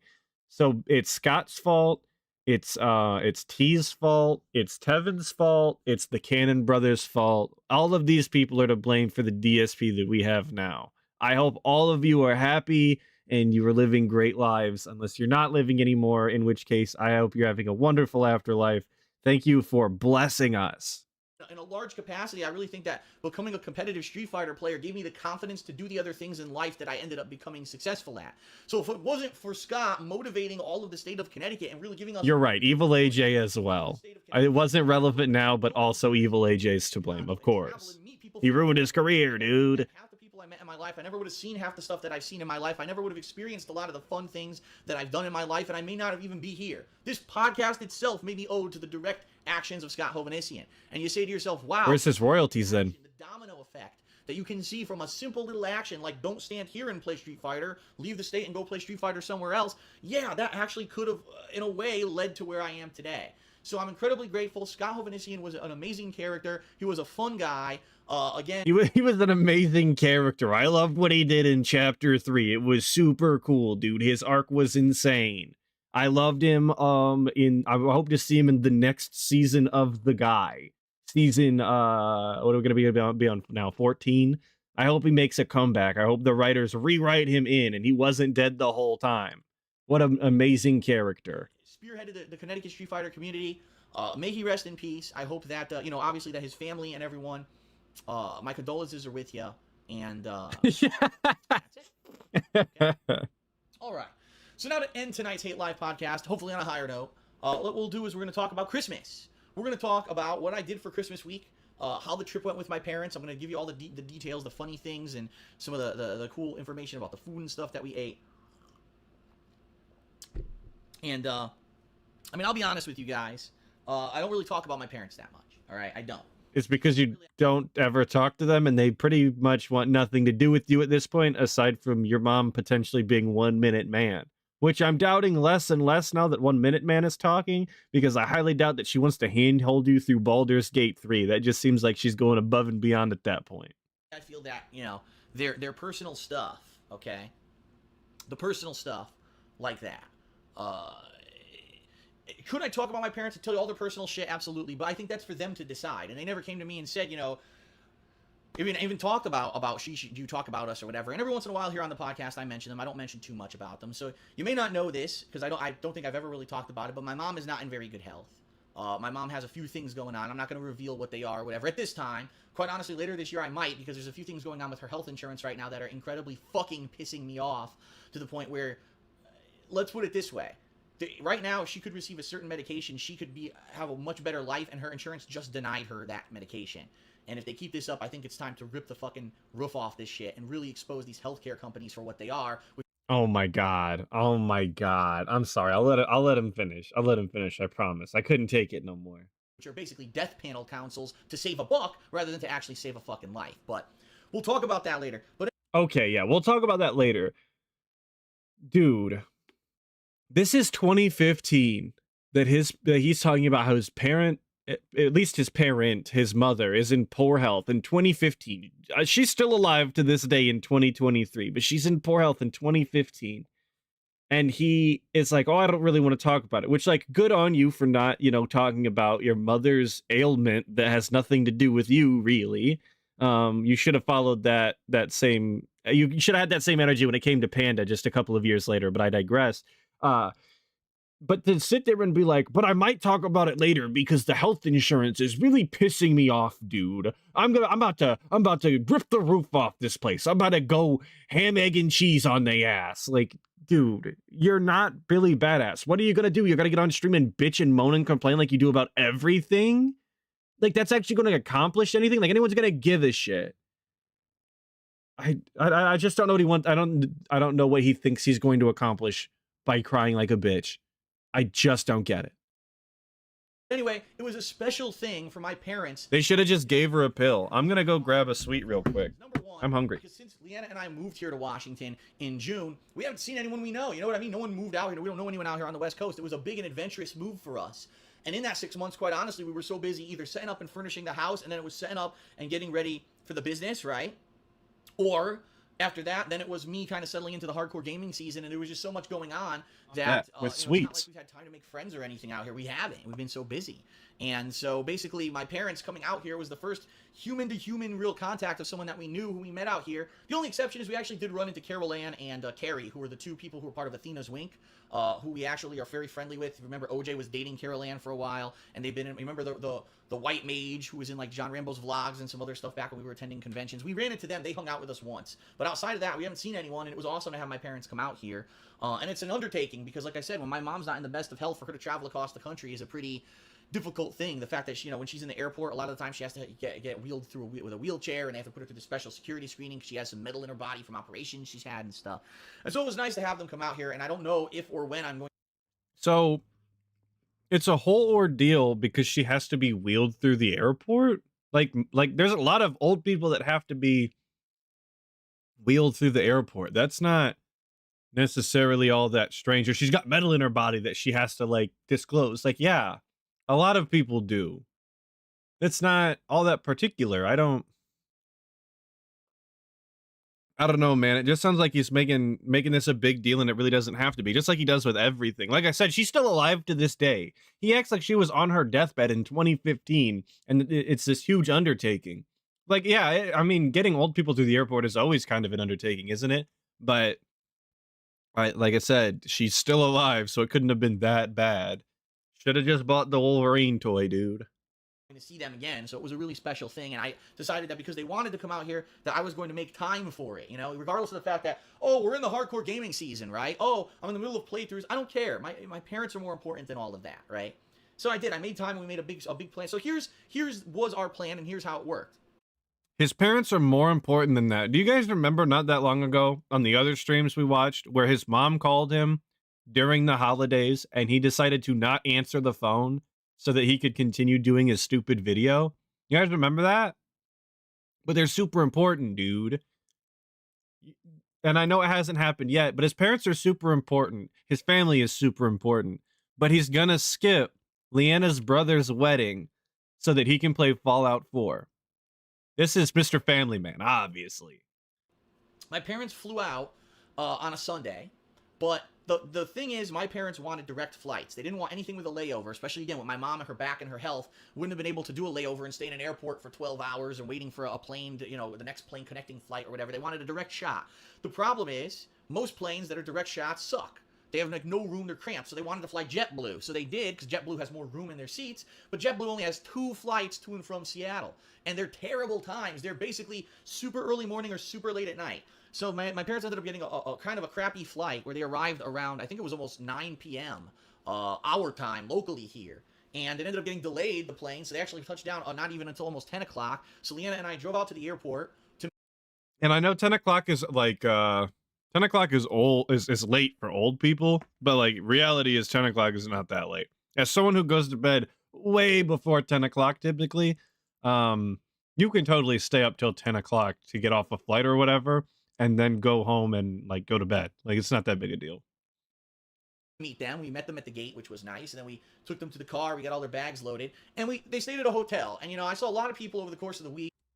He made them stay at a hotel? I'm sorry, my mouth is full. He made them stay at a hotel. He's got that entire house to just him and Leanna, and he made them stay in a hotel. How many rooms does he have? Not one of them could have accommodated his elderly parents? They didn't want a layover because his mom is sick and her back or whatever. And he said they still had to stay in a hotel. It's all the same shit. Dude, that's insane. That is actually insane to do to your own mother, who's apparently on her deathbed or whatever. When they found out that my parents were staying at a hotel, freaking out. How could you put your parents in a hotel? Yes, exactly. Yes. It's like he knew. It's almost like he knew it was the wrong thing to do or something. Isn't that crazy? What kind of a son are you that you would put your parents up in a hotel? You have this nice big house that you have in Washington and you didn't have them in the house. Yes, it's unjustifiable. There's not a thing that you could say that could convince me otherwise, but go ahead. Give it your best shot, DSP. I'm so excited. Please try and convince me. I'm ready. Let me tell you this. I talked to them about it, and they wanted to stay at a hotel, all right? Oh my god. Dude. It doesn't matter if they're okay with it. You're supposed to do the thing anyway. It's like when my parents, like, I'm hanging out with my parents, like, oh, we're gonna go get dinner. And they're like, oh, we'll pay. You know what I don't let them do? I don't let them pay. I just don't. You're an adult. You have this big ass house, and they say, oh, I'm okay with staying in the hotel. And you go, all right, cool. See you then. See you later then. Get out. Are you serious? No, you tell them, no, please stay. We have the extra room. We have the spare, couch or, spare bedroom or whatever. That's what you're supposed to do, because that's what being a good, appreciative, thankful style son is about. I can't, dude. I can't with this guy. He just sucks. His parents actually deserve a better son. And I'm not usually one to say things like that. But when it comes to DSP, he sucks so bad. Again, my mom has serious medical issues. She actually cannot sleep in a bed like on her back. She actually has to sleep upright, which means that she would have had to have a nice, at home she has like one of those, what are they, Barca loungers or whatever, those armchairs, that the feet kick up, and that's what she sleeps in. She would have to have that here to sleep. We don't have that. We don't have any. The only upright chairs that we really have are the dining room chairs downstairs. Those aren't comfortable for sleeping. The office chairs, those aren't comfortable for sleeping. And the couch, which also, it's not enough upright support for her to sit. So they're gonna have that at the hotel? They're gonna have these weird particular chairs that she needs to sleep in at the hotel. It'll be more accommodating at this random hotel than in your house, where you can make her feel as comfortable as she requests, because again, she's your mom. So I talked to her about it, and she said, well, can you find a hotel in the area that we know has a nice kind of a chair that I could sleep in? And I did research, and there were 3 or 4 hotels local to us. No, you did research on what kind of chairs were in the hotel? No, you didn't. You're lying. You're actually lying. I'm gonna need the X's in chat, please, because this is bullshit. I don't even know what kind of research you could, like, are you allowed to do that? Because I've stayed at hotels before, and never once have I actually looked into whether or not you can just What kind of chairs do you guys have? Let me look through the information. Like that's as far as I know, that's not information that they're giving you. In this area that I did the research on, I found one that not only had a nice big room with a suite and it actually had its own fridge, microwave, and everything that they would need to stay there, but also had a big, nice, comfy chair for her to sleep in. So that's why we put them up in a hotel, not because we didn't want them here or anything like that. I mean, yeah, it would have been easier if we hadn't filled up these rooms as our offices, but we could have if it were normal circumstances and people in, you know, really more healthy stuff, right? They would have been able to stay here, but that wasn't the situation, unfortunately. You know, my mom is not exactly in the best of health, like I said. So if his mom were in a healthier state, she totally could have slept in his gamer office with all the bugs. Yes, of course. That's, you know, maybe she did want to stay in the hotel. And she actually said, well, I'd prefer to stay in a hotel if we can have a better accommodation. And also, she even said, not the goal here was to spend time with us, but not to interfere if I had to do work or other stuff that, you know, that we would be able to sleep our normal sleep schedule, not be off on that or anything like that. So,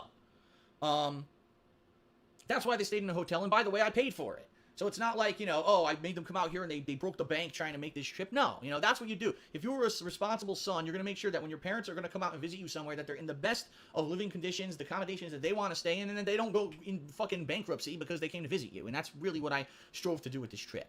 All right, real talk. They shouldn't be going into bankruptcy by getting a hotel room to begin with. If that's the case, they probably just shouldn't have come out. Like, it really is that simple. I'm not saying hotels are cheap. I'm not saying that flying across the country to see your degenerate son is cheap either. But like, if you don't have the money to do that, then you just shouldn't do it. But again, DSP should not have let them stay in a hotel. He should have made the accommodations, because regardless of whether or not he has the particular chair that she's looking for, he definitely could have figured out something to accommodate her far more than any hotel was going to do. Okay, so my mom and my dad came out here. We picked them up from the airport, and I drove them to their hotel. They checked in that night. It was kind of funny because it was late. Keep in mind, it was very late, and it was Sunday night. Now, here's the problem. Sunday night in this area, there's very few things that stay open besides, like, 24-hour fast food, like, say, McDonald's. So my dad, he's like, oh, well, on the way to the hotel, can we stop at a 24-hour Dunkin' Donuts? And I'm like, Dad, first of all, there's no Dunkin' Donuts on the West Coast. They don't exist. You know, that's an East Coast thing. They literally don't exist. It's all Starbucks, and there's no 24-hour Starbucks around here. There's really nothing open right now. The best I could do is bring it. Yeah, what are you, stupid, Dad? You don't know that they don't have Dunkin' Donuts out here? It's almost like you don't live here or something. You dumb moron. What, dude? Seriously, just a modicum of respect, please. It'd go a long way.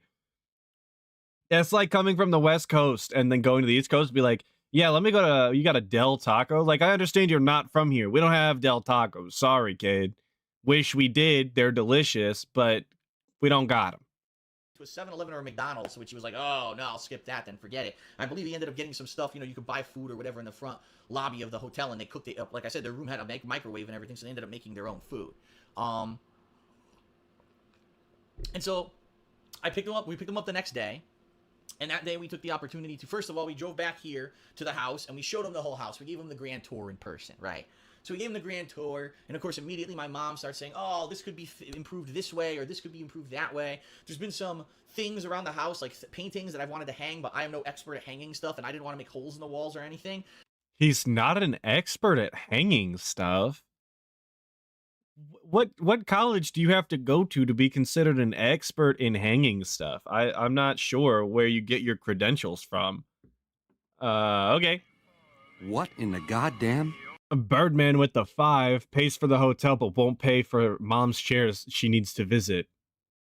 What the frick? Absolutely, dude. I agree. Shitty son, through and through. There's no doubt about that. Doesn't add up. Doesn't make sense.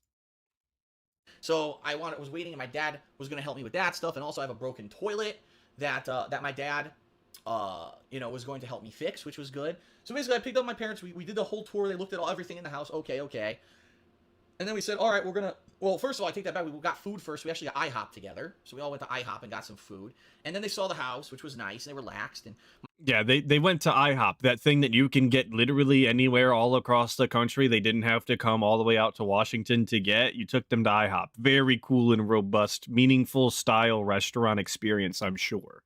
My mom's all about her tea. She drinks tea like nonstop. Like, it's all she drinks is fucking hot tea. So she brought 1 million tea bags of her own hot tea that she was constantly making. And she insisted on using our microwave to warm her water. I was like, Mom, we have a Keurig drink maker right here that can make you fresh hot water. You don't need to nuke it. Nope, she had to nuke it because that's what she was used to. My dad did partake of the Keurig, and he did actually enjoy having a lot of different drinks and coffees and stuff during the time that we were here. So anyway. Yeah, he's saying Keurig. It's I believe it's pronounced Keurig.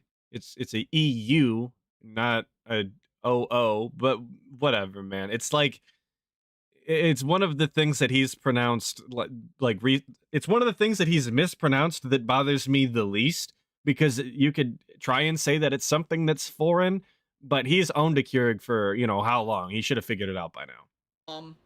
So that first day was all about showing them the house, and then after that we went out shopping. And when I say we went out shopping, we did a few things. We went to Target, and my mom went and bought a ton of stuff for them in the hotel room, including a giant body pillows and 20 different pillows for her to try to position herself in this chair that she was going to sleep in the hotel room. And they got themselves, you know. Oh my God, this gets worse. So you're meaning to tell me that you let your mother stay in a hotel instead of your house, and the solution to her sleeping issue is that she had to go out and buy a shit ton of pillows so that she could try and properly prop herself up to be comfortable. She couldn't even use the chair. Exactly. So you could have just let her stay in the goddamn house and still have bought all of these pillows, and not only would it have been cheaper, but you also would have got to spend more time with your parents. Awesome. You're so dumb. You're so dumb, and I dislike you very much. God. Some snacks and utensils and plates and stuff for the hotel room, because they knew that half the time they were going to be there and half the time they were going to be with us. And they had to get plates and utensils and shit for the hotel room. Like, dude, this was so much more work and money than it needed to be if you would have just let them stay there. You bastard. And then it was funny because then we ended up going to a local grocery store to shop. And here's the difference between myself and Leanna and my parents. So both of us would go into a grocery store with a list, but Leanna and I would literally go aisle by aisle, picking out the items that we need, checking them off the list, and by the end of the time that we're at the end of the store, we're good to go. My parents go through the store, and it's like, they go down one aisle, oh, we needed bread, they grab the bread. 2 aisles later, oh, but we also needed bagels. So they go back to the aisle, they grab the bagels. Man, well, I really like jelly for the English muffins that I bought, and I don't want to buy, it was so funny, my mom's standing in front of this jelly section. I want jelly for my English muffin. Shout out the jelly section. I'm going to end up throwing out the jelly if I buy these containers. We're talking containers this small, right? I was like, Mom. What in the goddamn? Yo, North Scout with the $5 just wanted to give you money to support detractors. I appreciate that, and I'm sure all other detractors appreciate it as well. Thank you for the $5, North Scout.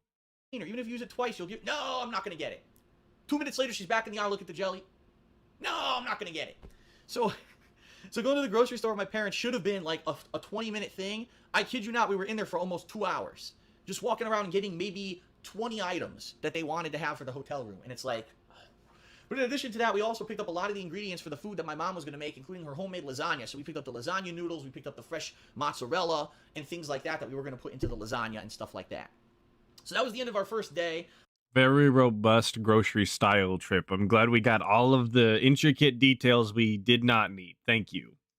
We did all this shopping, and then finally we dropped all the stuff off at the house. They took the stuff. We separated the stuff that was going to their hotel room, the stuff that was staying at our house, and then I drove them back to the hotel room, and that was our Monday. It was a really busy day. It was a stressful day, but we got a lot done. The second day, unfortunately, had a bad beginning. What I mean by that is, if for those of you who know, it was a Tuesday, the Tuesday of Christmas week. I was supposed to do fan appreciation matches in Call of Duty Advanced Warfare, right, with the fans. The real reason he didn't want his parents to be staying at his house is because he's going to be yelling and swearing at the goddamn game because Call of Duty's full of lag. Obviously, dude, he totally shot that guy. And I really wanted to do this, and unfortunately... it didn't happen because I went to go pick up my parents and ended up, I kid you not, the hotel that my parents stayed at was about, at tops, 15 minutes away. On a day with no traffic, I could make it there in 7 minutes. It took us an hour and a half to get there to pick up my parents. So I had to call my parents twice while we were on the road and say, no, we're still coming. We're literally in bumper-to-bumper holiday traffic. Like, every single person on the planet must have been on the road that Tuesday. It's almost like maybe you should have just let them stay at your goddamn house, dude. All of this could have been avoided. The shopping trip, being, you know, you're having to buy shit for the hotel, buying all of those pillows, the bumper to bumper traffic or whatever. All of that shit could have just been avoided had you let them stay in the multi-bedroom house that you currently occupy with one other person. I don't know why. You know what I mean? Like, they're out of their minds. These people, like, what are they doing on it to the Tuesday before Christmas in the middle of the day driving around? I have no. They're traveling, oh my god. I'm gonna, dude.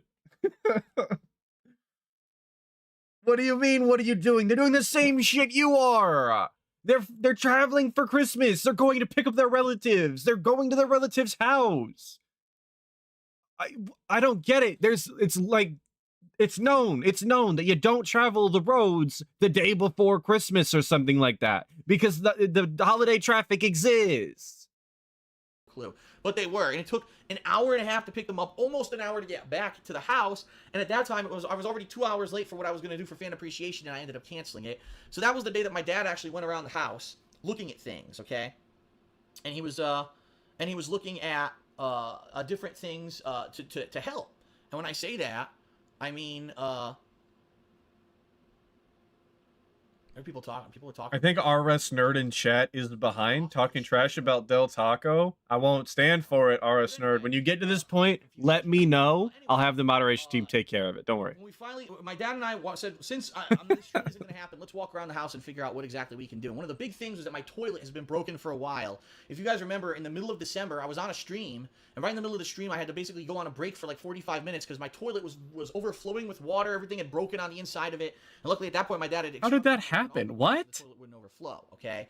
So then this time, when he was visiting, we looked at the toilet together, and he's like, "Man, you need a whole new, this whole gasket thing needs to be replaced or whatever. So we'll go to Home Depot today, and we'll get all the parts that you need." So we ended up doing that. And in addition, he helped me hang up some things. Now, I've already done a vlog about this. If you guys haven't, hang on, wait a minute. How did his toilet just explode like he's describing? I've never heard of this.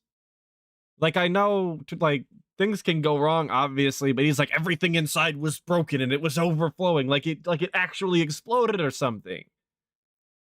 Whatever, man. I'm glad that Papa Burnell, Mr. Dave, came over to solve all of his son's issues. I just wish he had a better son, is all. Post-Christmas vlog. Yeah, the bacon grease. It's absolutely the bacon grease, of course. How could I forget? The places that we've been over the past couple of years. He helped us with that. He also hung up these two pieces of artwork in our hallway staircase that we've been trying to figure out how to do for a while. So then finally we're trying to figure this out, and he does install this whole new gasket thing or whatever, right? And turns on the toilet. All right, great. Guess what? There's another problem. The tube where the water actually comes in, it has a crack in it. I don't know. Again, I'm not a plumber. I'm not a technical guy. My dad is. My dad used to do this kind of stuff for a living when he was younger, and he did all the home improvements at the house in Connecticut. So he knows all about this. I know nothing about it. And he's like, this is. And you couldn't glance any of that information off of him while he was here or throughout your entire life. You have remained completely useless for 41 years in a row now. Awesome. I'm so glad you could do that for us. This is bad. He says, because guess what? Normally we'd be able to replace that tube. Okay? But also, yeah, 7 needed him to hang the art. Of course, because Dave Burnell is actually, an expert in hanging stuff. Unlike DSP, we went over this, dude. Dave went to whatever that school was where you get your certification for hanging art at. He went there. Guess what? They rubber cemented the two I don't even know what they're called, not brackets, but what do you call them? The nuts or whatever that you need to loosen to take the bowl off and replace this tube. They fucking rubber cemented them in. He's like, you would have to stand here and scrape at this for hours to get rubber cement off. He's like, you're better off just getting a new toilet. And I'm like, well, I don't have money for a new toilet right now. So he says, well, I guess we know what we're getting you, for Christmas, which is nice of them. And basically, they offered to buy me a new toilet. I said, okay, that's nice. Nice, and that's the Christmas present that I'm getting from. What up, Mr. Gorehowl? So not only did he not, no. God, I hate it. Late 20s, maybe even early 30s. I don't know. I'm not 100%. I never really asked him how old he was because I didn't give a shit. And we go in his house, and he has an arcade cabinet in his freaking house. And he's like, yeah, I play on this. Shout out the Scott segment. Yeah, this is a disaster stream, and I keep doing it. And I love it. It's my favorite game. Was his favorite game. He was always really good with Zangief. And Scott was a quirky guy. First of all, he's short. He was quirky, and now he's gone forever. Banned. She insisted on using our microwave to warm her water. I was like, what is banned? An hour and a half to trying to figure this out, and he does install this whole new gasket thing or whatever, right? Gentlemen, we continued our tradition. I've talked about this. Tuesday night we had a new toilet. I said, okay, that's nice. You know? All right, we're back. Yeah, disaster stream. I'm seeing it. Shush. What does banned mean? I'm banned from the stream. So not only could he not let his parents stay in his multi-room house that isn't occupied by pretty much anything except bullshit, but also they bought him a new toilet. Awesome. That was that. We went through all that trouble so I could say that. I apologize. It wasn't worth it. Present that I'm getting from my parents, something practical and useful. God damn it, Inked. I'm not short and quirky. Stop it. This is slander. I'm gonna sue. But instead, they got me something practical. They said they're going to buy me a new toilet, right? They're going to actually, you know, buy the toilet and pay for the install or whatever to replace, or remove the old one and replace it with a new one. So we did all that, and that was basically Tuesday. And then over the course of the week, we had different meals with my parents. I believe, what was it? Tuesday night. I'm trying to remember what we ate what day. Let me think about this for a second. Tuesday night was not, no, okay. Tuesday night we had pork loin. Leanna made this nice cranberry and mustard glazed pork loin. And my dad and all of us had salad. My mom can't eat too much roughage, so she ended up having some bread with it. And we love Leanna's pork loin. Is fucking to die for. It's juicy as hell. Oh my god, the pork loin was amazing. Yo, I know Jackie's here now. We're talking about Panda being juicy. Let's go. I mean, Panda's pork loin, obviously. Wednesday, Come on now. Christmas Eve, You know what I meant. So we spent some time together during the day. Yeah, exactly. Jackie's in the know. That's right, ladies and gentlemen. We continued our tradition. I've talked about this in the past, but what we do is in the tradition of, well, all right, let me explain. Let me give you guys some background. When I lived in Connecticut, when I was a kid, we used to go over to my great aunt's house, my great aunt and uncle, which were kind of like the grandmother and grandfather of the whole family. So it would be myself as a kid with my 3 other cousins who were female and around my same age, and They were female style? like Santa Claus and give us presents or whatever on Christmas Eve. This was our Christmas Eve celebration. But as we grew up, we all fell out of touch and we stopped doing that. So around the time that was like my high school years, my parents started a new tradition where every Christmas Eve we would go to an Asian restaurant to eat. Because guess what? Oh my god, dude. Didn't we already hear this? Didn't we hear this recently too? Why is he always telling us about how he goes to Asian style restaurants for Christmas? They would get Chinese food or whatever. Like, not only is it stolen from a movie that everybody's seen, so much so that even I have seen the movie, but so it's not original, but also it's just not interesting. Talk about anything else. God damn it, dude. Every year. Don't celebrate Christmas, or if they do, it's not like a big holiday for them. They stay open for business. So every year in Connecticut, we would go to an Asian restaurant to eat. And then this year was no exception. We actually decided that we were going to go out to an Asian restaurant. We looked at all the ones in the area, and we were like, oh, well, I don't know if my parents would like Thai food or Vietnamese, but we know they like Chinese. So we actually found a nice Chinese restaurant in the area, and it was my parents and Leanna and myself, and actually 2 other families were there, all eating Asian food at the same time, which was pretty funny. It was really good. It turned out... How is that funny? How is that funny? Chat, please help me. How is that funny? It's funny that 3 other families were there eating. Does he think that every time he goes to a restaurant, which he doesn't do anymore because he door dashes, does he think that every time he walks into a restaurant and there's people there, it's so funny? He just starts laughing hysterically out loud for everyone to hear, like an evil villain. It's so funny. People eat here. Eat shit. Really nice. We had leftovers. I hate it. I hate it here. Christmas Day was the big day. We had a huge spread. My mom... Huge spread. Shout out Cat Spread. Ham. In addition to that, there was... Meerkat said it was mid. And a sweet potato casserole sides. Skip reading what, chat? What are we talking about? Oh my god. I didn't skip it. I didn't play yet. I'll read it right now. Yo, shout out Jasper the Cat for the 2. I want to glaze and check Panda Lee's plumbing, dude. Sounds good to me. You're gonna have to fight Jackie off with a stick, though. And my money is gonna be on Jackie for this one. Restaurant. As long as you get at a restaurant, you know, it's a big, thick chunk that is full of, like, ricotta cheese and mozzarella cheese and meat. And Shout out to Phil's mom's spread.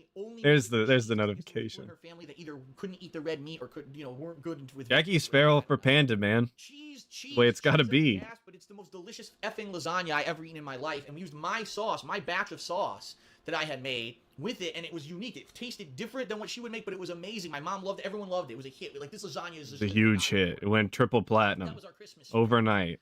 And at Christmas Day, we all exchanged gifts. Leanna actually gave my parents homemade soaps. That was their gift from her. She gave me these nice pillows. She gave them homemade soaps.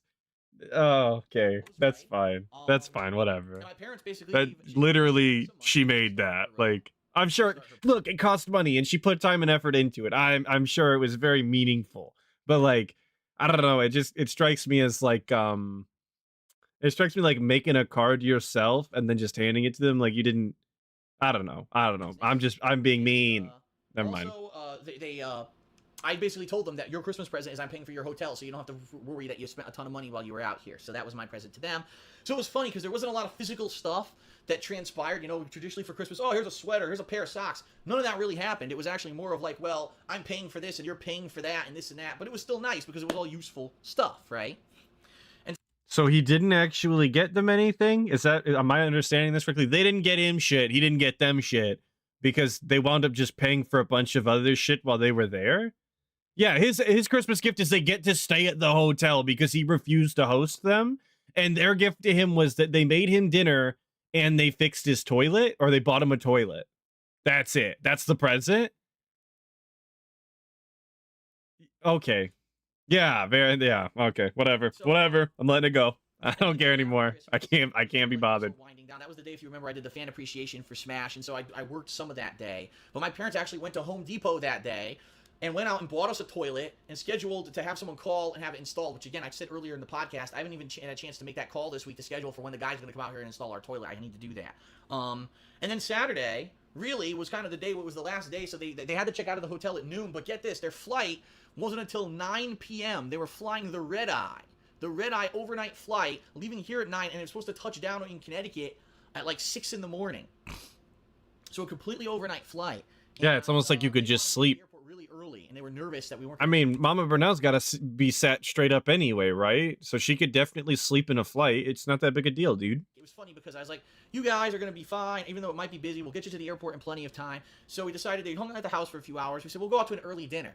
And we went out to this place called, is it Claim Jumper? Something like that.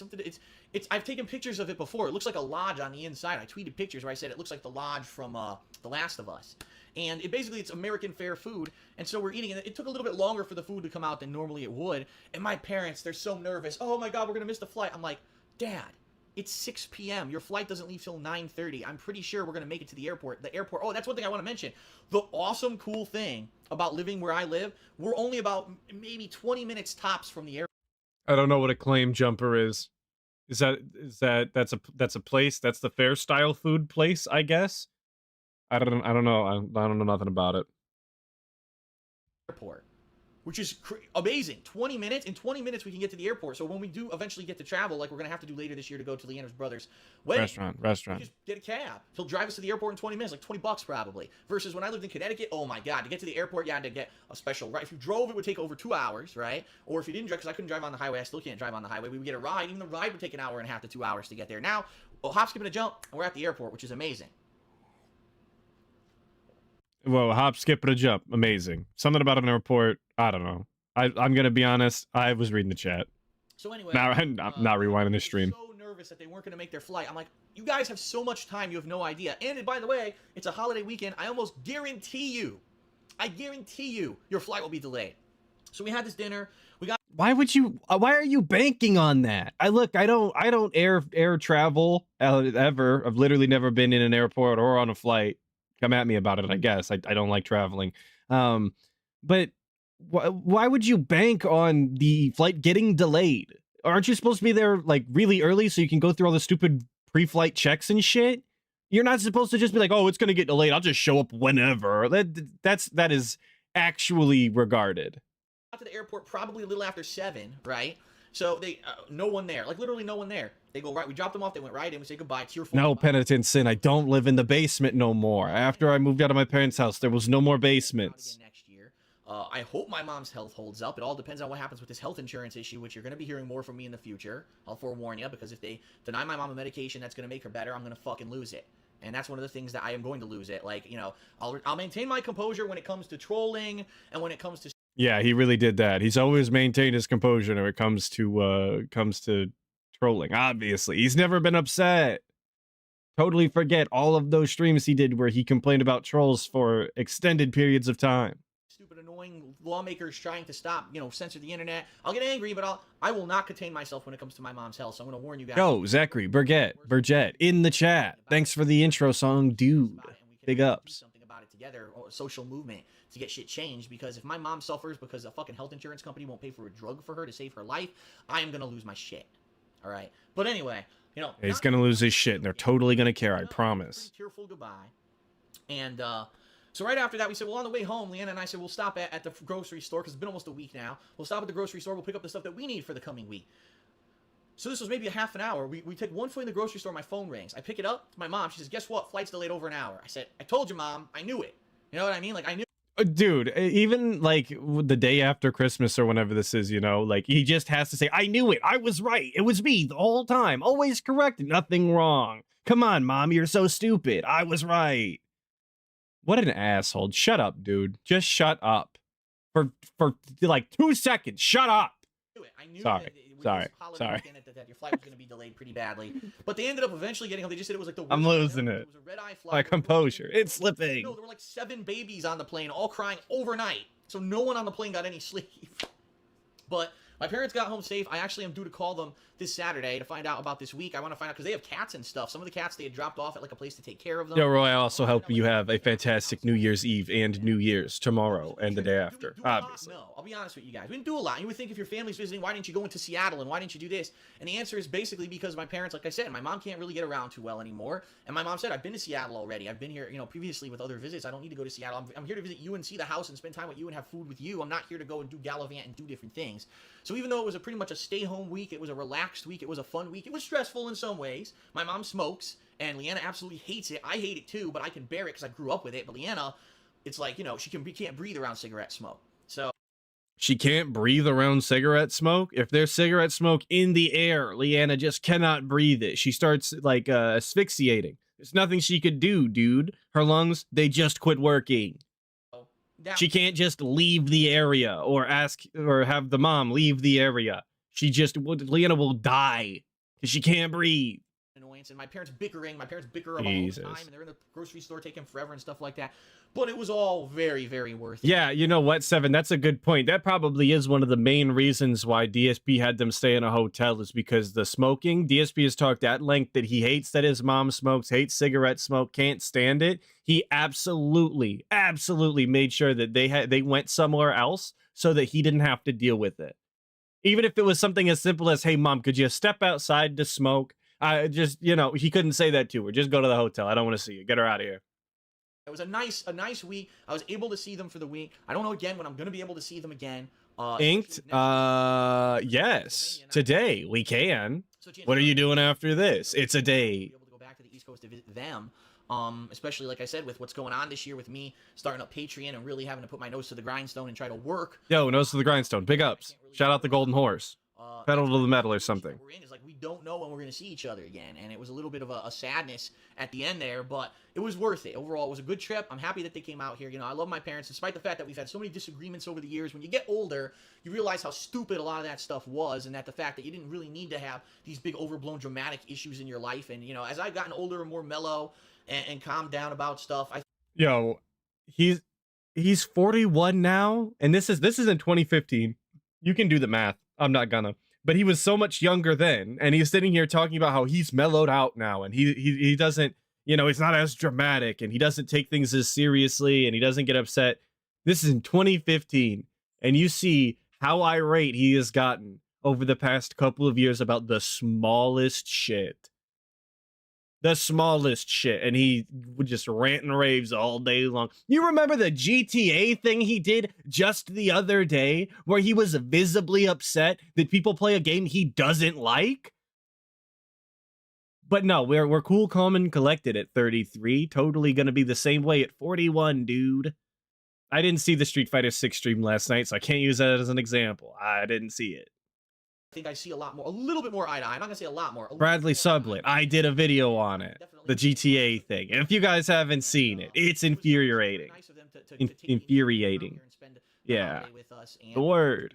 So, I don't know. Again, I don't know when I'm going to see them again, and that's kind of a scary thing to think because I used to see them every week, right? I used to see them every single weekend. We would go to dinner, and they would always be a hop, skip, and a jump away. Ain't no way. 20 minutes, and I could see Ain't them. no way. Wait. Yo, Chris the Narc for the tenor. Happy New Year, Atlas. Happy New Year to you too, Chris the Narc. Happy New Year. Appreciate the tenor, brother. Money and a shitload of time to travel, and you know, we'll have to see. We'll have to see what happens. I'm really hoping, fingers crossed, that things work out. That maybe Why does he cross his fingers like a weirdo? a year or two Just go looks by, strange when he does it. I don't know. Maybe I'm being They picky. can come back to see us. And what I said is, if they come Infuriating. yeah, Nugs, I exactly. could drive us down to Pike Place Market. I could drive us down to the pier. We could go on the ferry. We could do all that. Right now, the only things that we really could do is go into downtown Seattle and maybe walk around a little. But it's too cold to do all this stuff. That's the outdoorsy stuff that Seattle's known for right now. So really, this was the kind of time of year where we really typically wouldn't visit unless it was for the holiday, which is what they visited for. So that's really what we did during that week. That's what we did. Fun week. I wasn't here for consistent gameplay. I appreciate that you guys were patient, that I had the time to spend with my parents, and we got through it. And now it's time to push forward. The new year, the new content. But guys, super fun week. Had time with my parents. I'm glad you stuck around and were patient. We had to push through it. That time that I spend with my parents, push through it. Jesus Christ, ESP, don't make it sound like you're having too much fun with your parents now. The website's back. Everything's going well. I'm excited. I hope that you guys are as excited as I am for all the new great stuff that's going to be coming up in the near future. I thank you very much for that. And hey, Happy New Year again, everyone. As we end the podcast tonight, Happy New Year. Here's to a healthy, positive year coming up. Of brand new stuff coming up, new shows, new gameplay. I'm hoping, quite honestly, let me put it to you this way. If things work out with the way that I'm doing stuff now, which is one gameplay stream during the day, and then at night I work on a year-end series that maybe is like an edited series, that may be something that I do a lot more often, where I'm not always constantly doing 2 gameplay streams a day. Maybe I'll do one stream, and I spend the other half of the day working on my new series and stuff like that. You too, Inked. You too. I'll talk to you in a bit. And I would love to know that. You know what I mean? I hope that you guys, like I said, will check out the forums, because the forums are now live. And people right now, I'm sure, are posting actively. Again, yeah, dude, I'm sure the forums are live and the people are going crazy. They're going ape shit over there. They're posting everything, their name, their address, their social security number. They're going crazy. They love it. They love it. Fan art, when it comes to logo submissions, when it comes to nominating things for funniest moments of the year. Yeah, that's what I said. Logos and fan art submissions, of course. Try to take your persona, which unfortunately happened a few times already. It's going to be a good year. I've got a great positive feeling about this year. I really do, and I hope that you do too, okay? So that is it, everyone. For Hate Live, the first one of 2015. I hope it was a good one. Boy, did we talk about a variety of topics on this podcast. Holy shit. Thanks for tuning in. Yeah, we I did. appreciate that. Talked so much. We will have another episode of Hate Live. We're going to have to see what we want to talk about next week. I guess it's going to depend on what's going on in the news. I'll see if I can maybe put together another Back in the Day segment for you guys, because we haven't done one now in quite some time. And we'll go from there, right? But for now, this is DSP signing off. Have a good night, everyone. Happy New Year. Happy 2015. I hope you had a good, safe one. And let's really push forward positively. If you want to know, honestly. Oh, my God. I thought we were done. I don't know what my resolution is for this year. I've got 2 of them. Yes, please. Can we get guesses in the chat? What do you guys think that DSP's resolutions are going to be for the year of 2015? I'll give you some time to think on it. Can we get some guesses in the chat, please? To get more money. Play awesome games, dude. Hell yeah, dude. These are all good. Yeah, he's much more upbeat back in the day. Now he hates his life, and it's very clear. Snort more. Be funny for once. I don't think he's gonna do that. Yo, Harry Otter Gaming for the tenor. I'm surprised he hasn't tried to engage in GTA RP community and instead bitches about the online. I'm not surprised at all. He's deathly afraid of people online for some reason. He's got PTSD from trolls, dude. I appreciate the 10 though. If he were smart, he would engage in some sort of community, but he can't be bothered to. Did you say there's 2 more hours left? Like hell there is. Yeah, like hell there is 2 more hours. No. Spend more time with family. Diverse content. More Hogans. Snort intake increase. Be less boring. I doubt that. He's never gonna stop being boring. Work less. Keep income the same. Yeah. All right. What do we got? It's resolution time for 2015. The first one is that hopefully by the end of this year, I've got this debt situation under control. Oh, we're gonna pay the debt, dude. To pay down, and I'm in a situation. I didn't see debt once. Right now, I can tell you, this past year, because of the debt I incurred moving, my credit dropped, and that's unfortunately what happens is when you have credit card debt, your credit drops. It's stupid because it's like, oh, you have debt. Yeah, but I've always paid my debt in the history of my entire life. I've never missed a payment. I always pay my debt. Doesn't matter if you have the debt, your credit score drops, which is stupid. But that's how it works. So stupid. So number 1 goal by the end of this year, hopefully be in a better financial situation. Okay, so some of you guys were right. Get more money. So yes, better financial situation. I'll give you a half point for that. Big ups. Pay off the debt. Is that hopefully this year we're able to readjust. Nugs, you didn't get ignored. Well, I read it. Less drama, give more money, more subscriptions, ignore the trolls. Yes. Yeah, that's get more money.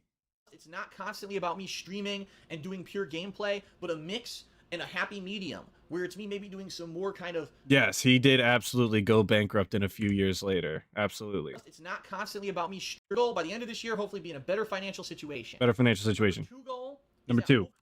Hopefully this year, able to readjust. It's not constantly about me we're readjusting. Doing pure gameplay, but a mix and a happy medium where it's me maybe doing some more kind of, original series, more edited series, which you guys seem to have been asking. Oh, we're diversifying the content. Doing raw gameplay all the time. Yeah, somebody said that. Me, more variety in what I'm doing instead of just sitting here. More DDoSed. More burnt out. Then maybe I can actually do more variety of creative stuff, which I've wanted to do. And my goal is that by the end of this year, hopefully I found that happy medium between, yes, there's still gameplay, but there's other fun stuff too. And that's what I wanted to do last year, and I didn't do it because I was so focused on moving that became my one and only goal for the year. And now that I'm here, I'm settled in, I'm able to work on a daily basis, this is now the time when I need to really focus on doing that new kind of a balance. And I hope that you guys... Yeah, dude, he had to move so that he could focus on doing other style of content, obviously. Doesn't that make sense? Next time your boss asks you to do something that you've never done before, just tell him you have to move your house real quick. That'll really, that'll make him very happy. Tell him that you have to move before you can do something new. Because that's how human beings work, right? Feedback, whether it's on the new website, whether it's on Twitter, whether so stupid. @hotmail.com. All that stuff's very appreciated. And here's to a great 2015 for not just me, but for everyone. Because we all deserve it, right? We all deserve a great positive year, and I hope that you have one.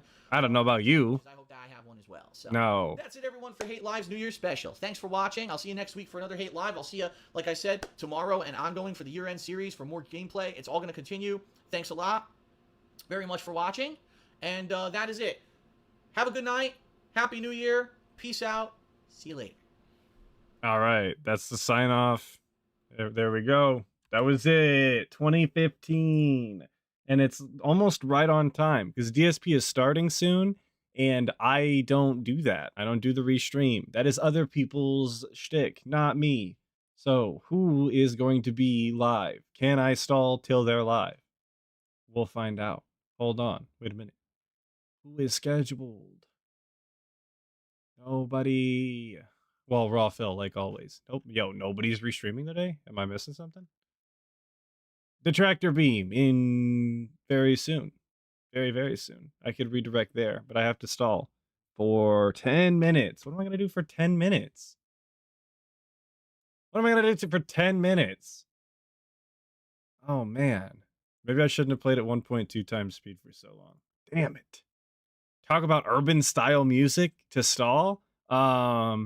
Yes. I love urban style hip hop R&B. I don't actually like R&B. When did his vibe come back? 2019? No, the vibe never came back for the guy. Yo, if you guys didn't hear yesterday, if you don't keep up with Sly was saying that he might hop on the Meerkat beat for computers that he did, which big ups for that. I love computers, not the electrical style device, but the actual song by Bobby Shmurda. And I love the Tevin version. Big up Tevin. Completely. Q&A time. Yeah, Q&A. We'll do the stall Q&A like DSP do. 10 minutes. Meerkat Mob. Burger. The top phrases. GTA 6 rant react? Didn't we do that already? I did that video. Safe to swallow. Could have a talent show. Ghost McFright. I think about doing This Is How You Don't Play streams, and then I get distracted with the other style content that we do. With the looking at the Christmas stuff, looking at obviously the New Year's stuff today. We gotta look at those multiplayer sessions. We gotta look at, there was something else that I talked about. Damn it. Oh, the like top games of the year or whatever. We gotta look at those. There's so much to look at with DSP. He's got 13 years of backlog, dude. My top 3 games for 2023? Dude, I barely even played games this year. This channel took up a lot of my time. Not gonna lie. Let me open my Steam. I can get an answer for you. I'm gonna eat this burger. Why don't I stream Phil? Well, I could. Is I don't know. Like I said, I feel like other people already do that, and they're really good at it, and I like watching their stuff. So I would feel a little weird doing it, to be honest. And I've been live since 9 a.m. my time, which was, 4.5 hours ago. I want to eat lunch. Just chill out for a second. Getting all over my face. Did Tractor Beam just went live? Did they? Can I redirect? Customization. Burger. Burger. Yo. I know they're scheduled. Cheeseburger. Yes, they just started. Is completely covered. Hell yeah, team. Because then there was some weird running meme once I finally. Oh yeah. All right. So, any questions in chat before I go? Will be redirected. Tell us about your weekly pet store visit. I don't go to the pet store. My girlfriend goes to the pet store on her way home. She drives right by it. It's more convenient for her. My top 3 games for the year. I'm gonna go with Baldur's Gate 3 and did BattleBit come out this year? I feel like BattleBit came out this year. I love BattleBit. Yeah, BattleBit. Hell yeah. I love BattleBit. And I'm gonna pick games that I actually played. Shit. Yo, Shadows of Doubt came out this year. Love Shadows of Doubt. It's the detective game that's procedurally generated. Super fun. I like being a detective. Sometimes I think about changing from Skeleton Wizard to Skeleton Detective and having my crow cohort. Have I ever put my pants on backwards? Yes. Sweatpants do get put on backwards sometimes because I get dressed in the dark like a maniac. I could stream some classic This Is How You Don't plays, and I'd love to. And I'd love to get a cohort for that, some sort of co-host. I have to reach out to people to do that, and I'd have to set it up. It's one of the things that stops me from doing it. I could do it by myself, but you know what I'm saying. Oh, you know, I can do that right now. How I'm doing. This is how I'm doing. Do a begathon where tip me and do this. What's my favorite game genre? I love like colony sims and like city builder management type games. Like I like RimWorld and I like Kenshi and I like City Skylines. Like those games are all kind of different, but I like management style. How are you doing? That's my thing. Tips very low now, but I've noticed tips. I'm glad you guys enjoyed the stream. Thank you. The week is. Yes, we do know what kind of prawn Phil likes now. He said it. He had the black on white stuff. Big ups. Losers out there.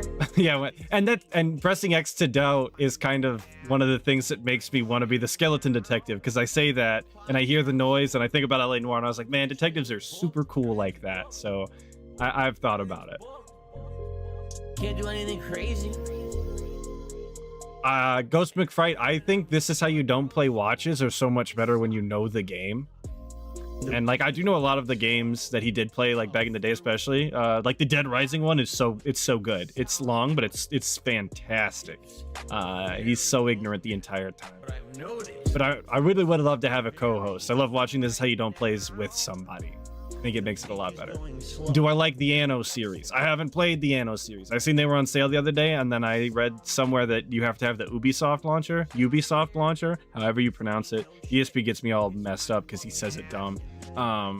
And I don't want to do that. I hate other launchers. Stupid. I should try Talos Principle 2. Great, wonderful puzzle-solving game with emphasis on philosophy about life. Love the games. I never checked out the first one, and people talked about it and said it was good. I should get around to playing it eventually.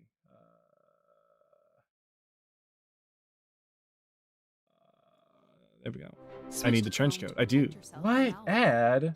So you can surf. Oh yeah, I'm on a private browser.